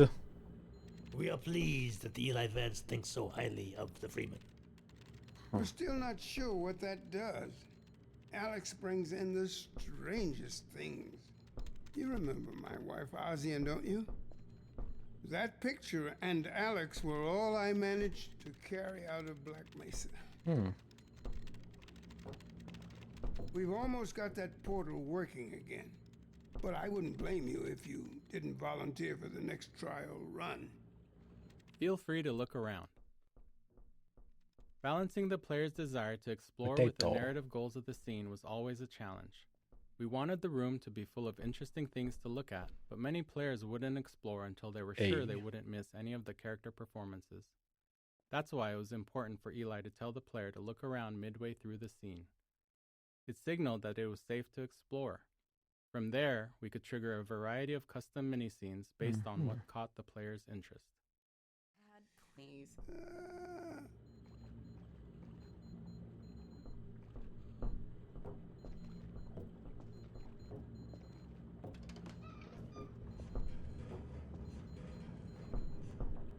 Take a look at this, Gordon. I'm looking. Oh.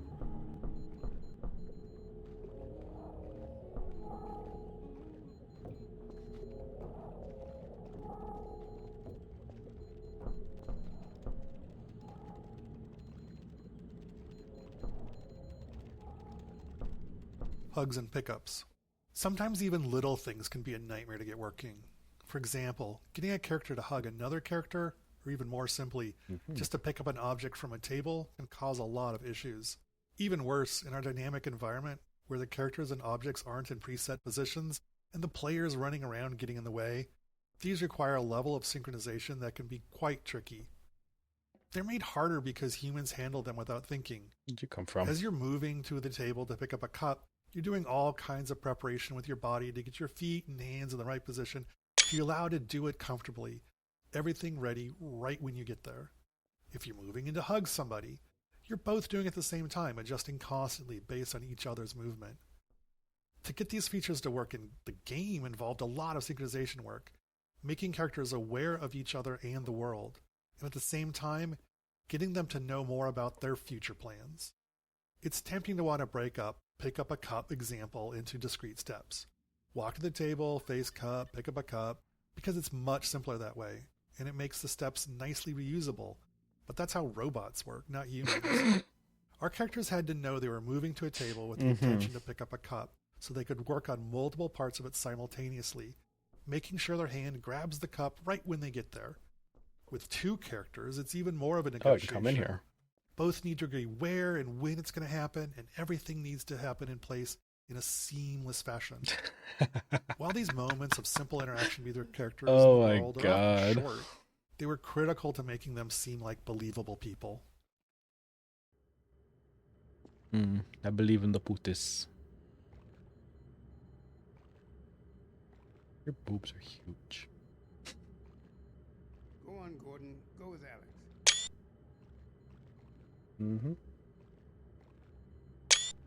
Anyways.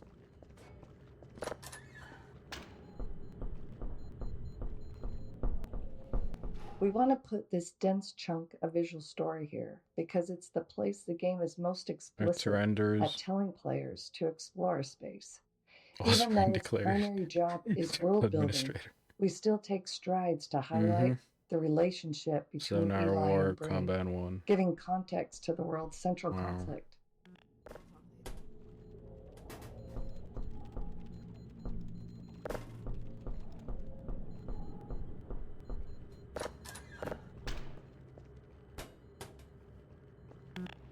Doesn't react.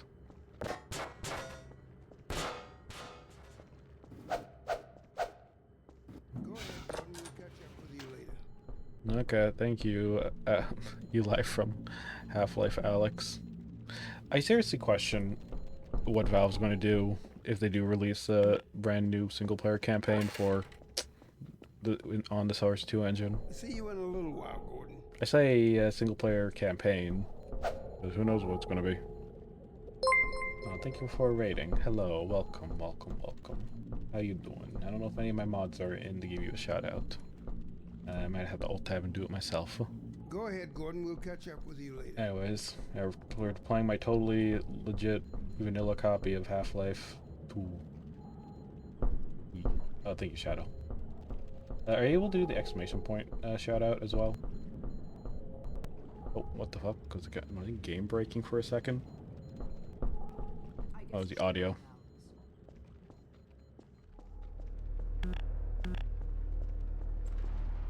So I see you've met Dr. Mossman. She's one of the main reasons I spend so much time outside.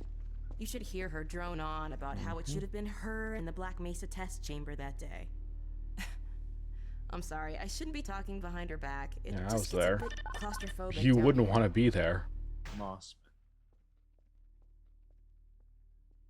Judith Mossman was originally based on a character we had planned for a section of Half-Life 1. That section was cut from the base game and reused in Uplink, but without the character. We consider her the most Half-Life complex 2? character. I'm doing the in Half-Life commentary 2. version. We knew we'd be walking a tightrope with how the player felt about her even before Nova Prospect, because the player's trusted sources don't agree. Eli likes her, but Alex doesn't. We recognized there was a limit to how much complexity we could pull off in relationships, but we felt that a stepmother-daughter dynamic was something players would understand.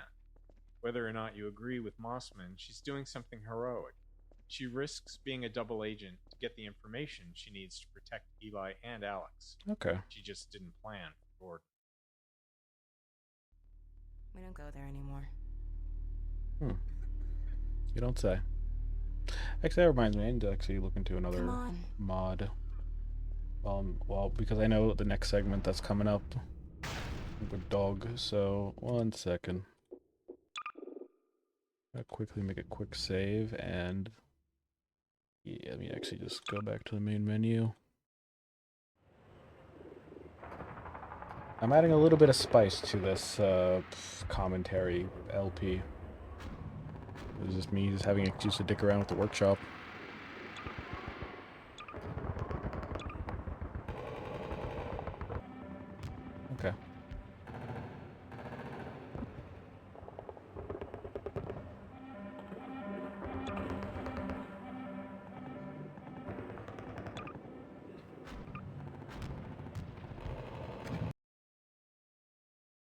Mm-hmm.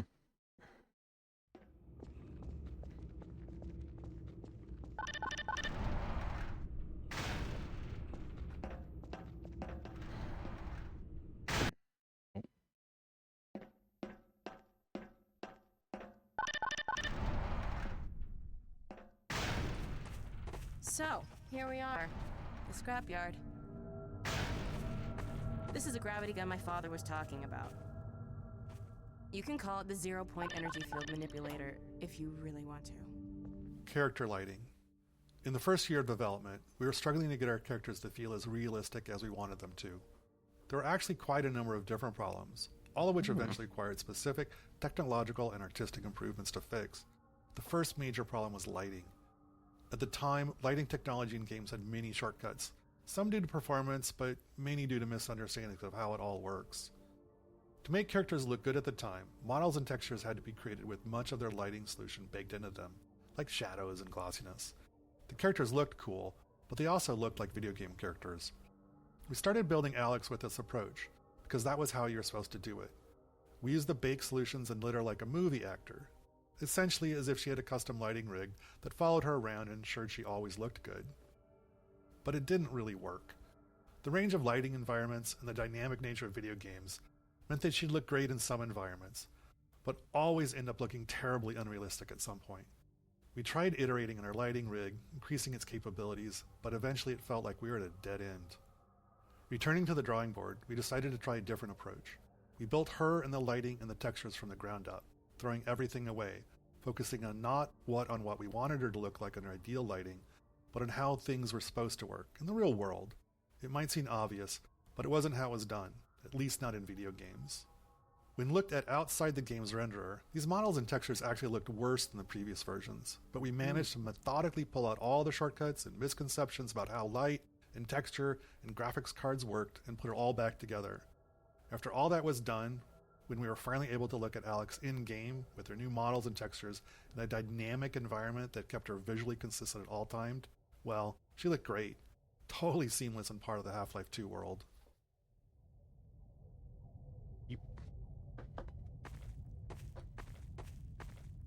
Facial technology.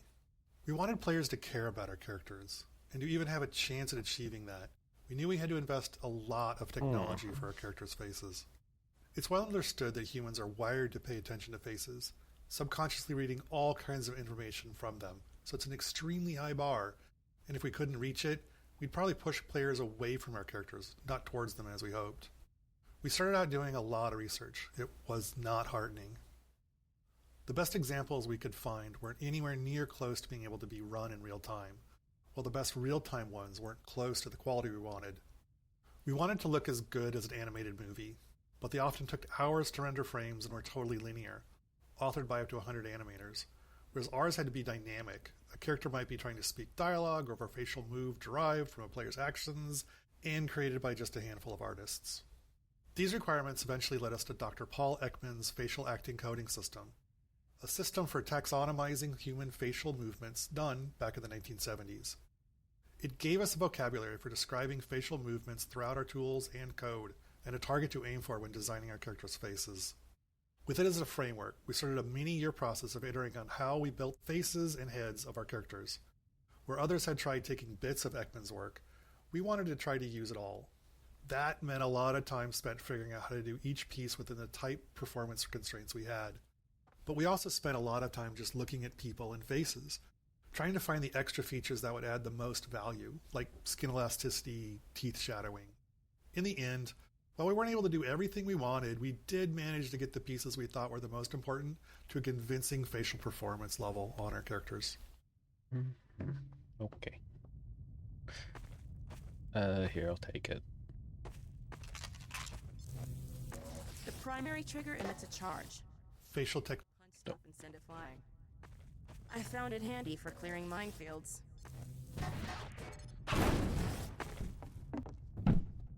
Actually reminds me, in this segment, I think there's a thing over here I could actually grab. The secondary trigger lets you grab things. You can throw them with the primary. Once you've picked something up, you can drop it gently by pressing your secondary trigger again. Pick up some stuff and toss it.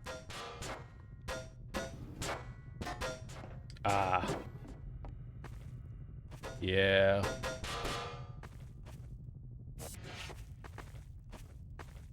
I think I still need to get the achievement for You can also this. pull stuff over from a distance. Hold on.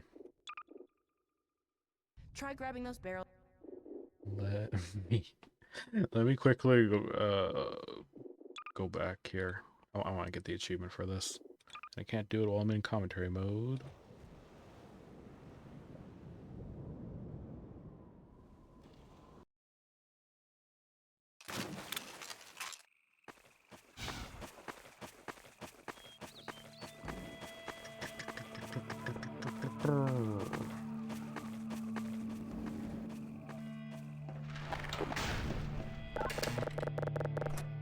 You've got something. Okay, it's human. Hello? Take it easy in there. You're safe now. You'll have to forgive the scanning process. We can't take any chances. Dr. Freeman? Gordon Freeman? Is that you? You've made it here this Yes, quickly. it's me. Well, Eli is going to be amazed, not to mention relieved. I'm Dr. Mossman, Dr. Judith Mossman. I've been hearing about you since long before the Black Mesa incident. Oh, Black Mesa. I do so envy you working with Eli and Dr. Kleiner when they were... You shouldn't. Everyone died. Ah, there we go. You can come through now. I'll take you down to Eli right away. You would never forgive me if I kept you waiting.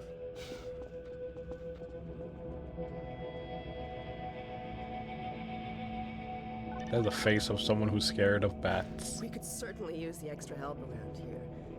We've covered a lot of ground the last few months, but things would go so much faster if we had more people with your training. We're closing in on a reliable local teleport technology. Something the Combine still hasn't mastered. Eli thinks their portals are string-based, similar to our Calabi-Yau model, but they've failed to factor in the dark energy equations. They can tunnel through from their universe, but once they're here, they're dependent on local transportation. If they knew what we were doing with entanglement... Oh. Listen to me. I sound like a postdoc. I'm just so excited to think that we'll finally have the chance to work together. Where was I? Oh, yes. Dr. Kleiner compressed the Zen relay far beyond anything he imagined at Black Mesa. We've figured out how to use Zen as an unexpressed axis, effectively a dimensional slingshot, so we can swing around the border world and come back in local space without having to pass through. Oh, here's Eli now. All right, good. You keep right on. Eli, look who I found in the airlock. Gordon Freeman. Let me get a look at you, man. My God, you haven't changed one iota. How do you do it? Now, let's see. The last time I saw you, I sent you up for help after the resonance cascade. I never thought it would take you this long to get back to me. Welcome to the lab, anyway. It's not Black Mesa, 20 years. but it served us well enough. It's going to be a lot more like Black Mesa with Gordon here to help. Right you are. I wouldn't want this place to be like Black Mesa. These days. Resonance cascade We'll get you out of happened. that hazard suit and back into your lab coat where you No, belong. you won't. Let me just finish up some work and I'll see what I can dig up. Dr. Freeman, it's been a real honor. I'm looking forward to working together. Feel free to look around.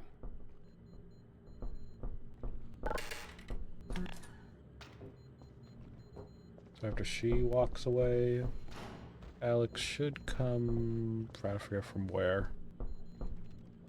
Oh, is it the door over here? Dr. Breen. He's the administrator of this whole vile business now. He ended the 7 Hours War by managing Earth's surrender. The Combine rewarded him with power. Mm-hmm.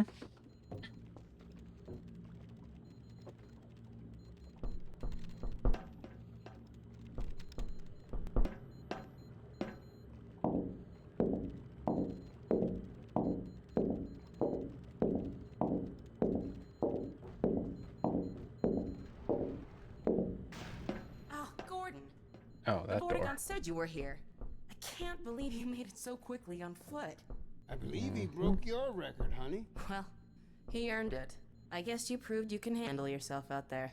There's nothing Gordon can't handle. with the possible exception of you. Dad, please.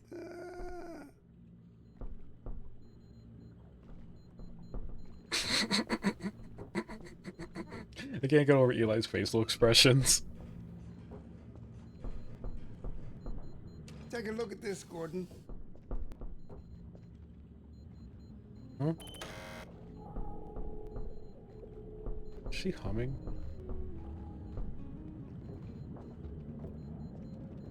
I'm hearing her hum. It really did sound like GLaDOS humming. The little crystal fragment.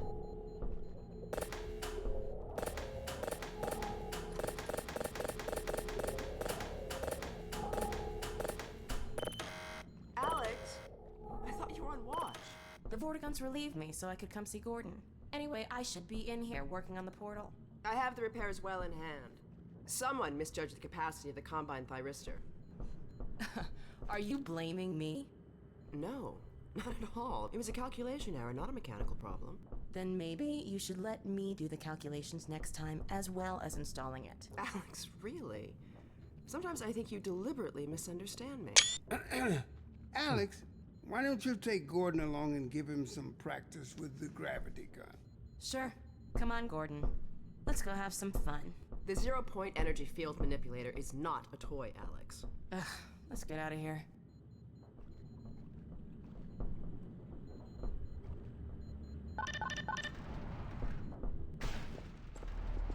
So I see you've met Dr. Mossman.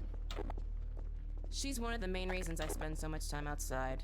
You should hear her drone on about how it should have been her in the Black Mesa test chamber that day.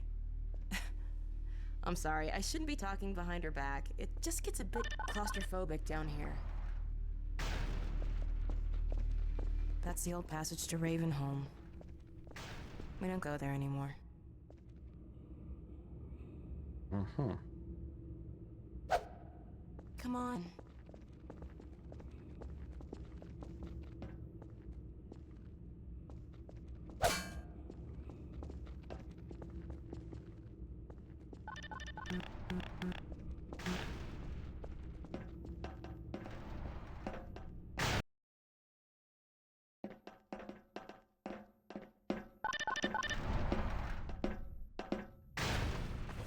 So, here we are.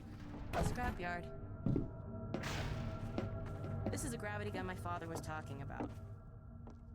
You can call it the zero-point energy field manipulator if you really want to. It's designed for handling Gravity hazardous gun's materials, so much more of a simpler name. but we mainly use it for heavy lifting. Give it a try. The primary trigger emits a charge. You can punch stuff and send it flying. I found it handy for clearing minefields.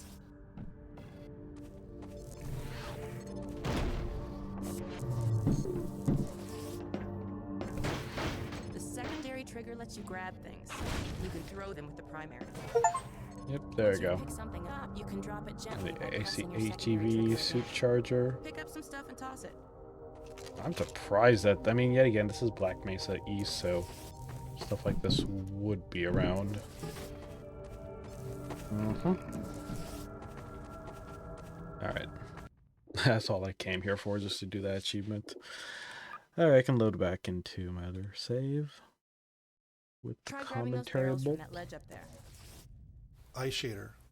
Another critical part of getting character faces to be convincing was in the eyes. Humans are great at reading eyes. There's a part of your brain dedicated to it, down to knowing where somebody is looking based on the reflections on the eyeballs. But there are all kinds of subtleties that matter. Eyes aren't actually spheres. Eyelids get distorted by the cornea moving around underneath. Eye movement can increase the odds of blinking. Eyes don't actually line up directly behind the pupil. They're shifted slightly. All these little details might feel small or unnoticeable, but the absence hurts the believability of the character. We worked on eyes for a long time, iterating our eyeball model and feature set little by little. Some things required external interfaces, like what things in the environment were interesting to look at, where others were automatic, at a subconscious level in the AI, like blinking, an obvious requirement, but one that's subtly confusing if it's wrong. eye reflections had a particularly large impact. They're ultimately a tiny amount of real estate on the screen, but the difference they made was enormous. We knew we were finally done when we reached the point where, with our eye shader off, a character looked like a doll, human-like, but unconvincing in some way that was hard to describe. But when we turned it on, suddenly it felt like a human was looking at us. Yeah, and it only got better after Half-Life Alyx. Try grabbing those barrels from that ledge up there. Oh, the barrels. Wait, what ledge? Barrels where?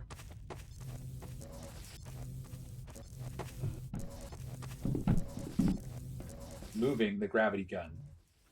When the gravity gun was first prototyped, we planned to give it to the player midway through the game. Really? But as playtesting progressed, we saw the strength of its design and realized the gravity gun, and more importantly, the ability to launch saw blades at zombie faces, needed to come earlier. That meant Eli's lab also needed to move earlier too. It was a significant change, but it was crucial to Half-Life 2's success. Yeah, that's true. It serves as a good reminder that storytelling and gameplay are intertwined, and neither can always take priority. They have to work together. Beware of dog. Oh, you can also open the gate behind me. Okay.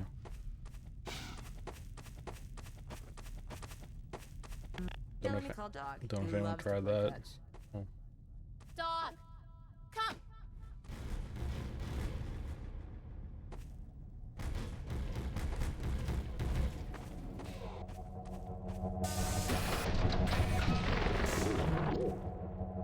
Yeah, you can definitely see the HD textures on Cornelius' them. dog. My dad built him to protect me when I was a kid. Oh yeah, look at that. First model was about yay high. I've been adding to him ever since. Haven't I, boy? Man, this is kind of fitting. You'll need to use the gravity gun. Go ahead, dog. Mhm. Throw.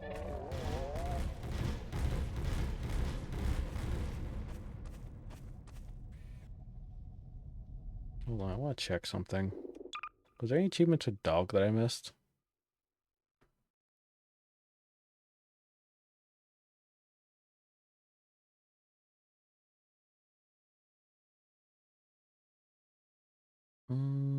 Oh, there's one you can kill enemies with the man hack. Oh, probably with the gravity gun, yeah.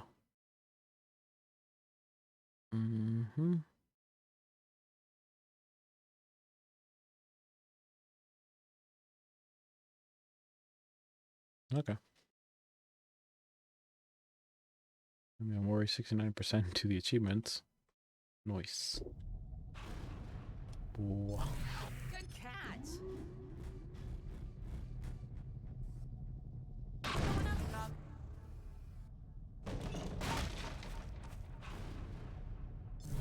I can only throw these so far. Another one, dog.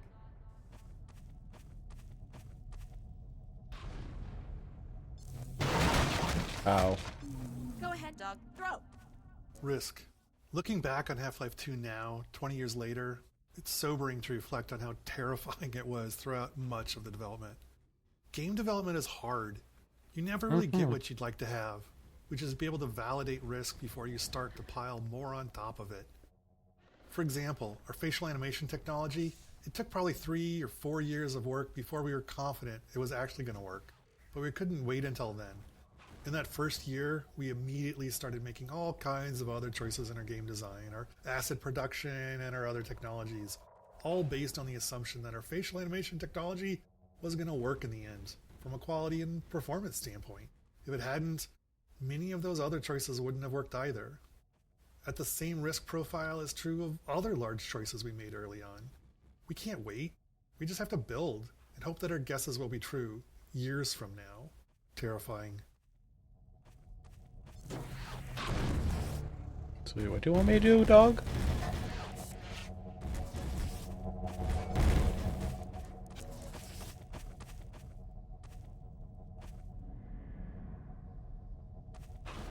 Good throw. When I told you dog liked to play fetch, I didn't tell you who'd be fetching, did I? I guess so.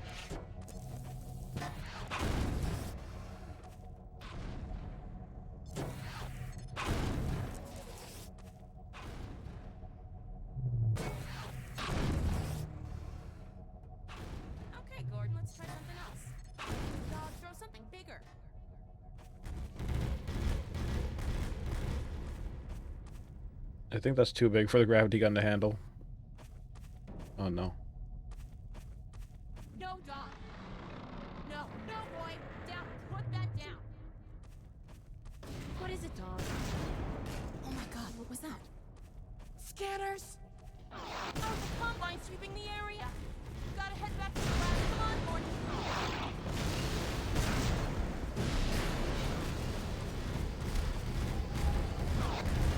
Yep, they're sending out head crabs.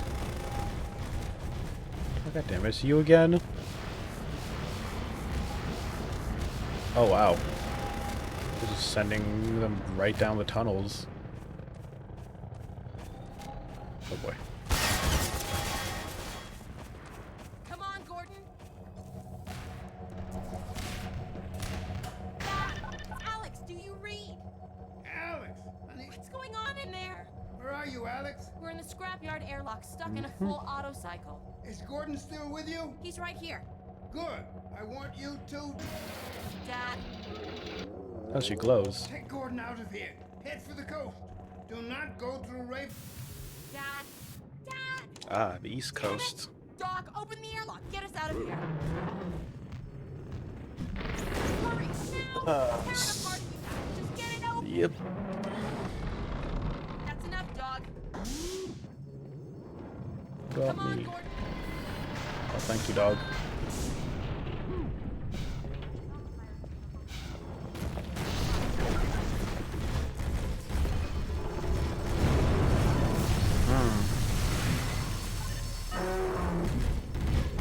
Gordon, you need to get out of here.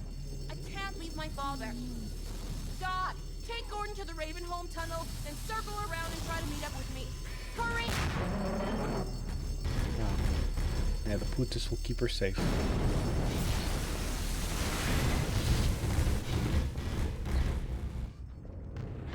Yep. Alright, thanks, dog. See ya, dog. Bye-bye, dog.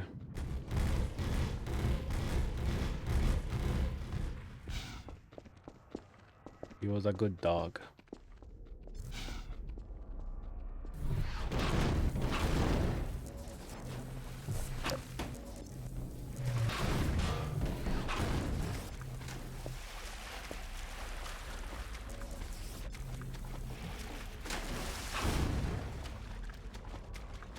No, they don't even work. So yeah, this was the part that... yeah, this is the part that kind of confused me, because... yeah, I was like, oh, this is locked. Yeah, my dumbass thought that it was a good idea to stack a bunch of objects. Okay, let's go. I like to admit to my mistakes so I can improve for the future. That was like one thing Papa Made always told me.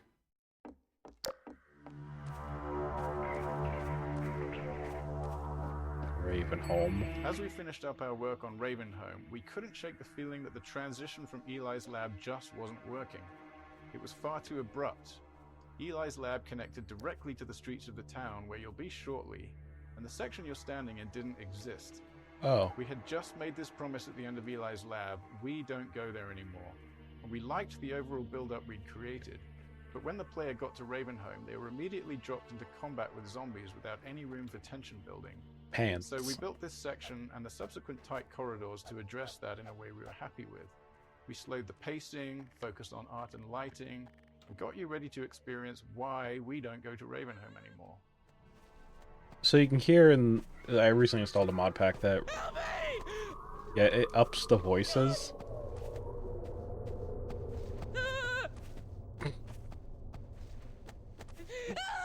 It's very high-pitched, but yeah. No, it makes sense.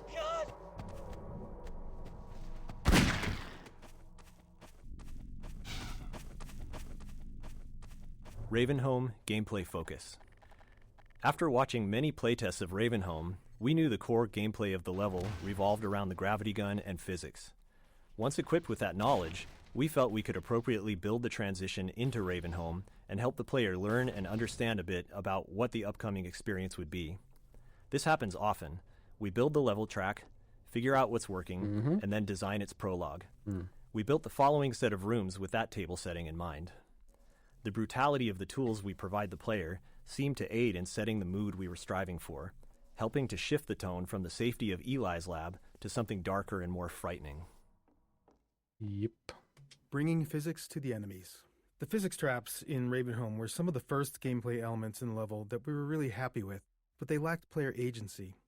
It was the saw blades that helped us figure out what Ravenholm was truly about. With saw blades, the player was able to bring physics to the zombies instead of leading zombies into the physics. Once we had that understanding, Ravenholm evolved rapidly. We kept combing through the map, looking for anything, especially anything unusual, that could be turned into a tool or weapon for the player. And so we had buzzsaws. Player tools. By this point in the game, players have a lot of experience with Half-Life 2's physics, but they've just received the gravity gun, which provides a whole new way to interact with the physics objects in the game. We iterated on a variety of the physics objects that the player could play with, things like saw blades, the catapults, explosive canisters, traps, spears, and so on, and honed in on the ones that worked well with the physics gun and cut the ones that didn't. Then we went about stripping the levels of ammunition items so that the player had to rely on these objects to survive. I literally painted her shirt white. Oh, wow.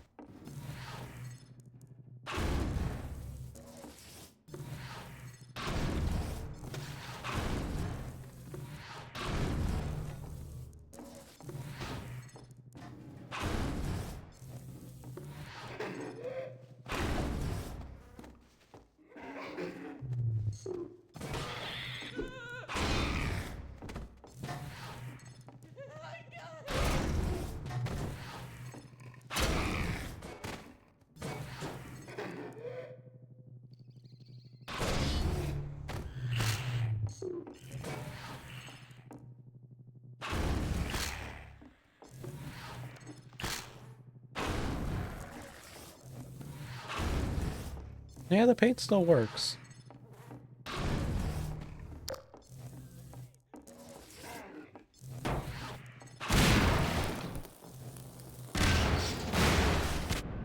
Ow.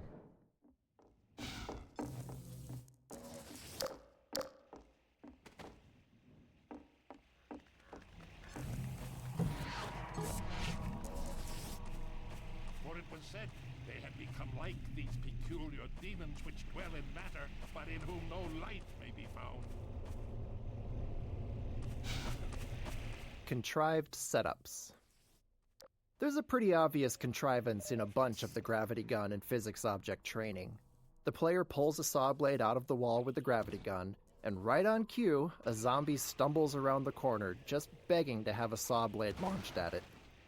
Then the player crawls under a spinning blade trap to turn it off, and suddenly 3 zombies appear, taunting the player to switch the trap back on. We didn't have much time to iterate on this section, so we needed setups that worked for all players, not more open-ended ones that relied on them making the right move. While this kind of design has the potential to reduce players' creativity, in this case, we found that they didn't seem to mind that we forced their hand a little bit. Paint cans. Once we started to succeed at making the gravity gun and physics gameplay the core of the Ravenholm experience, we started to go through the levels and look for objects that we might have overlooked as we were busy working with the really aggressive things like saw blades and exploding canisters. One of the things we found was the paint can, and it was simple enough for us to sort of reinforce player expectations by having the paint can splatter paint on the zombies when you threw one at them.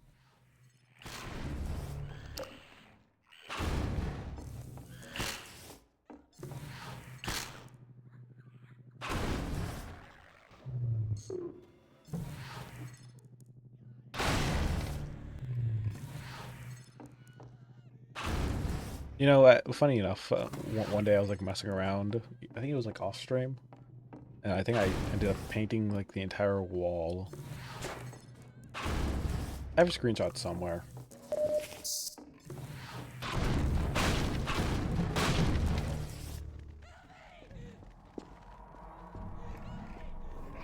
Ravenholm's development.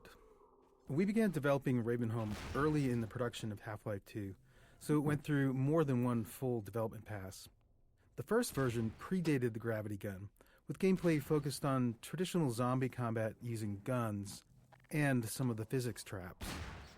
We even planned to showcase Ravenholm at E3 in 2002, but the game was ultimately unveiled a year later in 2003. By that point, we had invested heavily in Ravenholm's art, something which we generally avoid until the gameplay is fully proven. So once we went back to Ravenholm with the gravity gun mechanic in mind, we were working with a lot of pre-existing level geometry that had been designed with a very different gameplay goal in mind.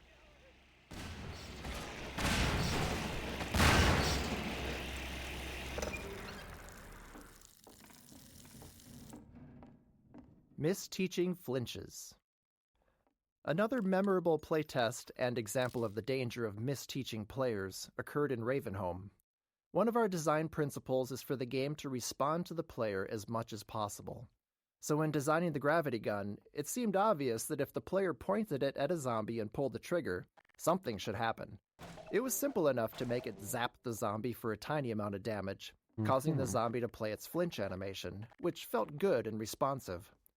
Later, we watched a playtest where the tester discovered this interaction immediately upon arriving in Ravenholm, and interpreted it as a feedback that the gravity gun was hurting the zombie. Which it was, just not very much. So they zapped the zombie again, repeatedly, shocking it over and over until it died. This is a slow, unfun, inhumane way to fight zombies. Yeah. Especially where you're surrounded by saw blades and explosive That's canisters. true. Having learned our lesson, we removed that flinch animation, even though it meant losing that interaction between They kept the it for zombie head and the crabs, gravity though. gun. In this case, it was better to not have the simple interaction, rather than give the false impression that the gravity gun was an effective way to fight zombies. Even simple principles can require trade-offs when you get into the details. Grigori Plaza. This open plaza is one of the areas that was fully detailed in our first development pass, and when we returned to it, we wanted to preserve as much of the existing art as possible while designing a new player path that used all 3 dimensions, moving players up and down, through windows, across rooftops, and between buildings. It wasn't a large space, so we had to squeeze as much track out of it as possible, and since that started as an art-focused area, it was light on gameplay and we needed to address that playtesters tended to fly right through it. And to top that off, it was already pushing our rendering performance budget with little room left for anything new. The challenge became finding small additions to slow the player down by adding threats around corners and into every nook and cranny of the level.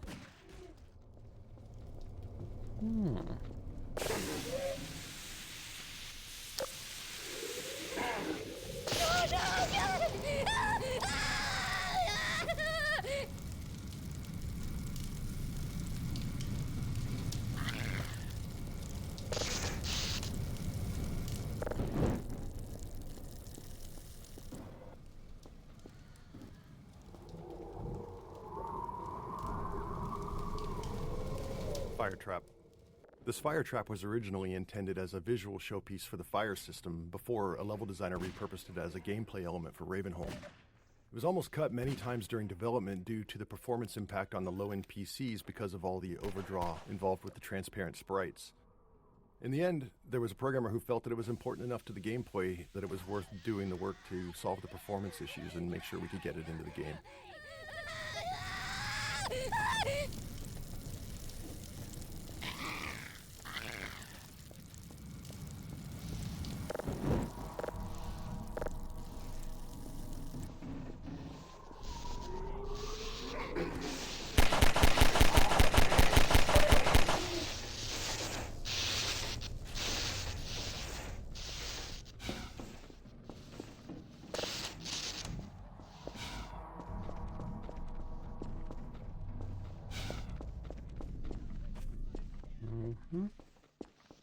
Alright, let's see. Oh.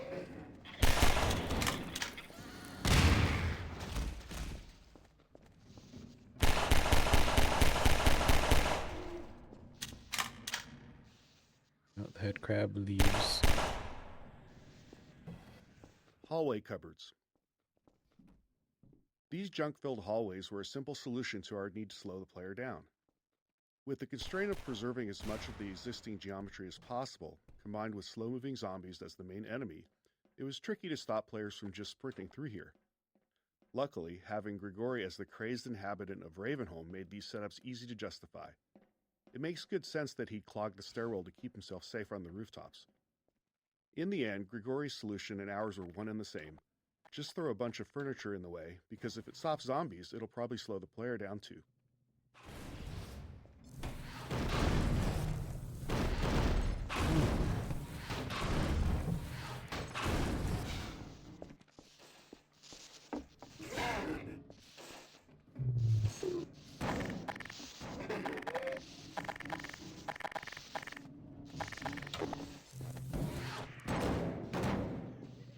Okay, let me line this shot up, and there you go.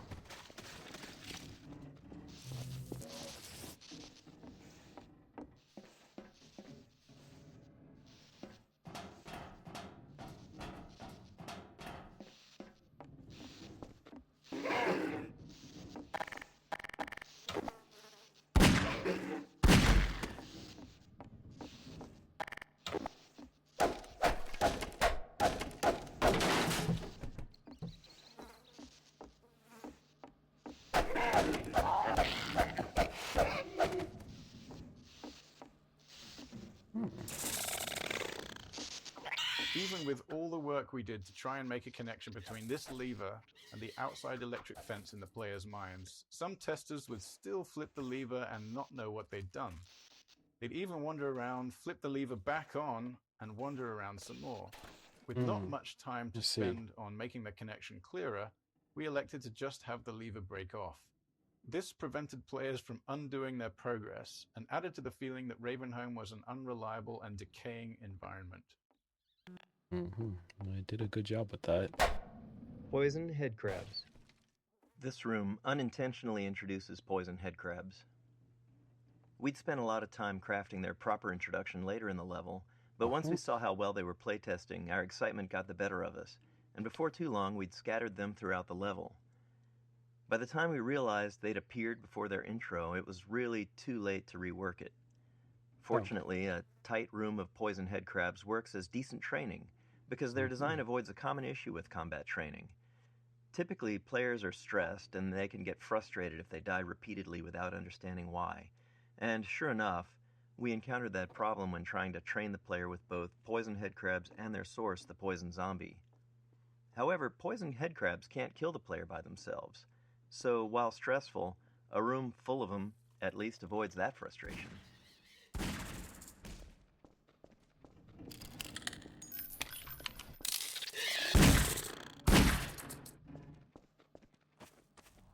Indeed.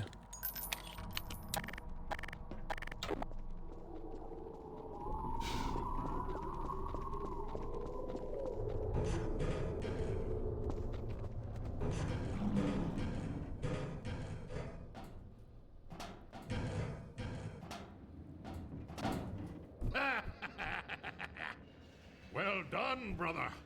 Make free use of my traps, but take care not to fall in them yourself. God, the voice fits. It really does fit. In Ravenholm, you do well to be vigilant.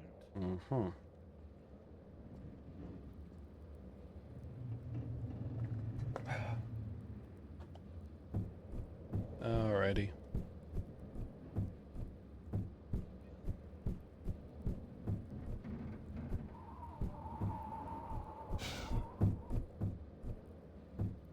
Remember, where do I go from here? Oh, the board. There we go. We all went to Ravenholm. When fans talk to us about Half-Life 2, Ravenholm is often the most remembered section. Thanks to its multiple development passes and the density of the material in it, more members of the team are represented in Ravenholm than anywhere else. It was where we figured out how to apply our artistic pipeline to the set pieces and mood we wanted, how physics and gameplay combined with the gravity gun, how head crabs and zombies need to evolve for Half-Life 2, and much more. Looking back on it now, it reassures our belief in individual empowerment over centralized design.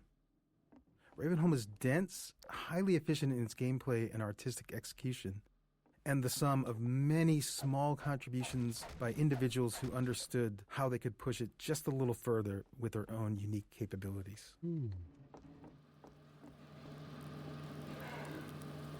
car crushers. These car crushers required some adjustments and quite a bit of work to our physics damage system. There's always a challenge when big physics objects interact with non-player characters. For instance, if the physics can push the NPC, it might shove them somewhere they're not supposed to go, leaving them unable to recover. This isn't a big issue for something like a head crab, which can just hop out of a tricky situation, but for something like a zombie, it could mean they get stuck and end up helpless, flailing away in whatever gap they manage to wedge themselves into, which kind of kills the survival horror mood we're going for here. Car Crusher lifts. Getting the car crushers to lift the player was also tricky.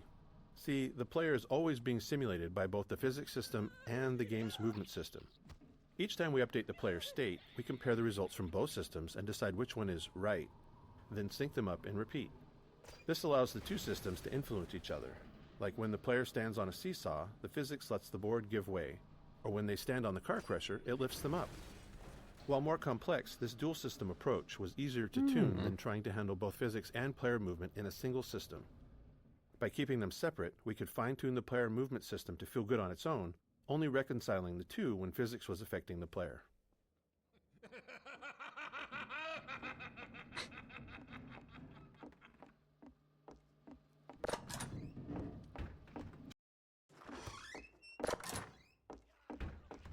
Oh boy. They're a fast boy.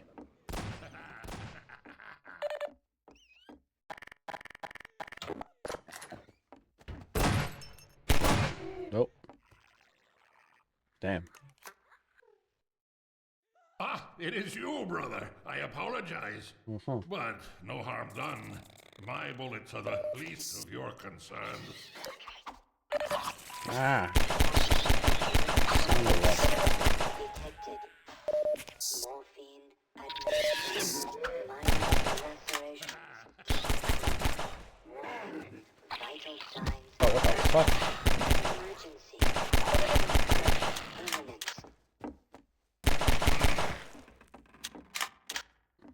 Mm-hmm.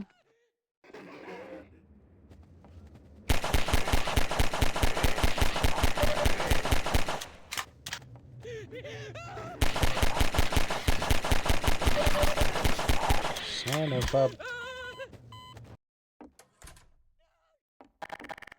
Okay, let me start using this gun. I have full ammo on it.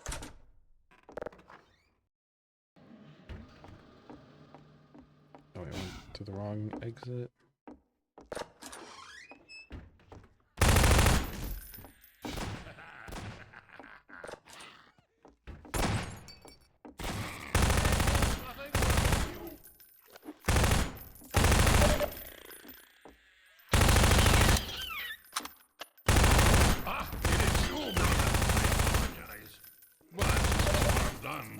My bullets are the least of your concerns.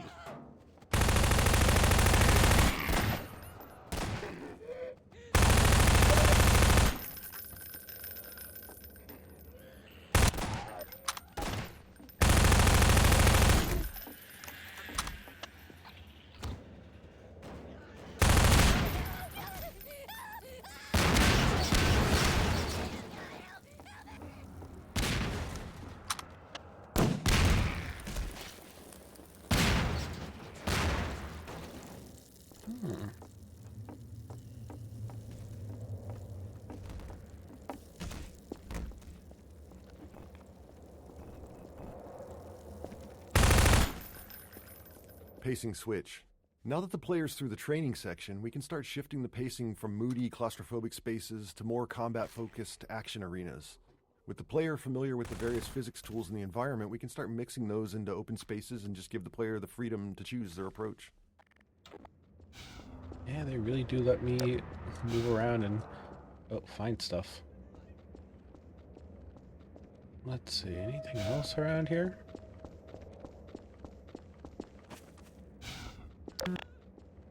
Oh, up here.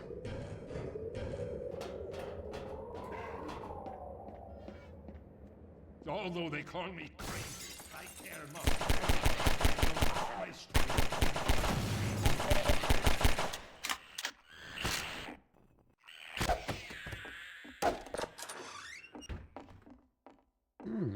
Tables and bodies.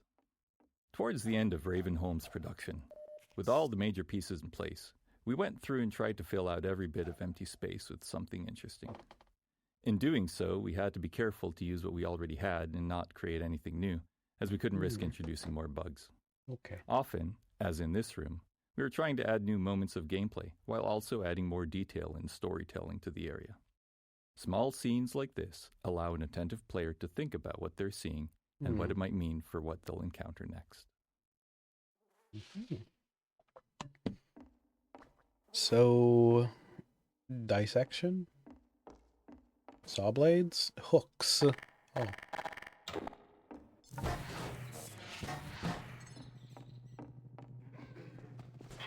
Oh, I see.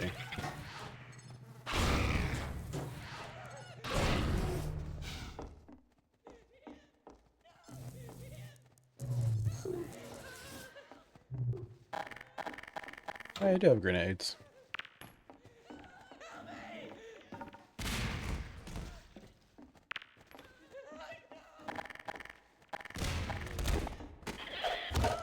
Ow. Or actually, speaking of tables...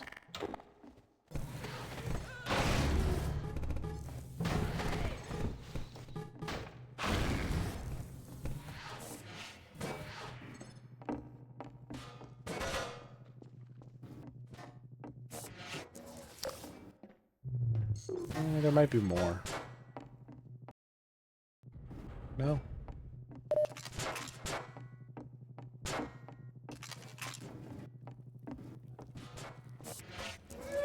Fast Zombie Introduction. This space was another area originally built for E3 2003, where it showcased the player fighting against a squad of Combine soldiers. When we returned to use it to introduce the Fast Zombie, we tried to Where keep did as he much go? of the previous Oh. work as possible. We wanted an iconic moonlit shot with zombies leaping past the moon like werewolves to draw the player's eye. Once that like beat is over, we werewolves. introduced the first Fast Zombie to the player space and send it at them. It took a lot of iteration to find the right balance of lighting for the scene to look good, while ensuring it also worked for the gameplay goals. Yeah, they did a good job making the lighting up. Can a head crab stop bouncing on my blade? Physics object consistency. All physics objects have a variety of parameters that define their behavior: their mass, the amount of damage they take before breaking, what they break into, and so on. During development, these parameters were specified by level designers for each item, which is how most things in the game worked. But later in development, we realized we'd created a problem for ourselves. There were thousands of physics objects in the game, and no method to ensure consistency across them. As a result, a cardboard box might break apart with a single pistol shot in one level, and be completely invulnerable in another. Internally, we generally referred to these inconsistencies as level designer crimes. To fix these, and to deliver some justice, we built a system that enforced consistency on all physics objects based on their visual model. Since most of the game had already been built, we were forced to allow level designers to explicitly opt out of this system for rare edge cases where they needed to do something criminal to preserve what they'd designed.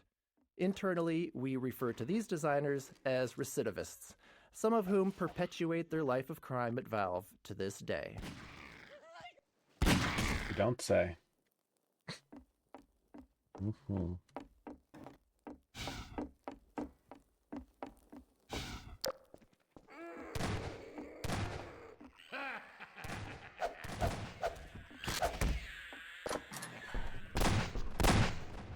Here, brother. Hello. Come closer. You've stirred up hell. A man after my own heart.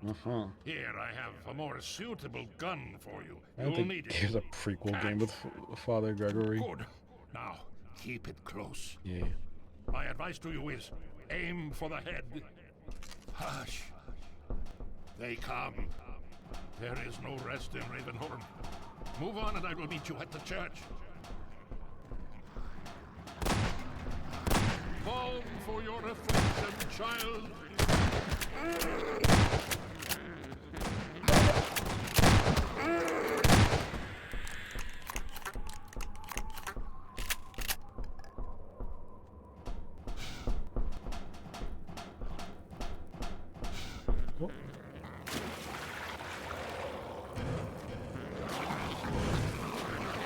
Oh shit.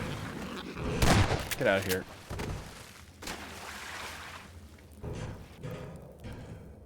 There we go.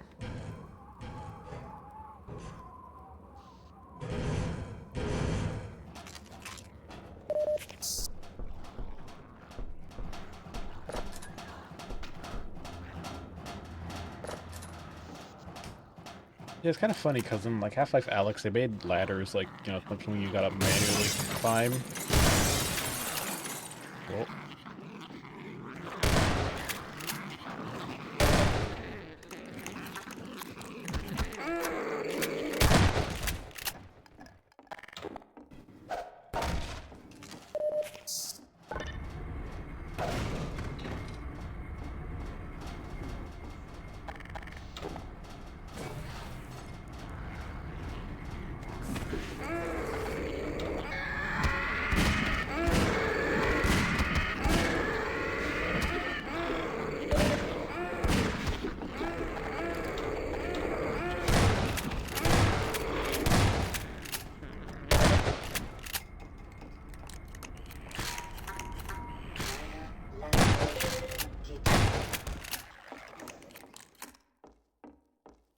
Poison Zombie Introduction.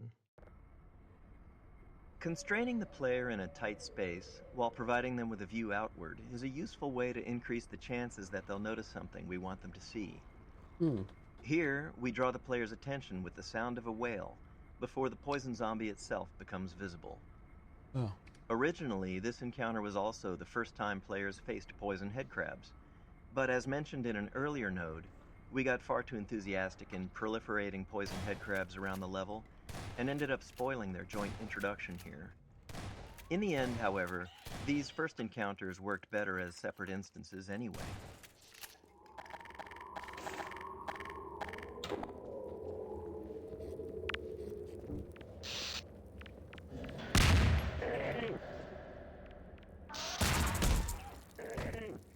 Did I get her? Stop, for fuck's sake. Lacerations detected. Warning. Blood toxin levels detected. Emergency. User imminent. Seek medical attention.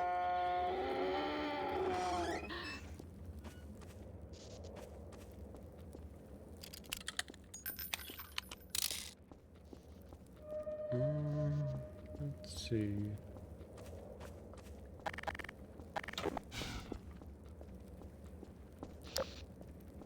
Oh.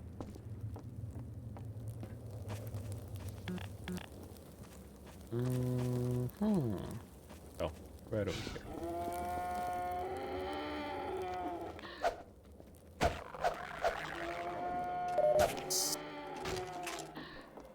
And now that I think about it, yeah, this commentary mode is just an excuse for me to play Half-Life 2 with the ATV suit on. Because in the original LP, I didn't have this.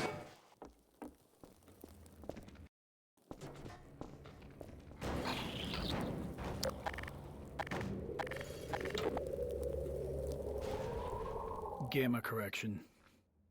Our game engine has a rendering system that's responsible for taking the entire state of the game and calculating a color value for every pixel on your screen to represent that state. But code and software from other people are involved in the process of calculating those pixels as well. As an example, the software and hardware in your GPU and monitor. At one point during development, we were unhappy with how our characters looked. In particular, we thought that they looked waxy or sickly. Their skin was wrong. We spent some time tuning our lighting, but we just couldn't get both our characters and our world to look right. Luckily, we still had a fully featured software renderer, which allowed us to run the game without a GPU, because this was an era where many players still didn't have one. Looking at the game on that renderer, we noticed that our lighting didn't have the same problem. So we went through our code with a fine-tooth comb, trying to figure out where our rendering code was doing something wrong when it was working with a GPU. After failing to do so, we tried talking to the GPU manufacturers, asking them to double-check they weren't doing anything wrong with the pixel values we were passing them.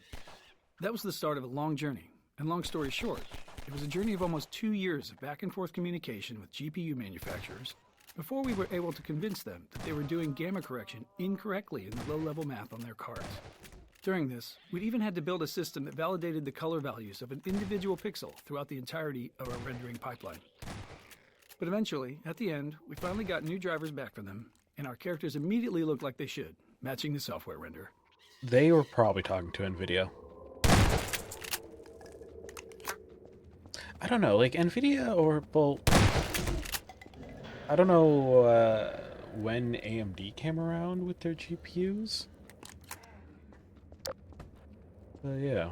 At this point in Ravenholm, the player has learned all the gameplay elements available to them and can predict their interactions. This allows us to build more complex setups, providing a greater level of threat and more freedom in how the player can approach each scenario. This arena is a I toss the deliberately barrel and I do entwined the space shoot. that the player will need to explore, and we use that exploration time to slowly ramp up combat intensity. The faster the player explores, the faster we ramp it up. The freeform nature of this design made it challenging to tune, given the large dynamic range in how players played through it. God damn. I didn't know that actually popped out. I mean, it still works.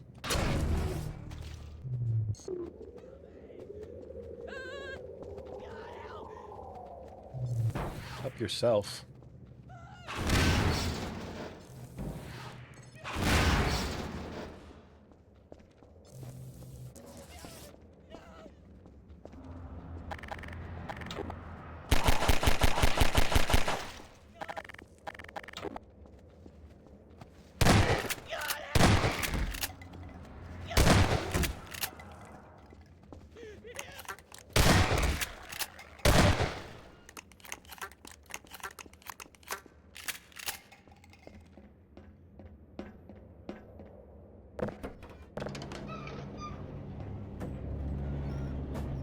So this is a part I somewhat missed.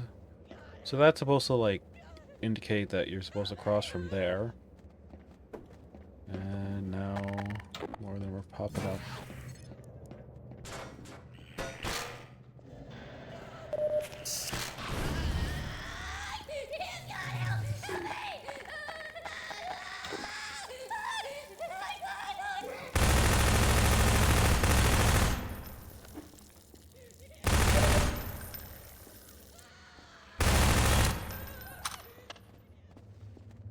There's two of them.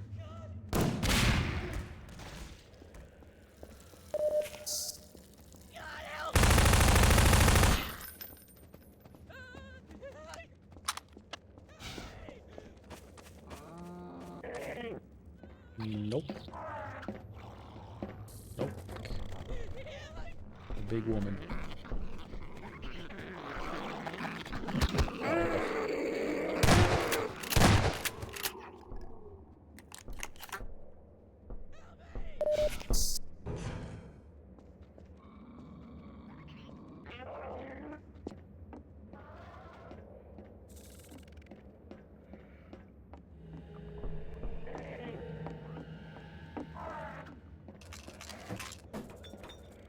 Playtester archetypes. Iteration and regular playtest were the lifeblood of Half-Life 2's production. Every week, we quietly watch over the shoulder of a player going through the section we were working on, taking notes on what worked and what didn't. It was important for us to test with a wide range of skill levels, to be sure that we weren't making decisions that only worked for some. Over time, we learned to choose specific types of playtesters based on the development stage we were at. Early on, we used experienced gamers, usually teammates, who could handle rough, unfinished areas and were good at explaining their thought process. For combat testing, we'd find players of all skill levels, especially those creative in their usage with the tools. Finally, as sections became more polished, we'd focus on beginners, people who didn't play games much or weren't familiar with first-person shooters. Even if they weren't necessarily someone who might buy the game, we often learned something valuable from watching them.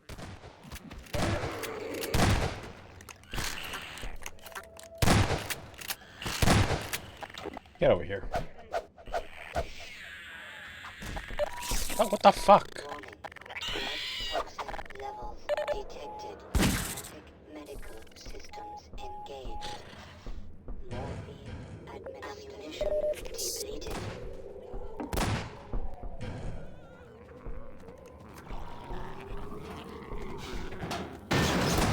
Oh. That was a close one. I could have fallen in there. Are you coming up?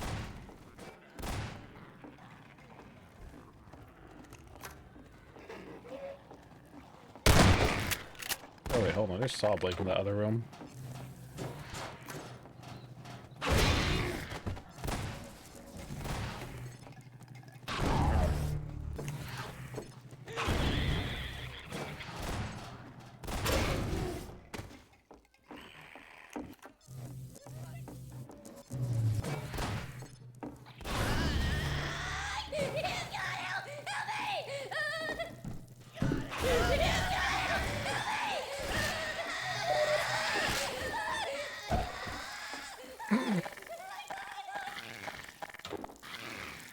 He's gonna make it to the stairs.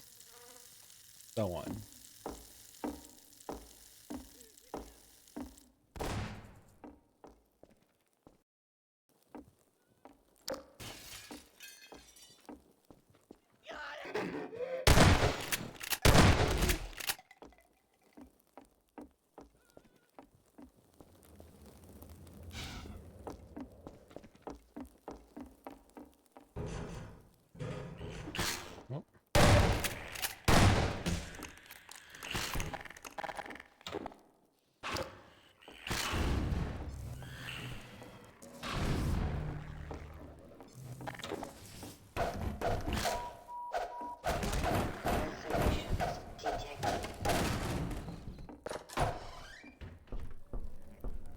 It can come out here.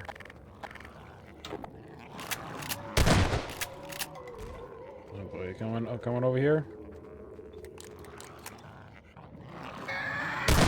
What the? Jesus. Talk about the knockback. Okay.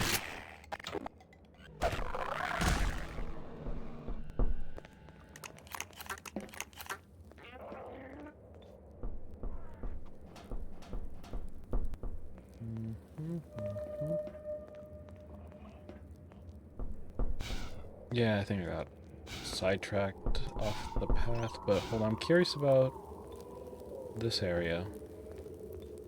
I feel like if I fall down, I won't be able to get back up.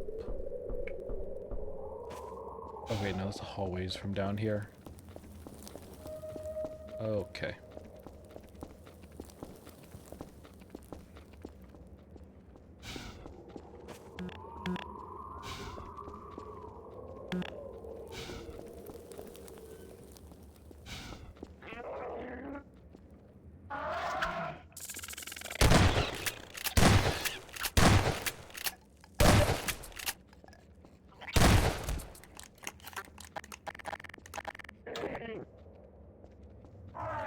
I have this. On the house.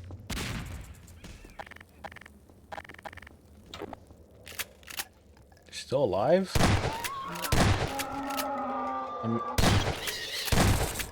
I'm guessing they make do as like a cover or something.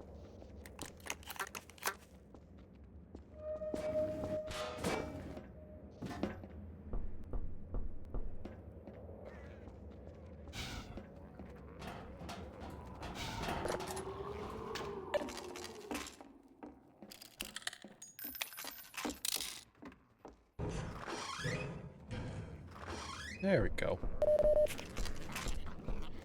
Final arena. When we finished the first pass over Ravenholm, this rooftop was intended to be the culminating fight.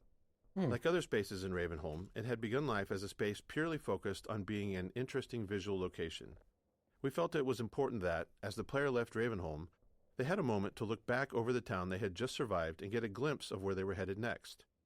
Multiple gameplay groups took a shot at building a fight here, but the tight geometry and performance constraints meant we never really created a finale we were happy with. It's too small. Not unlike the Half-Life saga itself, it seemed as if Ravenholm was destined to not have a real ending.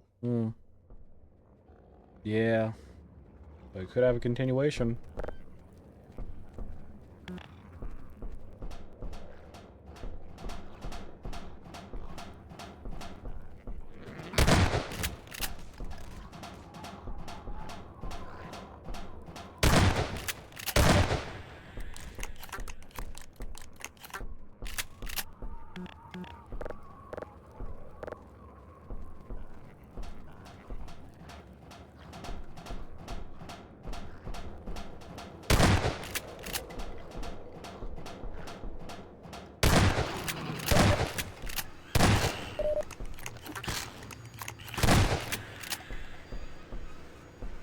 Okay, I see. The lift.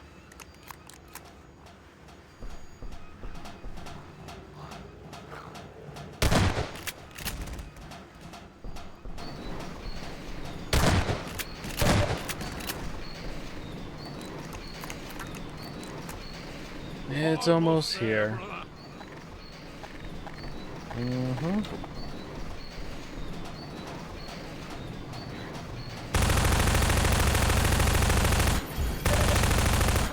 Step into the cart. Thank you. The handbrake, brother. Release it and come down.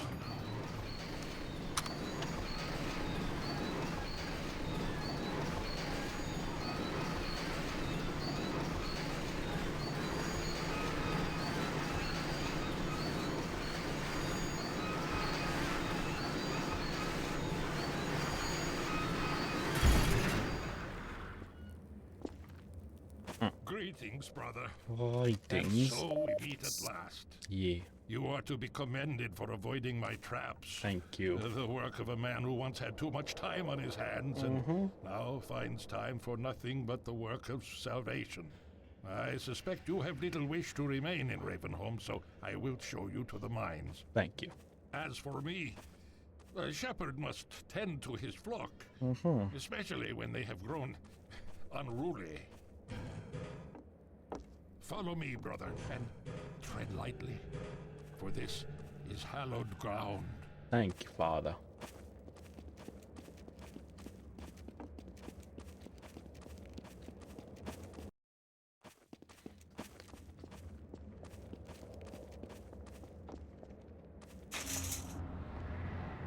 Get up. Come on. Response rules. We knew early on that we wanted a lot of dynamic dialogue in-game, so we needed a system to handle it effectively. We aimed for a system that allowed sound designers to add and tweak lines without involving programmers, made the dialogue tightly responsive to the game's state, and minimized repetition. With these requirements, we created the response rules system. Whenever a character speaks outside of a choreographed scene, this system determines which line to deliver. Rather than picking up lines directly, character AI is constantly flagging opportunities for speech whenever a relevant event happens. Spotting the player, getting hurt, firing a last round in a gun, encountering overwhelming enemies, and so on. With each opportunity, it sends the response rules system a packet of data about the game's current state, and the system returns the most fitting dialogue line, if there is any. This setup allowed our sound designers to create a detailed decision matrix for dialogue. For example, a character might have a different set of lines for announcing a reload while under fire versus after the end of a fight, or if only one ally is left standing, or if there's a strider in sight, etc. By the time we shipped Half-Life 2, we felt we'd only scratched the surface of this system's potential. It became a core feature of Episode 1's Alex, and went on to power the dynamic dialogue in our later games, including TF2's classes and the cast of Left 4 Dead. Okay, that's actually a nice mention. The real final arena. Very late in the development of Half-Life 2, when we were reviewing the entire game for final improvement opportunities, we decided we did, in fact, want a real finale for Ravenholm. The rooftop fight wasn't enough. After some discussion, we chose to add this final fight through the graveyard with Grigori alongside the player. It was risky, development-wise, but we felt the game needed it. Since we were near the end of production, we had a mature set of gameplay tools to work with, but even more importantly, by this point, we understood our own game. Making a game is often a process of learning what it is you're actually creating. Why is our game fun? How is it different? What are the most important elements? As we built the game and watched playtesters go through it, we learned answers to those questions and, in turn, got better at making it. So the graveyard came together quickly and required far less iteration than many earlier areas of the game.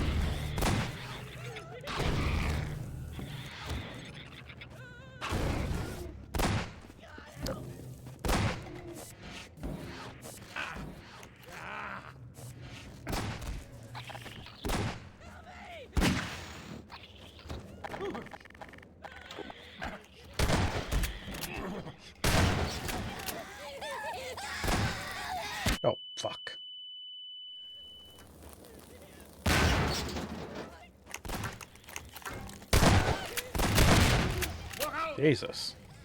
I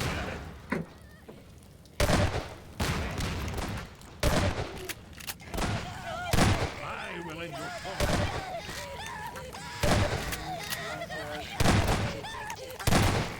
Talk about a heated final battle.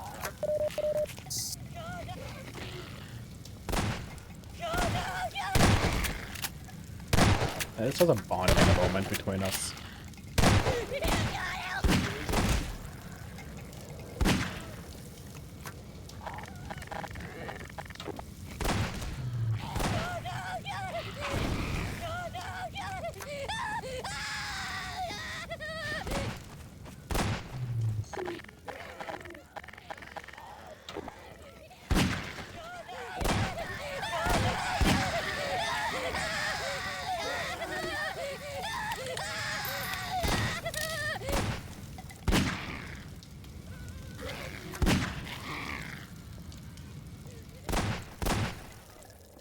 Follow me.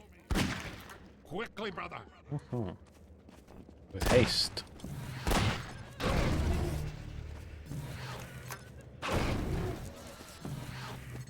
I remember your true face.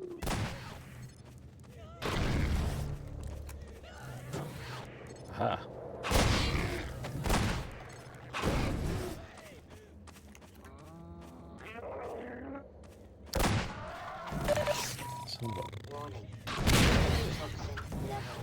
Hi.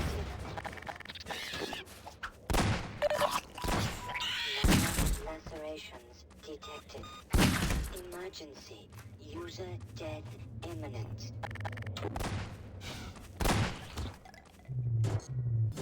Oh, thanks. Right back at you.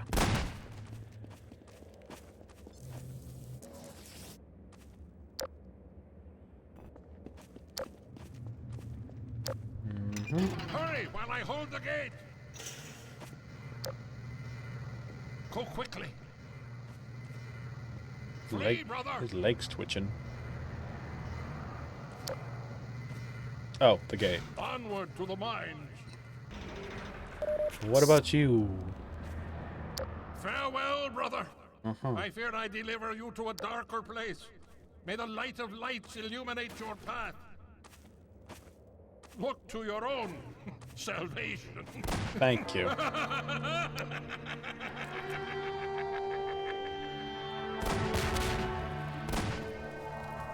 Damn, he's fighting him in the fire.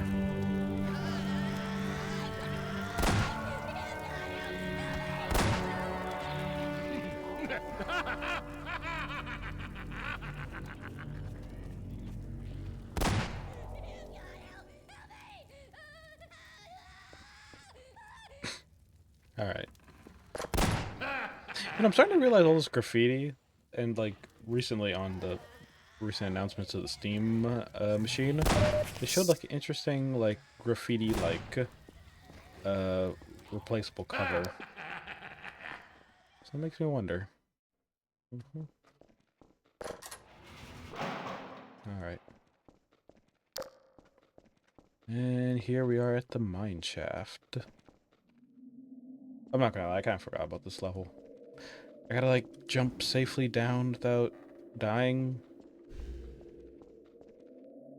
Yeah.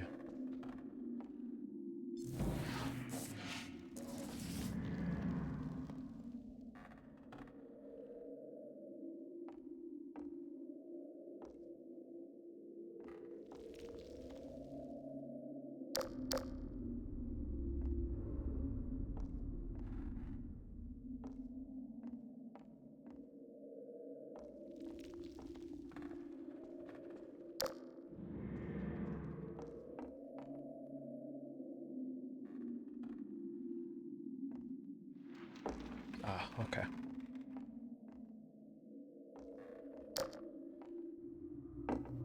The complex route the player takes to safely navigate this mine shaft gives them plenty of time to see what's waiting for them at the bottom.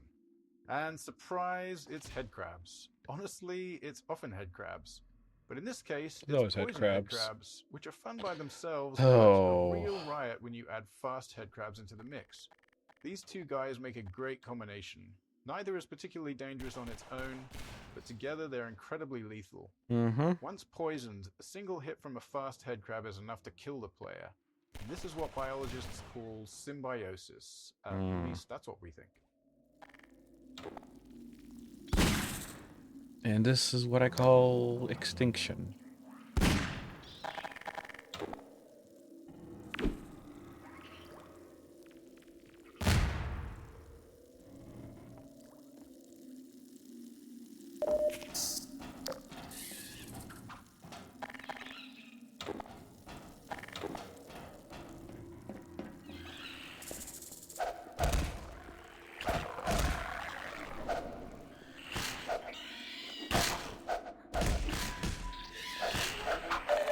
Oh, fuck.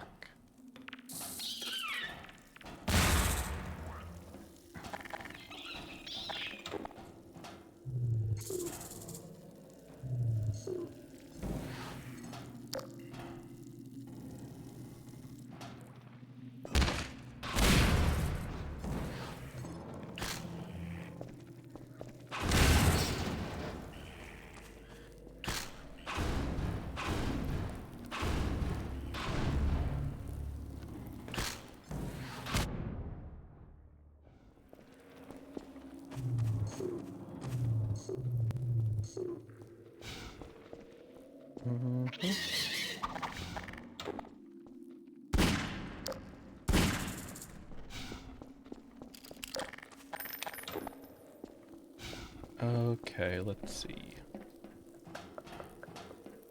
Oh, is it through here?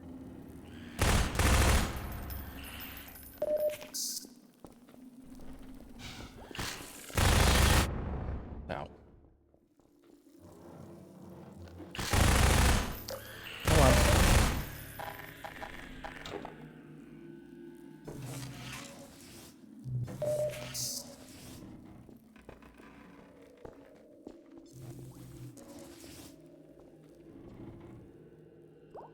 Oh, okay, well that didn't hurt me, surprisingly.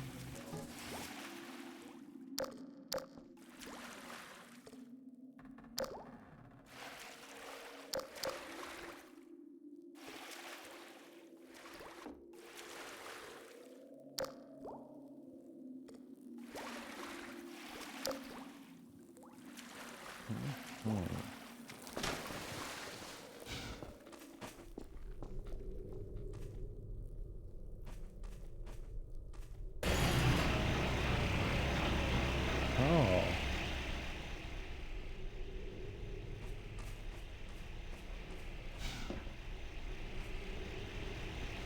Oh, okay.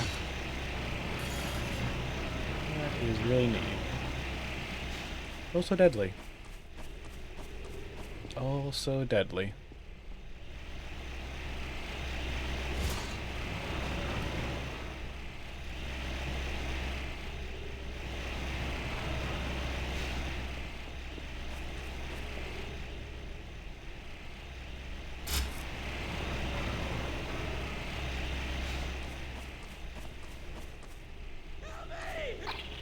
Out of my way.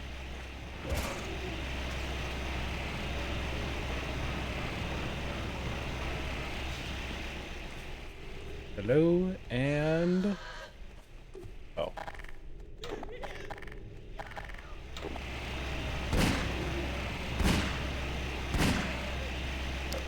Whatever, I'm out of here.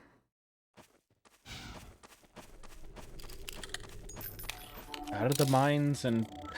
Man, that's crazy to think that we just came through a mine. It was very small. Or short. But yeah. Make you think I was in like a cave system or something on an island. Sniper Alley. This section of Game Track was added late in development, after we moved Eli's lab and Ravenholm to come before Coast.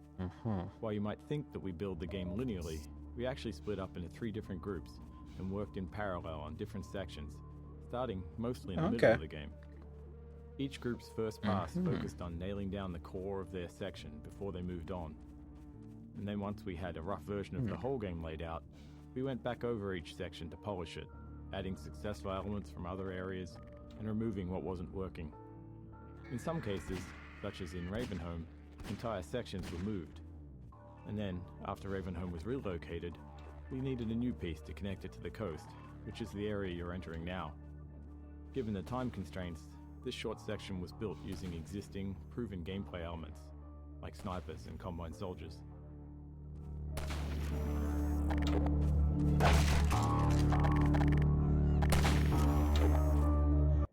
Okay, and... Half-Life 2's physics gave us a variety of tools to make combat more exciting. For instance, when enemies miss the player, we subtly redirect their shots toward breakable objects nearby, adding mayhem and creating that action movie feel. We also employed physics to add hints. We created what we called ragdoll magnets across the game to make enemy corpses fall in interesting and dramatic ways, such I'm as so dead after off this. ledges or into the path of a train.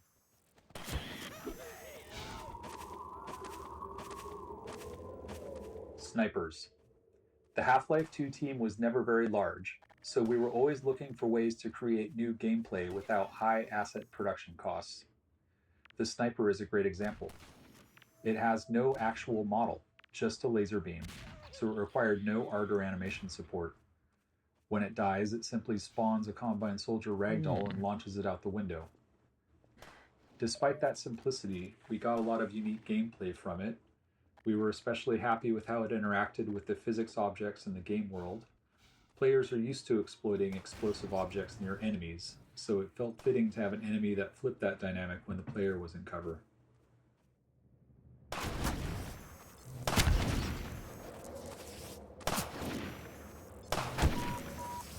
Blood loss details.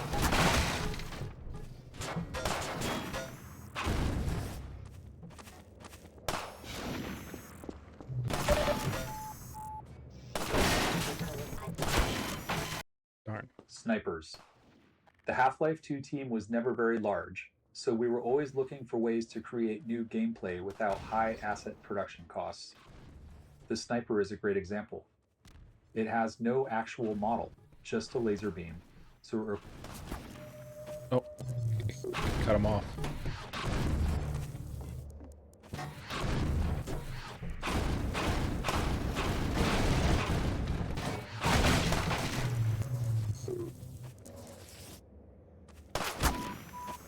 Blood loss details.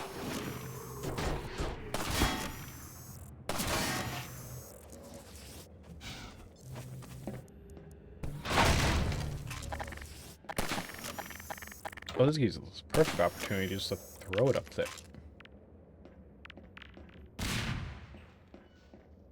Up there.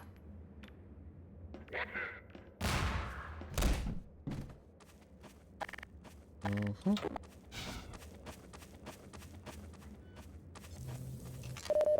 How many snipers are on this map? Because there's an achievement to kill them all.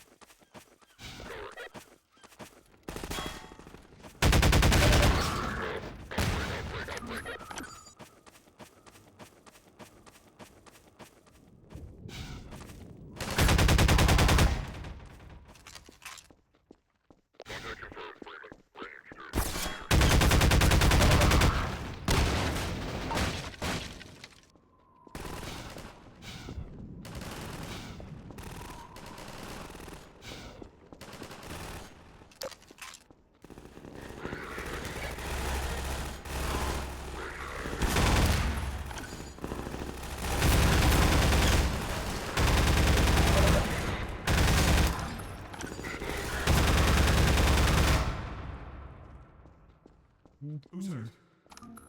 Hey, he's a resistance. Winston's been hit. Patch him up and get him to the back as soon as he's stable. Gordon Freeman. It's incredible you made it. We've been getting communications from Alex. I'll see if I can reach her again. Follow me. Okay.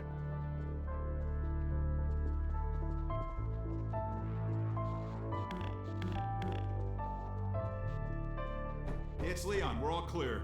And I've got Gordon Freeman. Dr. Freeman, you're kidding. Look, I've been on the line with Alex. Her father's been captured. Oh. Over here, Dr. Freeman. Again. Is indispensable to the liberation.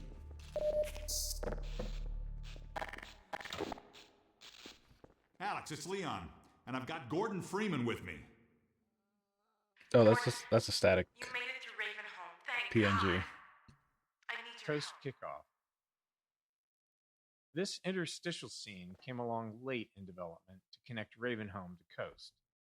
Noticing a trend? Quite a bit of the connective tissue in our games comes together late. In this case, that meant cutting corners wherever possible. We didn't even have time to animate Alex on the monitor. Yeah, I can see that. These kinds of scenes are always a challenge to make interesting, and we didn't succeed with this one. It's a good example of what happens when NPCs are treated like signposts without adding character to them or the scene. The result is a forgettable moment where the game's seams show. But that's the nature of development. You only have so much time, and you have to decide where to spend it. Kleiner's lab and Eli's lab were much more important, so that's where we focused our efforts. Gordon, I haven't driven the coast in over a year, but I have no reason to think it's gotten any safer. Meet me in the depot where the trains unload. Take care of yourself, and I'll see you in Nova Prospect. Bye for now. Bye, Alex. All right. Okay, Doc. Before you hit the road, you might want to grab some med kits, restock on ammo, maybe check the map, see where you're headed. There's an ammo supply crate on the back of the car, if that's any comfort. Stay with the car, make use of the thumpers. You'll stand a fair chance against the antlions. Oh, this is where the car was introduced. At Highway 17. Hello, Dr. Freeman. The car's all ready for you. Hop in and I'll lower you down to the beach.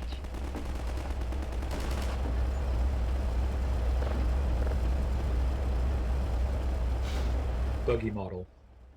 The Buggy's model went through many iterations before reaching its final version. We cycled through designs that satisfied both our artistic and physics simulation needs, but then hit an unexpected issue.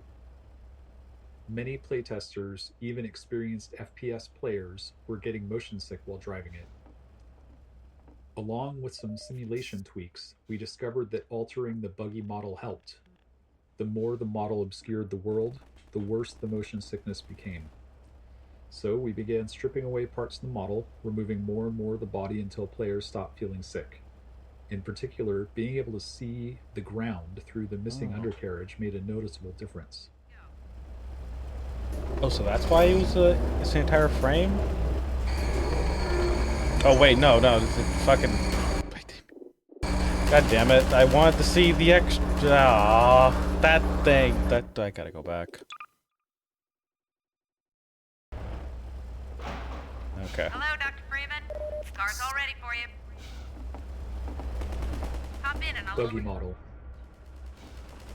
Buggy introduction. We wanted something more engaging for the buggy's introduction than just having the player hop in and drive away.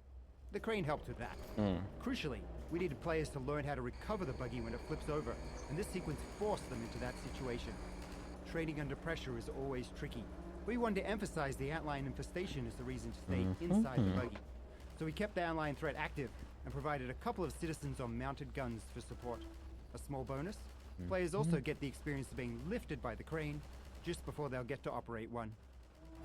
Okay. Wow, are you kidding me? Upside down? What happened to... What happened to staying in the vehicle? Buggy training course. This training section was designed to let the player play around with her buggy. I can't even At the time flip Half-Life it. 2 was released, this level of physical simulation in the vehicle was novel, so we wanted to give players ample opportunity to experiment with it. What the hell? The player has also just left the tight confines of Ravenholm, and we liked giving them the contrast to move quickly through a large... Buggy training course. Hold on. I think something messed up. Because that wasn't supposed to happen. Hello, Dr. Freeman. The car's all ready for you. Buggy model. Buggy introduction. Good, here we go.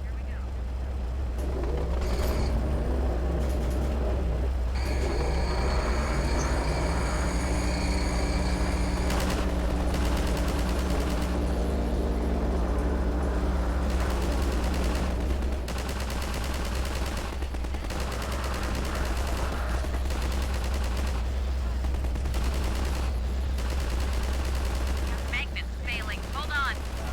Sorry, Doc.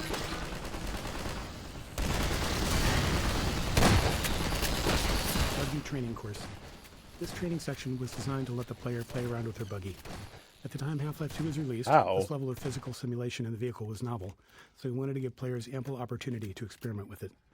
The player has also just left the tight confines of Ravenholm, and we liked giving them the contrasting reward of being able to move quickly through a large space, feeling safe inside a vehicle. I think I know We what made sure to mod might be require a messing turbo this jump up. to get out of this area, which doubled as a test to make sure they'd reached a level of comfort in their driving. And I think I know what mod is. Car up, right? Get the hell out of here. Yeah, I can't flip it. Buggy training course. What the This fuck? training section was designed to let the player play around with her buggy. At the time Half-Life 2 was released, this level of physical simulation in the vehicle was novel, so we wanted... Hold on.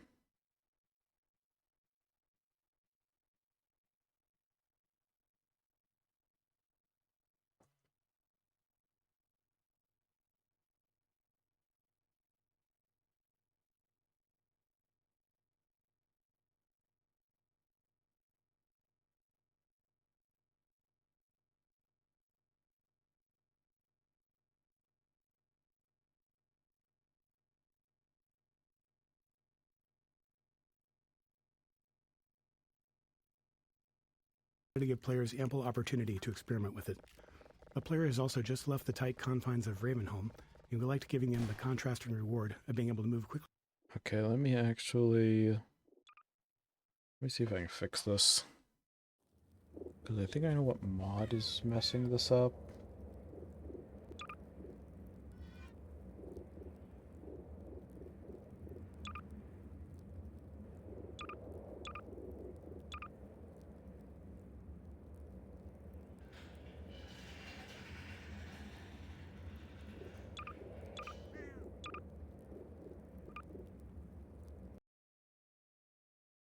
Let me see if I can fix it that way.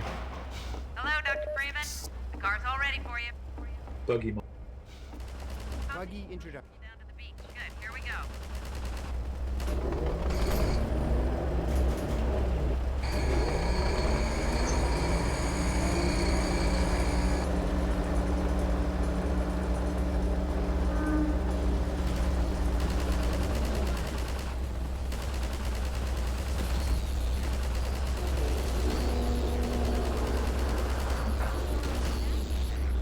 Magnet's failing. Hold on. Sorry, Doc.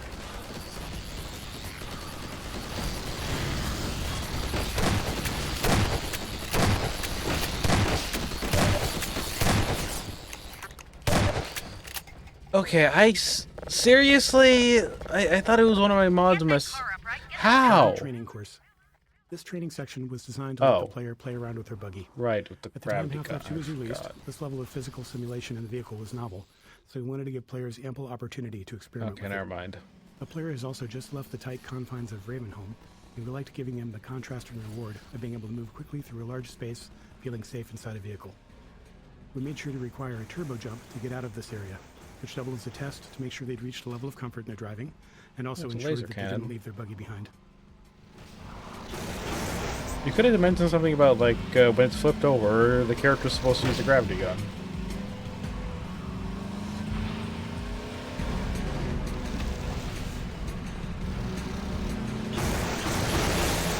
I feel like I should go make myself an energy drink or something, because I'm kinda... I don't know.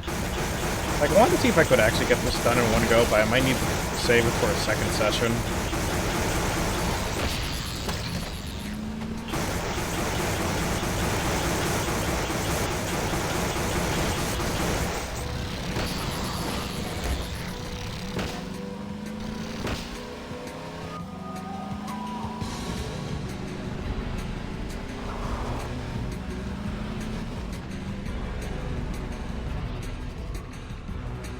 Buggy physics. The physics for a buggy took a lot of trial and error. We wanted it to feel fast, even though its top speed was only about 35 miles an hour. Oh. So we had to do some cheating to make it work. We added extra vertical force to the turbo jump and a bit of kick to the rear when using the handbrake to power slide. Without those, the low speed meant the buggy just wasn't fun to drive. On top of that, the world was full of unpredictable physics system-driven chaos. Players were bound to drive the buggy into all kinds of collisions, so we had to make sure that they could always get out. This took a lot of experimenting and playtesting. In the end, we settled on a pretty goofy, unrealistic simulation that made the buggy more forgiving and harder to flip. Its center of gravity is super low, Yeah, about and that. the wheels, while they look like they turn a lot, actually don't. It was our first attempt at a physically simulated vehicle, and we learned a ton from it. Thanks to that, we were able to make the muscle car in Episode 2 much easier to drive. Okay.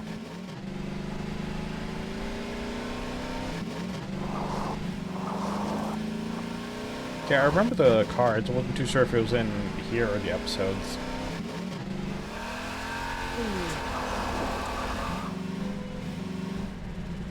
Oh, back up. And forward.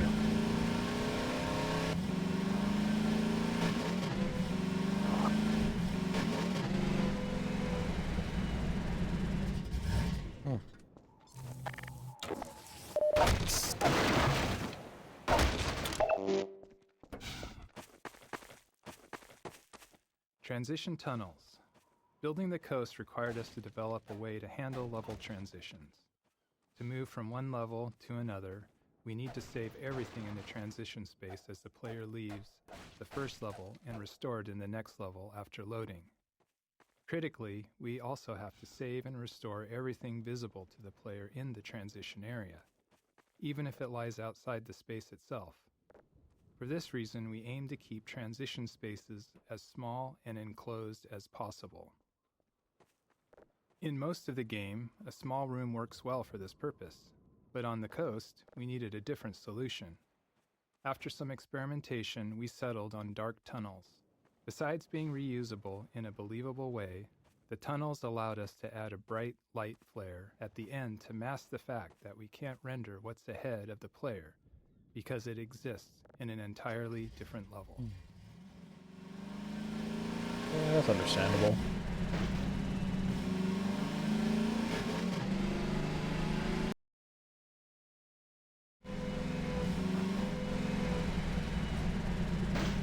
Whoa. Okay, didn't flip over that time.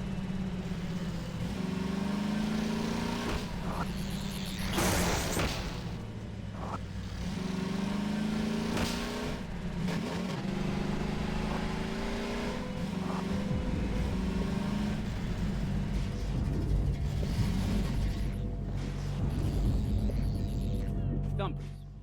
Whenever possible, there's a lot of value in players feeling like they figured something out on their own. It makes the world feel more alive, rather than just a series of gameplay elements lined up for the player. If we can accept the risk that some percentage of players might miss an element entirely, we can take a more subtle approach. We took this approach with Dumpers, designing setups the players are likely to encounter, but aren't forced to engage with. There are plenty of visual and audio cues, as well as inline reactions, to help the player understand what's happening.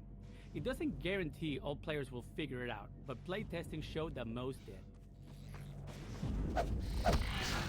Yeah, once you start realizing they can't really come over here due to the tremors, yeah. Antlions. With the player driving the buggy throughout the coast, we needed a pervasive enemy that could justifiably appear anywhere and act as a constant threat to keep the player in or near their buggy. Antlions spawning from the sand were the perfect solution. Their high mobility allowed them to keep up with the buggy for short bursts, unlike our humanoid enemies. Plus, they were very satisfying to run over. Yeah, that too.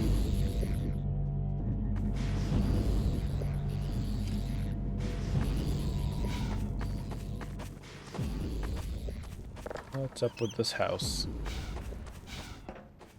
Coast. We wanted a wide open section of the game for the buggy, but we still needed a way to constrain the player's movement.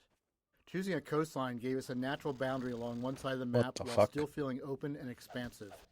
It also helped visualize the effects of the Combine's extraction of Earth's resources. Playtesters still tried to swim out to sea, so we added leeches to deter them. The leeches couldn't be a real avoidable enemy that players felt they could fight, so they're a bit magical. Players generally understood that they were pushing the game's boundaries, so we didn't overdevelop them.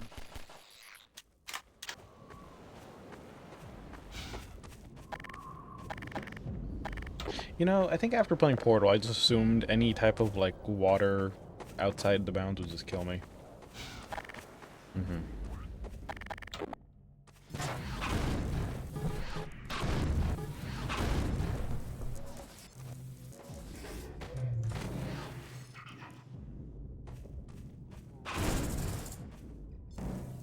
Grenade House. A lot of a Half-Life game is about giving players slightly novel combat experiences around each corner, even if they're just small tweaks on previous ones. They don't all have to be skill-based challenges. Sometimes they can just be fun moments where the player gets to enjoy themselves. This Grenade House is one of those moments, with the twist being that we've inverted the usual setup. Instead of letting the player drop grenades on enemies below, we've put the enemies above.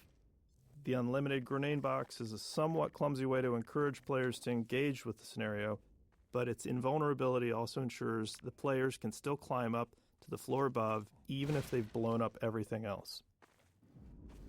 Hold on, let me... I hear it in there. Am I stuck on something?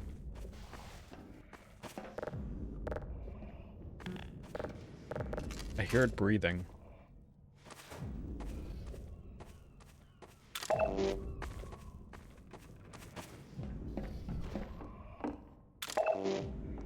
Right there.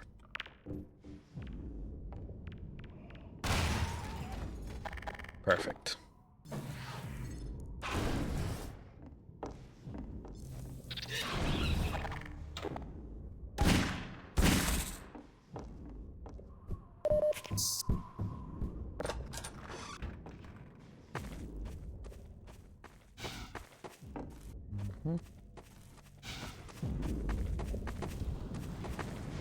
Gotta keep going from here.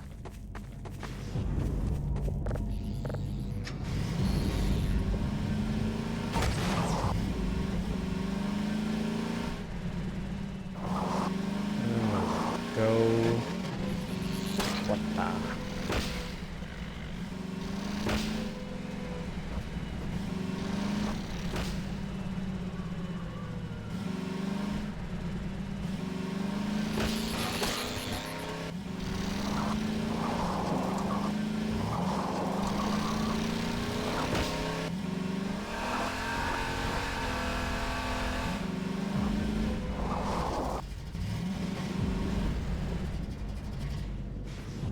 Antlion design. In some of the earliest design work for the game, we had plans for multiple core alien races, with the Combine being just one of them. One of the other races was a religious insectoid species, and antlions were part of that. I heard about this, actually. Later, as we Yeah. developed Coast, we started viewing them more as pests that came through the Zen portals, along with headcrabs and other creatures. While they aren't actually from Zen, they infest the corners of any world they enter, Really? a lot like cockroaches. Okay. They're not from Gen, just roaches. Buggy sound design. Hmm. The sound design for the buggy was based on samples from an old 1968 Camaro. No, And really? we chose that car because they have these amazing V8 engines with just huge pistons. Oh, And wow. there's not really another sound like it. It has this sort of gutsy, visceral sound that we were looking for. The transmission also has this really wonderful mechanical whine when it stops accelerating. And that combination felt really responsive within this basically binary input system that we had to work with. So the fake engine transmission wasn't modeled after a real-world car. Instead, it was just designed as a simple system to reward the player for holding down the accelerator. So it's like a looping escalator that produces a rising tone, constantly building tension and shifting gears whenever the tone needs to restart. And since the player would quickly run out of space in our relatively small maps, The goal was just to make accelerating fun for a short period of time. Okay, that makes a lot of sense. Buggy birds. In one memorable coast playtest, a player returned to their vehicle after exploring a house and happened to see a bird flying past. They yelled at the bird, telling it to stay away from their buggy, complaining that birds often foul up their cars in real life. Yeah, fuck In our the post-playtest birds. discussion, we realized that this was the first time we'd had objects separate from the player that the player actually cared about. We saw it as an opportunity to explore, so we built a system to deliver the moment that playtesters feared. Mm-hmm.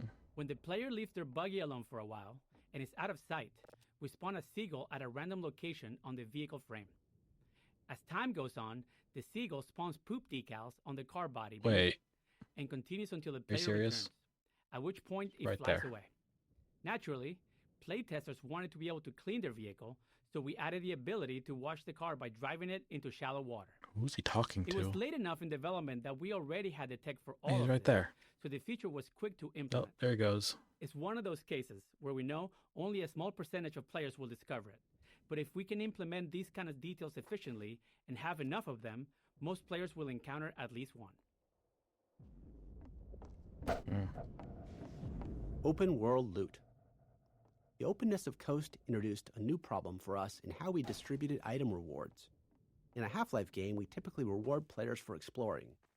If you see the way forward but notice something off to the side, there's probably something useful if you take the time to search.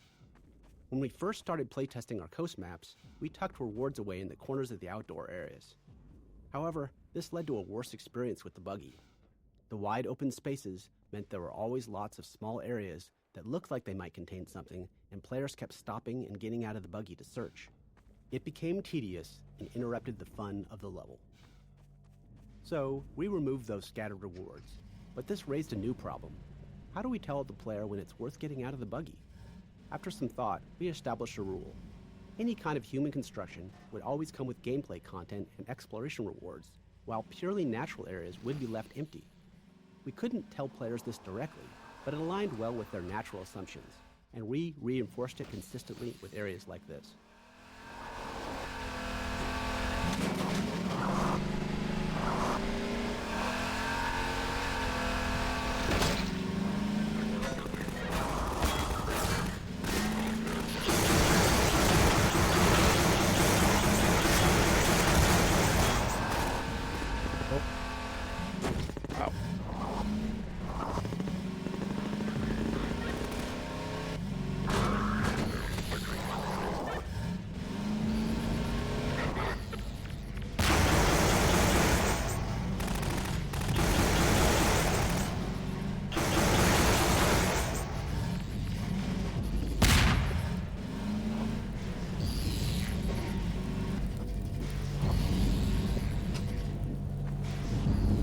Boathouse. In Half-Life 1, we discovered we could get a lot of value from scenarios where different AI enemies fight each other. It's fun for players to watch them engage, and it's much easier to observe enemy behavior when you're not the one that's being threatened. This first encounter between antlions and Combine soldiers is designed to be a fun opportunity to ram something with the buggy, but it also serves to highlight the thumper. By seeing the soldiers use the thumper to hold off antlions, we hope more players would come to understand its purpose. We liked how the soldiers demonstrated the value of staying near the thumper while engaging with the antlions. How's it going?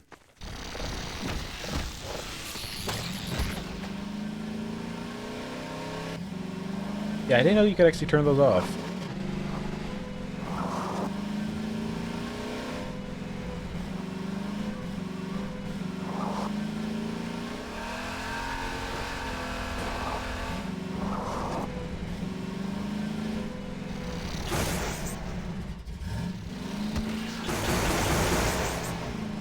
Alright. Where do I go from here?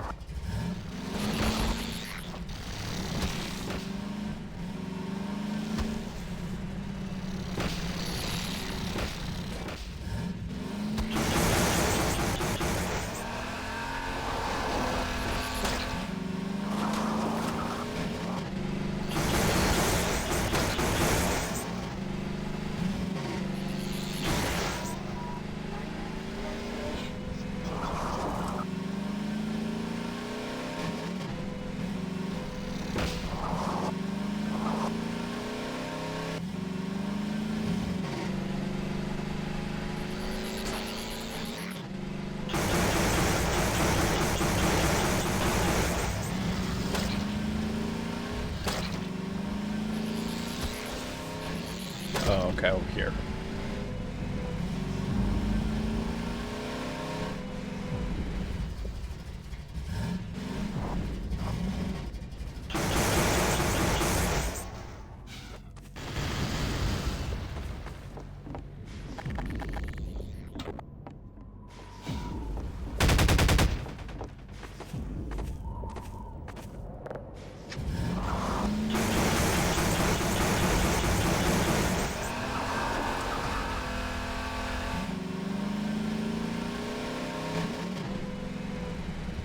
Gordon Freeman! Mm-hmm. It is I. Hurry, get in the basement. We're expecting gunships at any moment. Colonel Cubbage will be glad to see you made it. In the basement! We're making sure everyone has what they need to hold off an attack. Where is the basement? I think it's part of the red building.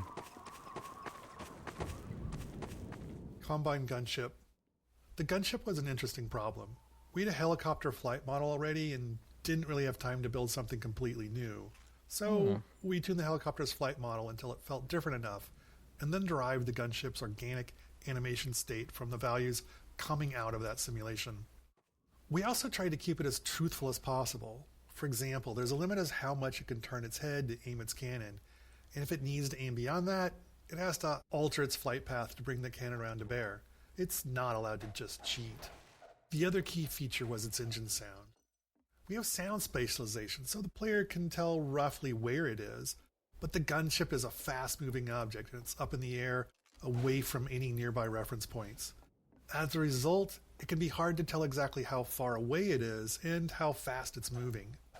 To fix that, we added a Doppler effect to the engine sound, pitch shifting it based on the gunship's velocity relative to you.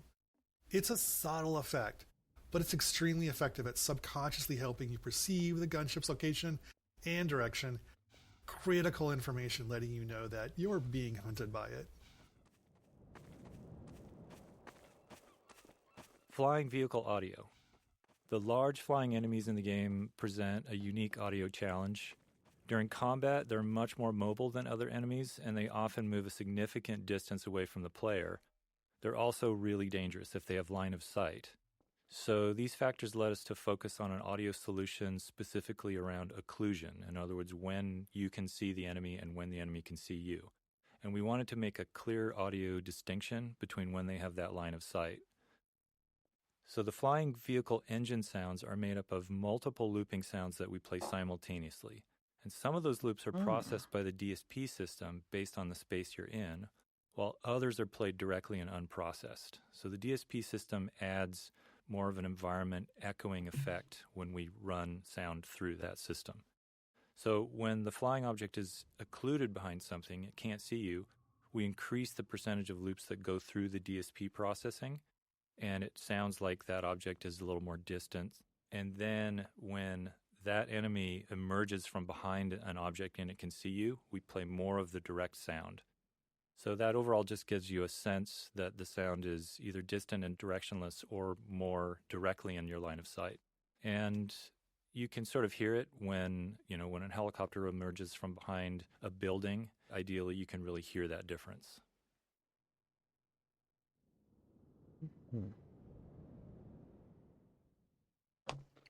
Odessa Cubbage. Odessa Cubbage is an example of the kind of cameo character we found works well. He's an entertaining guy with some entertaining details, living inside his own little bubble. Since he doesn't leave his scenario, he's free to be exaggerated enough to stand out. We started with his model, which was repurposed from a cut section of the game, and named him after the title of a spam email we received. The model was originally a Norwegian fisherman, and it didn't quite fit as an Englishman, so we slapped a mustache on him, and in that moment, Odessa's character was born. He's ultimately a charlatan, with everything about him being fake. His accent, his mustache, everything. He would never put himself in danger, making him the perfect person to hand Gordon the RPG and explain exactly how to use it.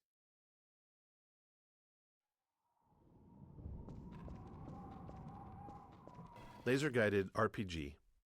The laser guidance feature of the RPG was a huge headache for us because it was difficult to teach. Many playtesters would fire the RPG and then immediately duck behind cover, which meant they didn't see the rocket's flight path. Even worse, they didn't realize the rocket was now turning around to fly back at them. We tried various HUD elements and laser dot indicators to help, but found that most players overlooked them, focusing on the enemy instead. We made as many small improvements as we could, like emphasizing the feature in Odessa's speech and enhancing the audio and visuals around how the gunship shoots down direct RPG shots. While these changes helped some players grasp the feature, we never reached a point where we felt confident that almost everyone understood it. We even considered cutting the feature entirely, but gunship combat without it was much less interesting. The laser guidance forced the player to keep the gunship in sight while the rocket was in flight, but that also meant the gunship had line of sight back, creating a tension we loved.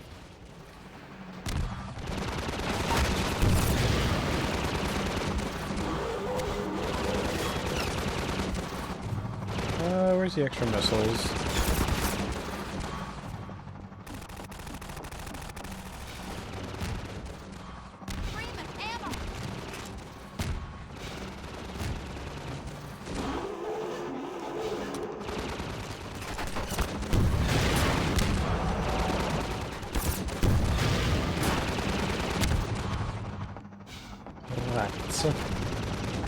Take this med kit.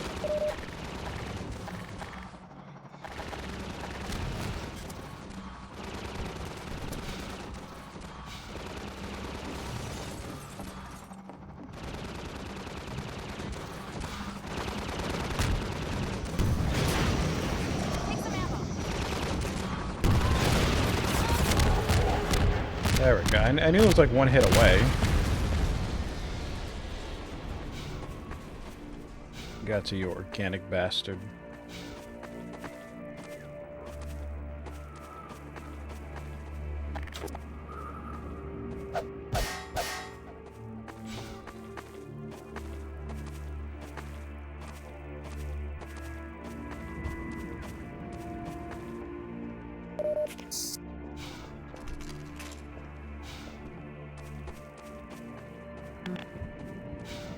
Let me go back to, what's his name, downstairs. Get going, Dr. Freeman. We know Eli Vance is depending on you. Mm-hmm. Well, that's that. I gather you've disposed of that gunship, Dr. Freeman. Your reputation, sir, is well deserved. I shall have someone open the gate for you immediately so that you can drive on. I understand that Dr. Vance is in great need. Mm-hmm. Use extreme caution when approaching the bridge. Radio silence from that outpost leads me to believe it has come under Combine control. Still, you're clearly the right man for the job. You'll make it through if anyone can. Farewell. That's what they say. And please tell Dr. Vance that Colonel Cubbage regrets not having been able to rescue him in person. All right. The Freeman must now hurry on. The Eli Vance is held in distress most dire. Thank you, No Putis. reason for delay. No. NLO to Lighthouse Point. NLO to Lighthouse Point. Come in. This is Colonel Cubbage. Come in, please.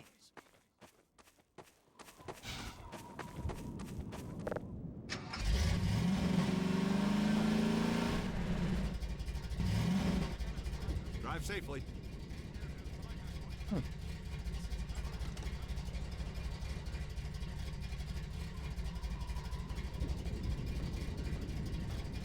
Do you need something?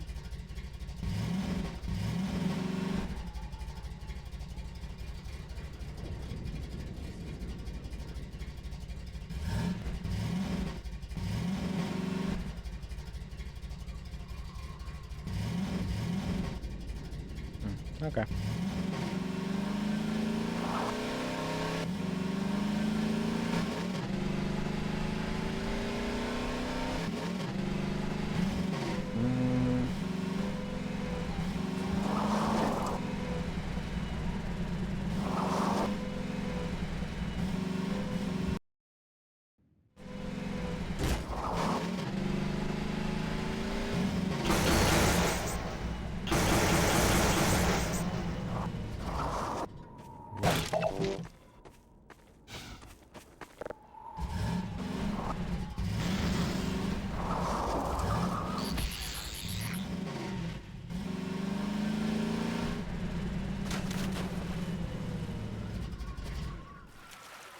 D2 Coast 04.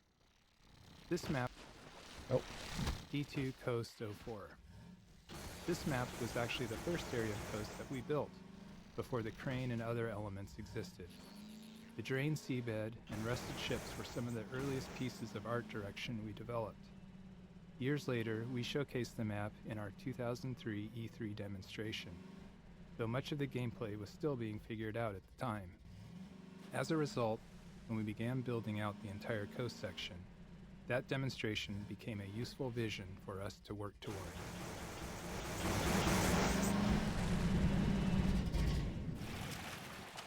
Audio over distance.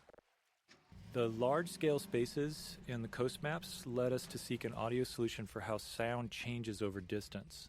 So for instance, in these maps, an enemy can be well over 100 yards away, and their gun should sound different at that range than when it's up close. We decided to store our sounds in a single stereo file with the near sound in the left channel and the far sound in the right channel. And then during playback, we crossfade, or we change the proportion of sound you hear between those two channels based on the player's distance from the sound. And it was a simple solution that worked well. It helped us with memory constraints. You can easily hear it in action. Just listen to how a Combine soldier's gunshots change as you drive towards them. Did something get stuck in it?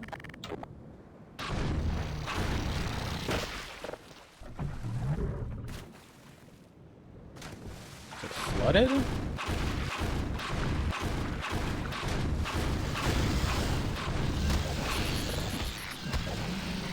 There we go.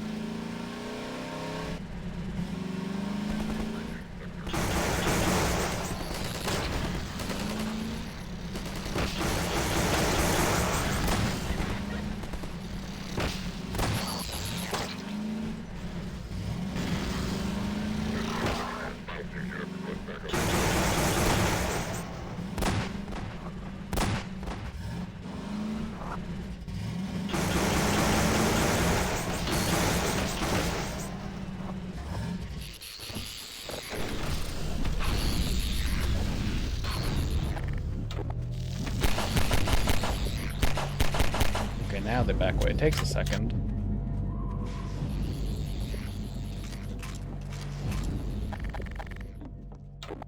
We wanted the buggy to be more than just a means of travel, so we decided to attach a gun to it. We chose the tower cannon, a Half-Life 1 weapon we liked but hadn't found a place for it in Half-Life 2. The tower cannon can shoot through walls, which makes it tricky for level design, so we limited it to the coast section. Once you introduce wall-penetrating weapons, level design becomes much tougher. Furthermore, we mounted an ammunition crate on the back of the buggy, giving the player unlimited SMG ammo throughout coast. This was especially helpful for playtesters who struggled with the infinite antlions spawning from the sand.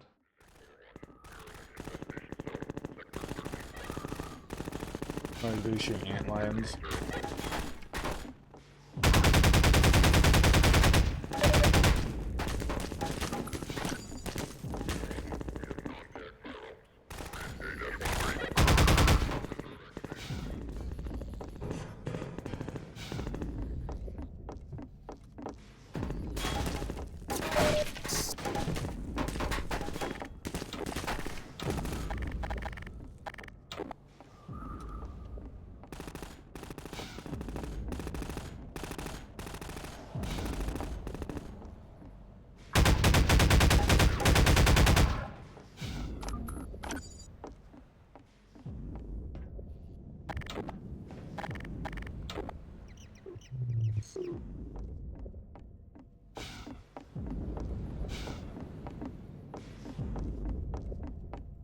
Crane. The crane took a lot of fine-tuning to get right. Something that needed to generate so much physical force was always risky, given the limitations of our rigid body physics and destruction technology. For example, the magnet was never going to fully meet player expectations for something with that much mass. But because the crane was stationary, we could carefully choose everything within its range and fine-tune as needed. Fortunately, most players didn't seem to notice its rougher edges, likely because of the sheer novelty of interacting with something like it in a vaguely realistic physics environment. There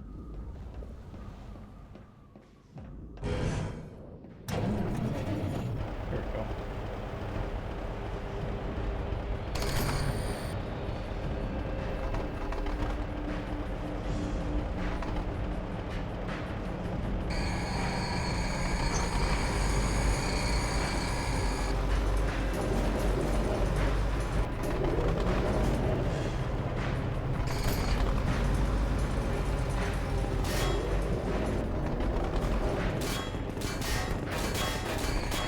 Pull it back out. Okay, I see.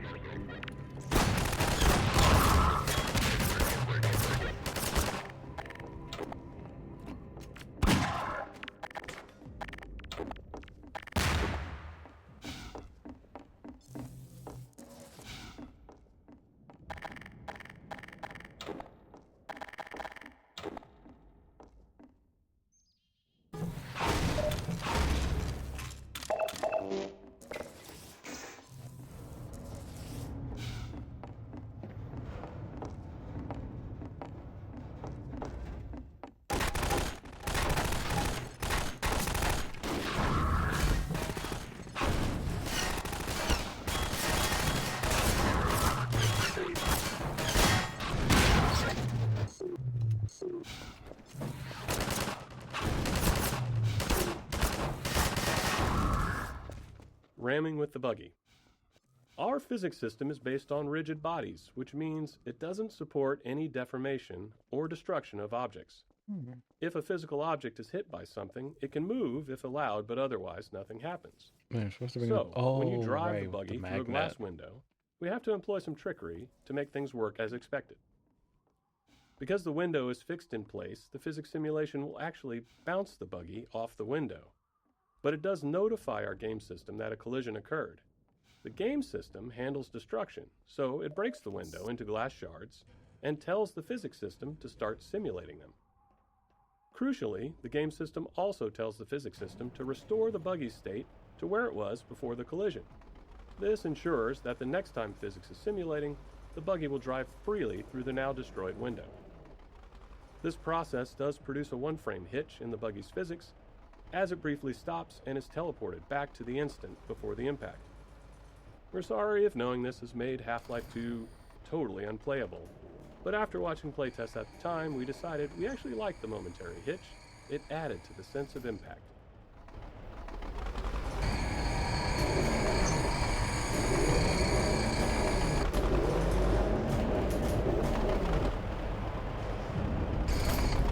The water texture's freaking out in the background.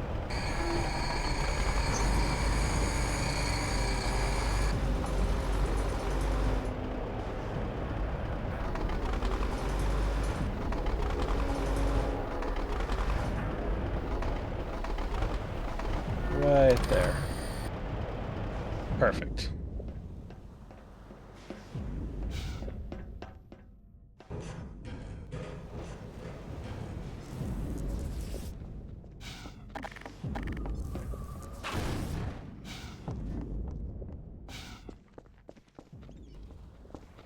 Oh, God.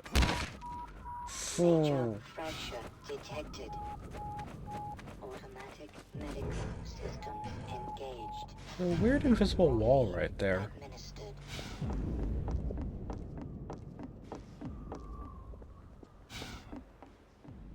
He's off to the corner.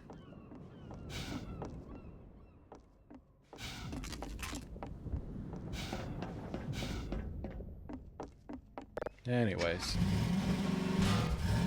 Let's go in here. Out.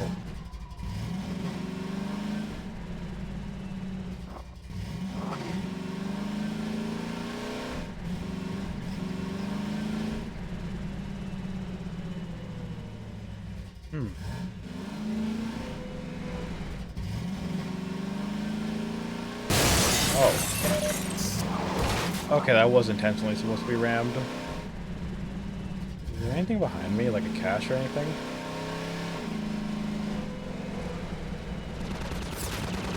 Nope, just a gunship or something.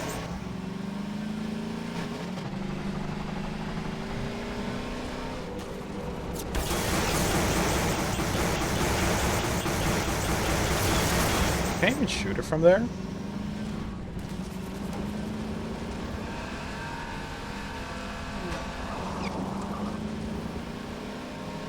Alright, let's just keep going. Oh boy. Opportunistic moments. Some memorable moments in the game come from the interactions of multiple game systems, but sometimes we realize these moments are likely to happen only rarely. When that's the case, we often wish more players would experience them. There's a tension here. The more we know players will encounter something, the more effort we can put into it. But if it feels too artificial, the moment can come across as forced, and players may not respond as positively. The gunship cinematic death is an example where we nudge things a bit, trying to increase the chances of a memorable moment without being too obvious. The design of this area and the gunship's flight path make it likely that the player and the gunship are in the right spots when it dies. If they are, we trigger the gunship's crash into the cars. If not, it dies in the usual way. It's totally gamey, but playtesters didn't seem to mind when the moment played out well. Question is, can I actually destroy... Oh, okay, I got some more missiles.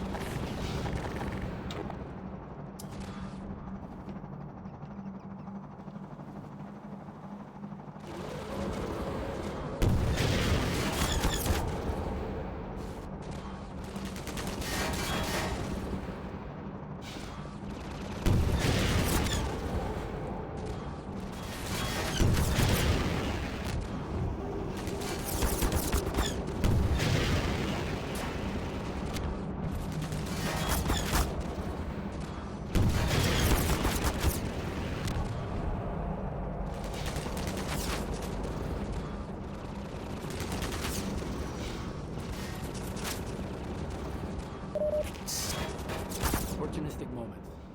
Some memorable moments in the game come from the interactions of multiple Oh, there they players, are. but sometimes we realize these moments are likely to happen only rarely. When that's the case, we often wish more players would experience them. There's a tension here. The more we know players will encounter something, the more effort we can put into it. But if it feels too artificial, the moment can come across as forced, and players It may was not supposed to respond as crash positively. into...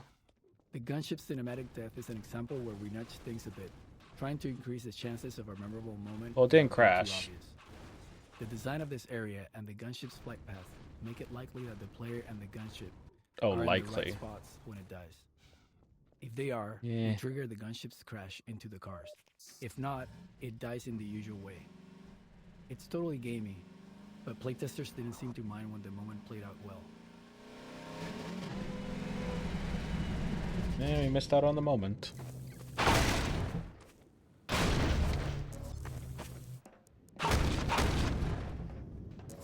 Alright, nothing but health. Alright.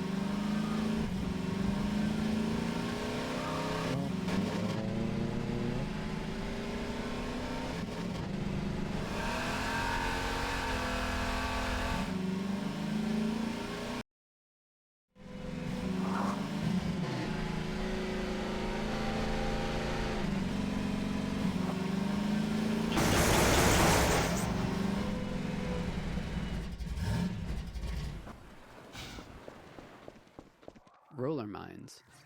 Roller mines were created to fill the need for an enemy that could threaten players while driving the buggy. Since the player in the buggy was essentially a fully physically simulated entity, we thought it would be interesting to also have a physically simulated enemy. The manhack had already shown us how this approach could lead to an enemy with lots of interesting interactions with the world. So we built the roller mine, a ball whose movement is entirely driven by generating torque on itself, and iterated on its behavior until it was fun to drive against. Roller mines aren't particularly dangerous to the buggy, but if you let them stack up, they can become a problem, especially near a cliffside. We also made sure they worked well when the player's on foot, allowing level designers to get a few extra encounters out of them.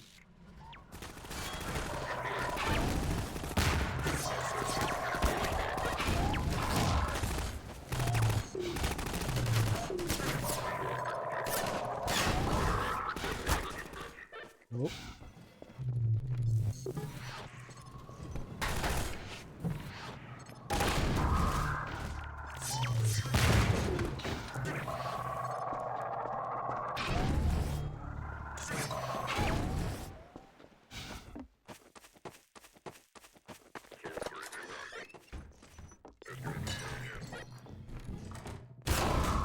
Hello.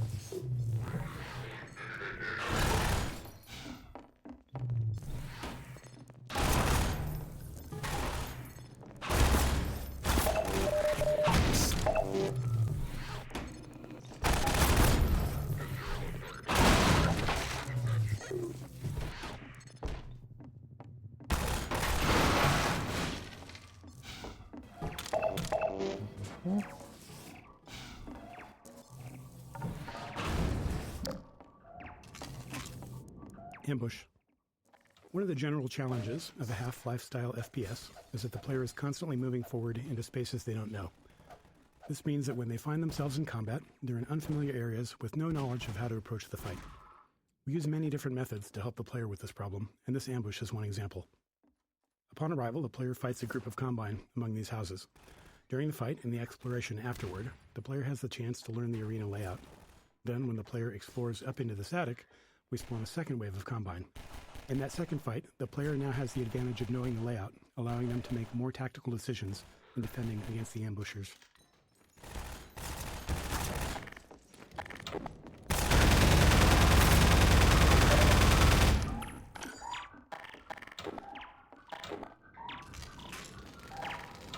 Get out of here.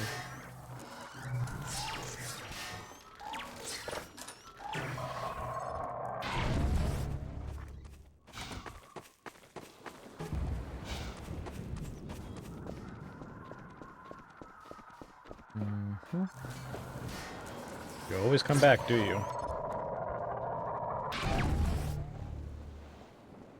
Okay. I'm gonna get going. Oh, stop. Never mind. Ah.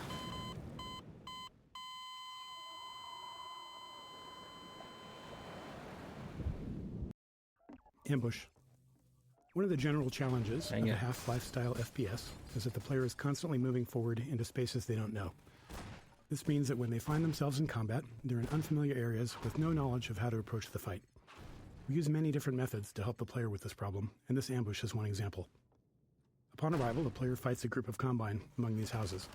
During the fight and the exploration afterward, the player has the chance to learn the arena layout. Then, when the player explores up into this attic, we spawn a second wave of Combine. In that second fight, the player now has the advantage of knowing the layout, allowing them to make more tactical decisions in defending against the ambush. My tactical decision is just straight up the door.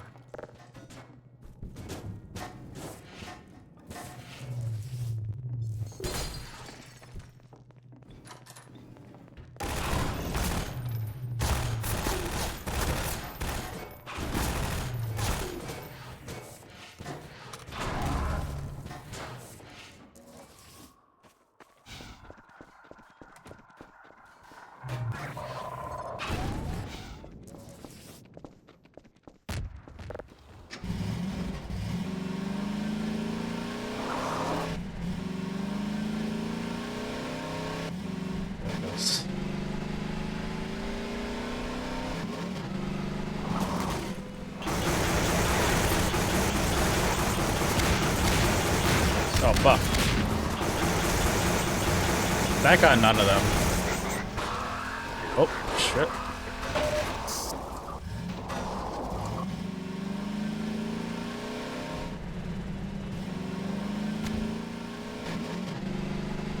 Well, now this is a lovely drive. Oh.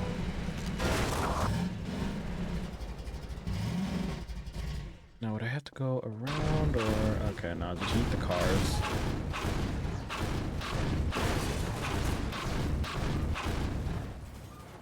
Crossbow. This is the player's first opportunity to get the crossbow in the game, and looking back, it's somewhat surprising we didn't gate it. It's entirely possible for the player to drive right past it. Yeah, it To make that is. less likely, We set up the roadblock and vantage point to encourage see. players to get out of the buggy, at which point they'd spot the crossbow and item crate. Playtesting showed that almost every player stopped and collected the weapon, but this is a case where the difference between playtesting and real play might matter. A playtester who's been playing since the start of Coast may not be as fatigued with exploration as someone who's been playing from the very beginning of the game. So we placed another crossbow a few levels ahead, directly on the player's path in Nova Prospect.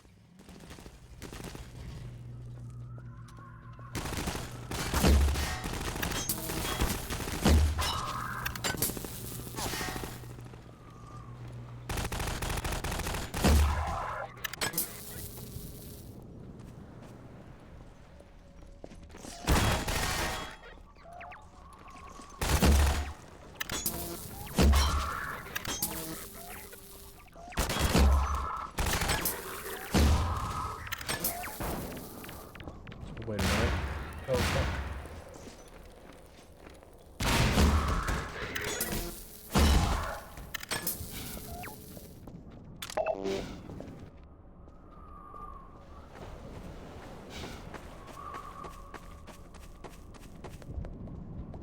Oh.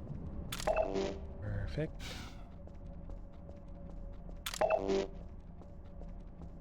Mm-hmm.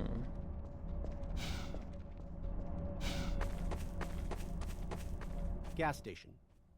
We had grand plans Oh, for that's this what this encounter. was. We envisioned building a gas station that the player would fight around, likely igniting the gas tanks and setting fire to everything. We imagined the player driving away from a raging fire, but budget and performance were harsh constraints in 2003, Yeah. and the station had to keep getting smaller and simpler to fit into Coast's large levels. Doesn't even Our look like a plans gas for a station dynamic anymore. fire system didn't materialize, and building it no longer made sense. There's always a limit to how much work we can justify for a single encounter. In the end, the only remnants of our original vision are the explosive gas tanks.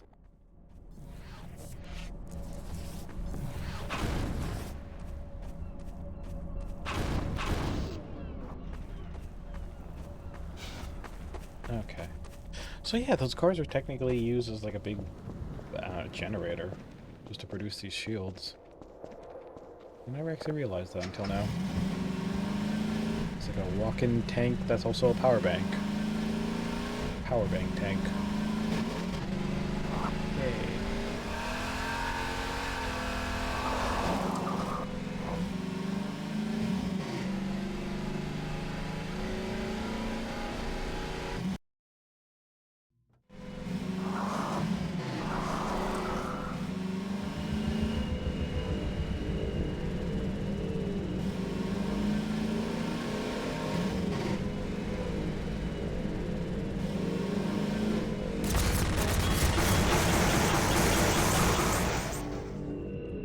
Occlusion. In Half-Life 1 and much of Half-Life 2, the world consisted mainly of enclosed tunnels and corridors, which worked well with a binary space partition, or BSP tree. Essentially, this tech allowed us to quickly sort through the geometry and determine what might be visible in the Oh, I player's missed one. view.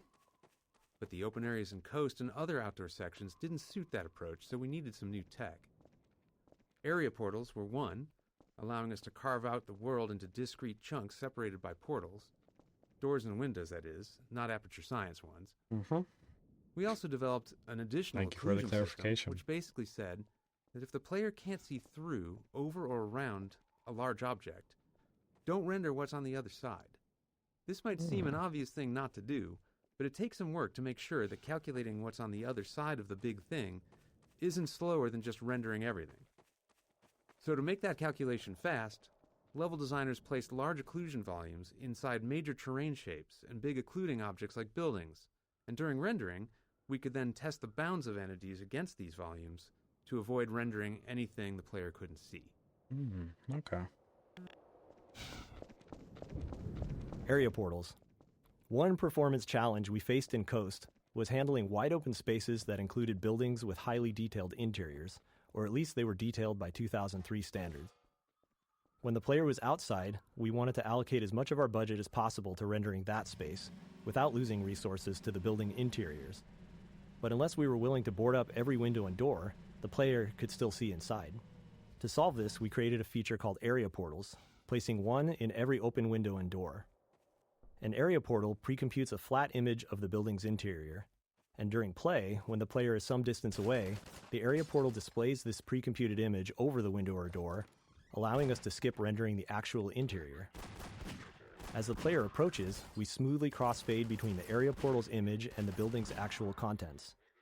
With careful use, area portals helped us to meet our performance goals on Coast, along with the occasional door that closed itself behind. Okay.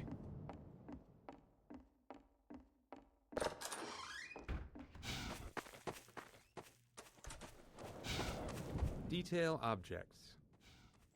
Once we had outdoor sections running, it was clear they needed some form of high-frequency detail, so we added small foliage elements, like grass and shrubs, across the displacement terrain.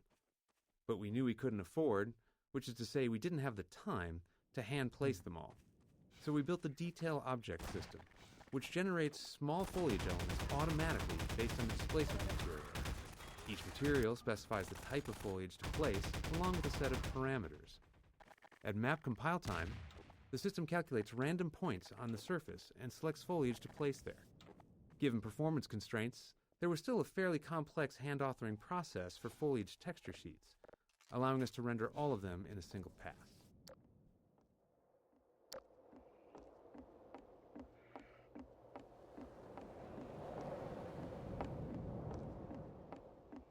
Wait, is someone in there?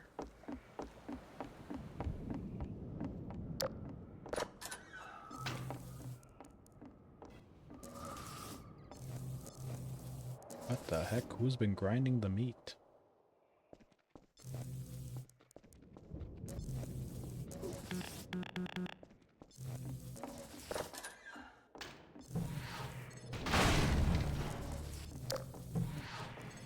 Okay, this makes me kind of curious. What is up there?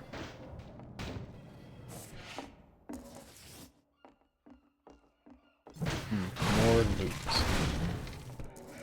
Oh, what the heck? Oh, Jesus.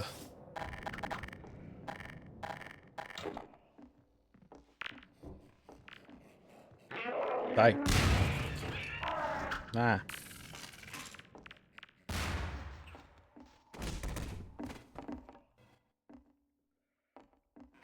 Oh, oh.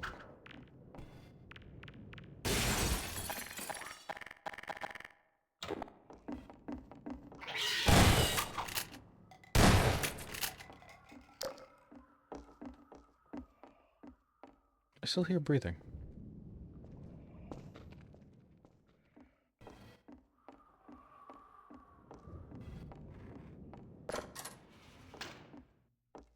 Must be a ghost.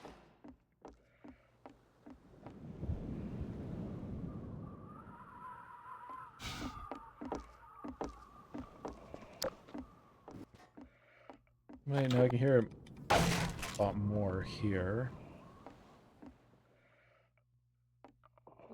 Oh.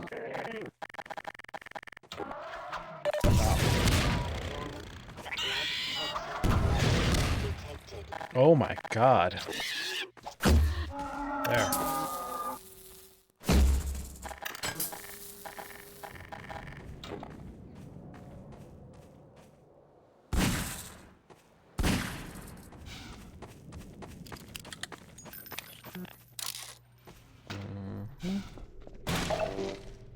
There we go. Yeah, I'm not too sure if I'll be able to beat this game in a single sitting, as I was hoping to, because I'm looking at the time. Yeah.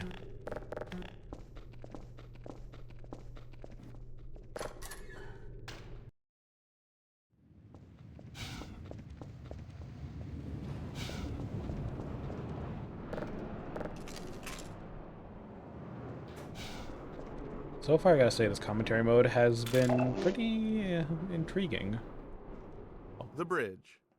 This bridge section was inspired by the Deception Pass Bridge, just up the road from Valve's office. We initially built this section as a pure navigation puzzle, gradually layering more gameplay into it. It also became the primary test case for our players' edge friction. In our movement system, we subtly increase friction on the player's deceleration as they approach the edge of a surface. Players have never noticed it, likely because it aligns naturally with their goal of stopping at the edge to look down, matching human tendency to move more slowly and carefully near a drop. Yep. But it's a critical feature for this part of the game. We know this because at one point during development, we accidentally broke it, and suddenly all of our playtesters started repeatedly falling to their deaths. Fascinating. Oh, man. Yep.